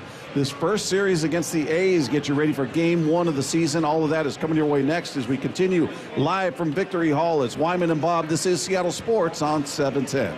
It's opening day. The 2025 Seattle Mariners season is here. Catch all the action here on Seattle Sports, your home for the Mariners and opening day. Window Nation customers have been singing our praises for years. With fast, local service and an industry-leading 96% customer satisfaction rating, it's no wonder. I researched window companies for the last year to see what the average prices were and the quality of work. Window Nation nailed both. Get 2 windows free with every 2 you buy. Pay no interest for 2 full years. Hurry, this offer ends soon. Schedule a free estimate now. Call 866-90-NATION or visit windownation.com. That's 866-90-NATION. This Friday, a 19-year-old girl was kidnapped. I'm gonna bring her home. Jason Statham is a working man. Where's the girl? You a cop? You wish I was a cop. From the director of The Beekeeper. This is human trafficking. You do this, you better go full on. Is that a grenade? Yep. You ain't a cop. You're a working man. That's right. Time to get to work. A working man. Rated R. Under 17. Not admitted without parent. Only in theaters Friday. Who's cutting down the nets this year? Get in on all the tournament action at ESPN Bet Sportsbook. Go from tracking the latest upsets to placing bets in just a few taps. Right now, new customers can get $100 in bonus bets when you make your first $10 wager. Download the ESPN Bet Sportsbook app and sign up with promo code USL to get started today. Must be 21 or older. Gambling problem? Call 1-800-GAMBLER. Terms and conditions apply. See app for details. Offer not available in New York. Boys, if you're seeing this, the unthinkable has happened. Bubba's dead? This is how your father's business works. The life of crime and the life of this deli. You were born into this. Dad was a murderer. We could go to jail. We're innocent. We'd be the first innocent brown people in jail. Oh, my God. There's a gun in the credenza. Finish him off now. What? What part of this are you not understanding? Credenza, if I'm being honest, I don't think I know what that is. Deli Boys. All episodes are now streaming on Hulu. Did you know colon cancer can be detected early or prevented through regular screening? I have detected around Earth is the greatest lie ever. Okay, Roger. My uncle just passed away and I inherited his cockatoo, Roger. He was a member of the Flat Earth Society, so Roger picked up on some of his rhetoric. Anyway, screening, such as a colonoscopy. Screen these! Screen these! Roger that, Roger. Moving on. Colonoscopies can detect early-stage colon or rectal cancer or even polyps, which are abnormal growths that can turn into cancer over time. I'm a flat earth walker. Come on, Roger. What did I do to my uncle to deserve you? You don't get to choose what you inherit, just like colon cancer. Unlike Roger here, I believe in science. And science says that if colon cancer runs in your family, you're more likely to develop it yourself. Talk to your doctor about when you should start screening. Find out more at coloncancercoalition.org. A message from the Colon Cancer Coalition. We've all been there. Sleepless nights, mind racing, wondering if your business's security service is really protecting what matters. At Bay Alarm, we can put your security insecurities to bed. Video security, burglar alarms, fire alarms, access control, 24/7 monitoring, and more. Our advanced technology and personalized support ensure you can rest easy, knowing we're here for you, your people, and your business. Visit bayalarm.com to talk to a local security expert. Bay Alarm, we got you. The John Schneider Show. Every Thursday until draft day on Wyman and Bob. Listen live Thursdays at 4 p.m. or watch the interviews on the Seattle Sports YouTube page. Meanwhile, at Xfinity. So, influencer life going well? Oh, yeah. I'm up to 32 followers. Oh, that's something. Yeah, posting my tap dancing videos is easier than ever because we engineered Xfinity Internet with 99.99% network reliability. Plus, Xfinity Mobile with Wi-Fi Power Boost gives you ultra-fast Wi-Fi at home and on the go. But wait, tap dancing? You don't tap dance. Hey, what I lack in skill, I make up with passion. Do more of what you love and love how fast you do it with Xfinity Internet and mobile. And now through April 21st, get 300 megabit Xfinity Internet and 1 unlimited mobile line together for $25 a month for 1 year. And save $1,000 in your first year over Verizon and AT&T. Learn more at Xfinity.com. Requires paperless billing and autopay with stored bank account. Restrictions apply. Equipment, taxes, and fees extra. After promo, regular rates apply. Savings compared to Verizon 5G Internet plus 1 unlimited welcome line and AT&T Internet 300 plus 1 unlimited starter SL line. Xfinity Internet required. Actual speeds vary. Reduced speeds after 30 gigabits of usage per line. Data thresholds and actual savings vary. For 70 years, we've been known as the Humane Society of the United States. But as the challenges animals face have grown, so have we. We are now called Humane World for Animals. And with you on our side, we are going to end animal cruelty around the globe. Join us. Humane World for Animals. The end of animal cruelty.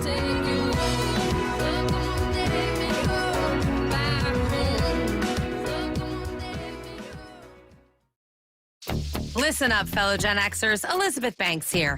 The recommended age for pneumococcal pneumonia vaccination has been lowered to 50 and older, even if you're healthy. It's up to us to lead the way. We've done this before. Music videos, fanny packs, even the World Wide Web. Let's do it again and get vaccinated, because we're at over 6 times greater risk for pneumococcal pneumonia. Gen X, this is our shot. Visit vaxassist.com and schedule a vaccine today. Sponsored by Pfizer. From the Quantum Fiber Studio, you're listening to Wyman and Bob. Weekdays 2 to 7 on Seattle Sports and 97.3 FM HD2.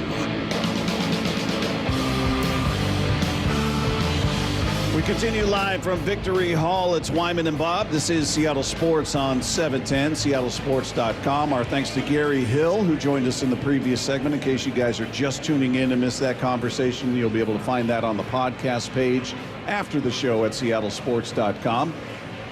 He was kind enough to join us here in person, as opposed to Aaron Goldsmith, who, you know, he had to join us from a distance. Goldie's never going to hear the end of that. He won't. As far as we're concerned. I do love that he put it all on Ryan Roland-Smith needing to have his hand held.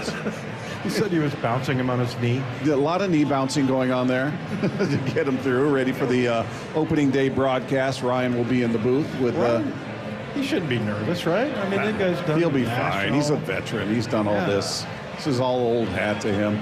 So, yeah, it'll be a great broadcast with those two. By the way, the Mariners obviously opening the season tonight against the A's, and the T-Mobile Park roof will be closed. We'll call it closed. That's the Mariners Roof Report, brought to you by State Roofing and Exteriors. So we got a couple of other, what do you left coast confirming yes. You kept looking at me, and I just like looked back at him. I was entertained by left coast. He kept looking at me, so I'm like, closed, Dave. It's closed. Don't worry.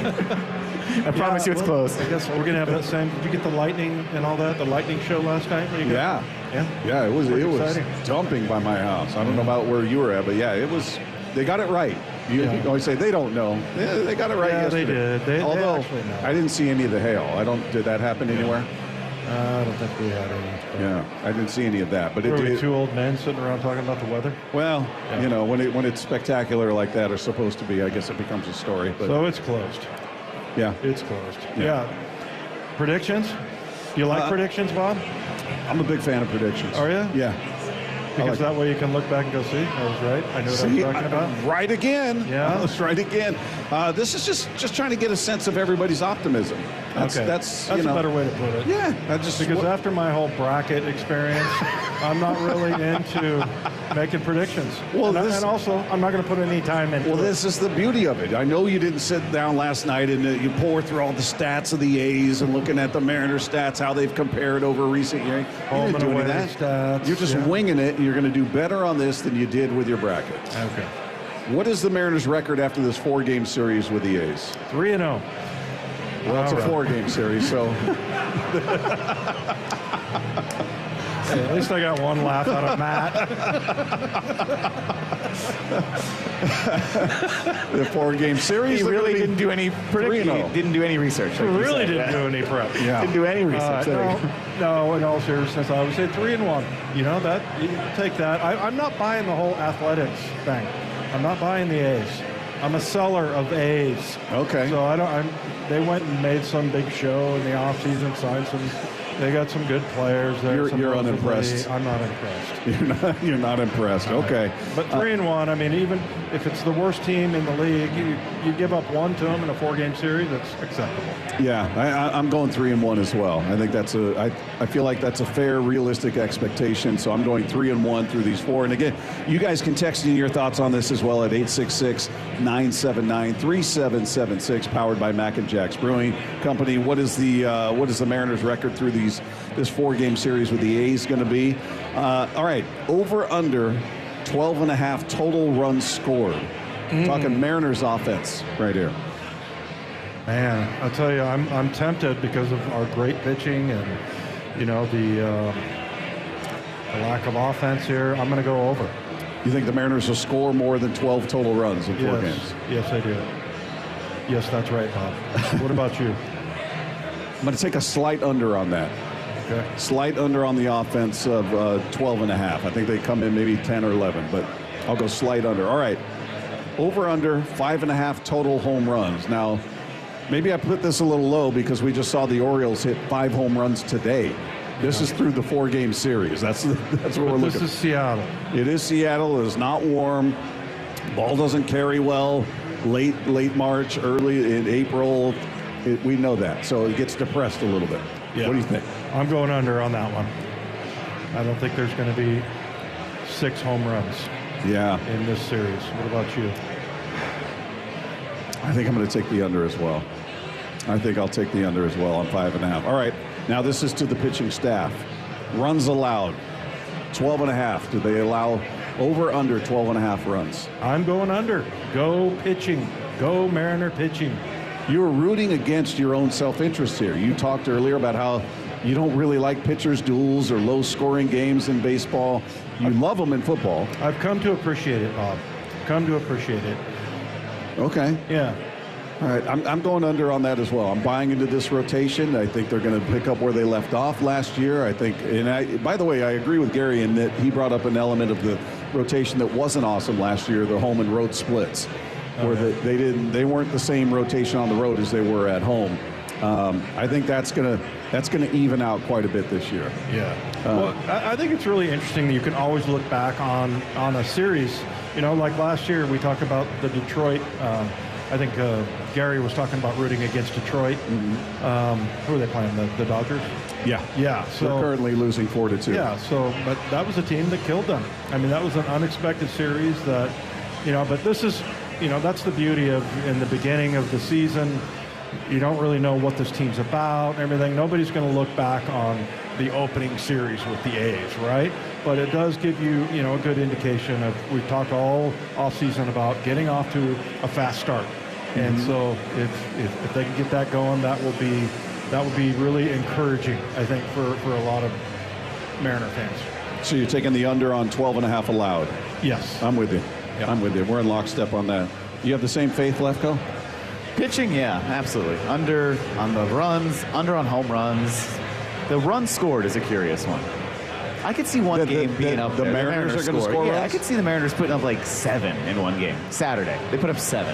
Yeah, I'll go certainly over. could. You're going to take the over on runs scored. Games. It's a lot. It's more than 3. So what about what about the home runs? Over under 5.5 home runs for the Mariners. Under home runs. We know this weekend. It's cold.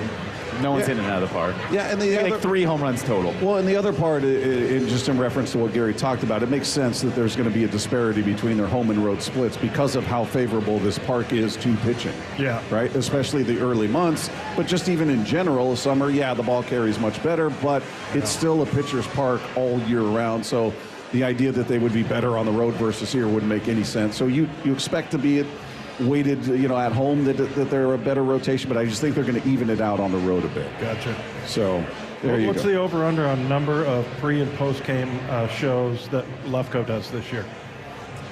He probably already knows. I don't know. Do you have a number? I don't know the full schedule yet, so go over or whatever. How about over/under on amount of the hand signs I'm about to give you? You're about to give Dave your favorite one. His favorite one. I'm waiting for it here. Dave loves this hand sign. The good thing is we have a table that I can respond to Mike.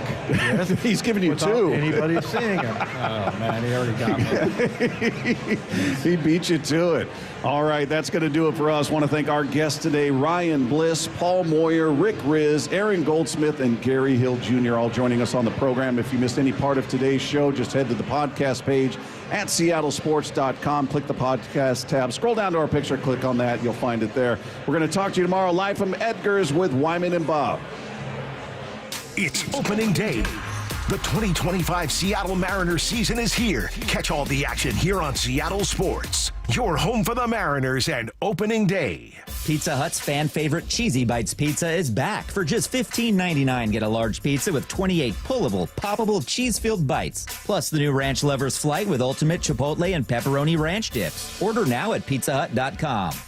Say, partner, what happens when you combine Truck Month with the March sales event at the West Hills Autoplex? Oh boy, gift card with test drive, complimentary basketballs, free throw for savings, deals on trucks, Ford trucks, Chevy trucks, Ram, GMC, new trucks, used trucks, trucks and trucks and trucks and trucks. Celebrate Truck Month and the March sales event at the West Hills Autoplex this weekend, part of the Hazelwood Auto Group. Hazelwood has it! Trucks and trucks and trucks. Emerald Queen Casino, the entertainment capital of the Northwest. The best place to watch all your favorite sports. Featuring wall-to-wall viewing screens, 6 windows, and 30 kiosks. Be there at emeraldqueen.com. Emerald Queen Casino, the entertainment capital of the Northwest. Taxes was feeling so stuck. Sitting in traffic, squeezing into a parking spot, all to squeeze in getting tax help during your lunch break. Now Taxes is a TurboTax expert who does your taxes for you, while you go about your day getting real-time notifications about their progress and the most money back guaranteed. Now this is Taxes. Intuit TurboTax. Get an expert now on TurboTax.com. Only available with TurboTax Live Full Service, real-time updates only in iOS mobile apps. See guarantee details at TurboTax.com/guarantees. T-Mobile home internet is all about speed, value. What you doing, Zach? I'm rehearsing. There are so many benefits. You got to talk fast. T-Mobile home internet ranks #1 in customer satisfaction for home wireless internet by J.D. Power. Wow, you are good. Try singing it. T-Mobile has price lock. They won't raise your rate on internet. Hulu and Paramount Plus on there. Get T-Mobile home internet all in for just $55 a month with auto pay and any postpaid voice line. Additional terms apply. For J.D. Power 2024 award information, visit jdpower.com/awards. Who's cutting down the nets this year? Get in on all the tournament action at ESPN Bet Sportsbook. Go from tracking the latest upsets to placing bets in just a few taps. Right now, new customers can get $100 in bonus bets when you make your first $10 wager. Download the ESPN Bet Sportsbook app and sign up with promo code JQ to get started today. Must be 21 plus. Gambling problem? Call 1-800-GAMBLER. Terms and conditions apply. See app for details. Offer not available in New York. Sly Stone became an icon. A Hulu original from Questlove. Sly and the Family Stone. It can't be overstated how popular they were. Variety called Sly Lives, the definitive funk pop documentary. He opened the portal like, come this way. Generations have been influenced by Sly. RogerEbert.com raves. It's a sonic kick to the soul. If you've been on this height in life and you stop, where's that energy go? Sly Lives, a.k.a. the burden of black genius. Now streaming on Hulu. Febreze. It's a classic odor tale. You fried fish for dinner, cleaned up, but the smell is still in the house. And the neighbors are coming over for game night. They're on their way. And then you spray Febreze Air Mist. Febreze Air starts working instantly to fight even your toughest odors, so you go from fish to fresh like that. Now all you have to worry about is Pam cheating at charades. Breathe happy, Febreze, la la la la la.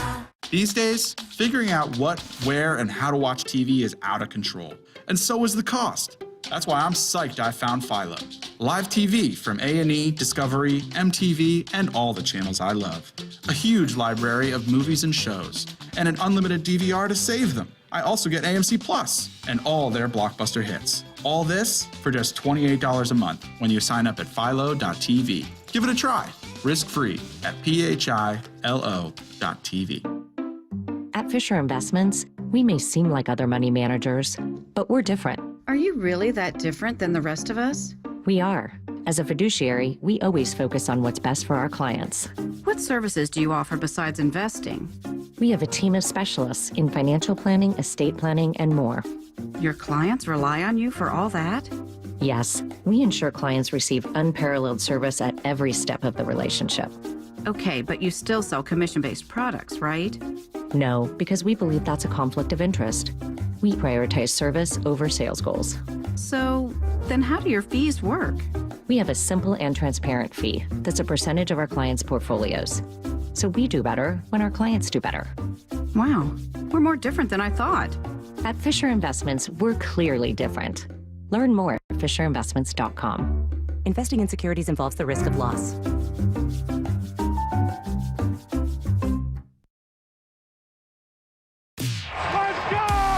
This is Seattle Sports. Streaming through the Seattle Sports app. KIRO AM Seattle. KIRO FM HD2 Tacoma. Home of the Seahawks, Mariners, and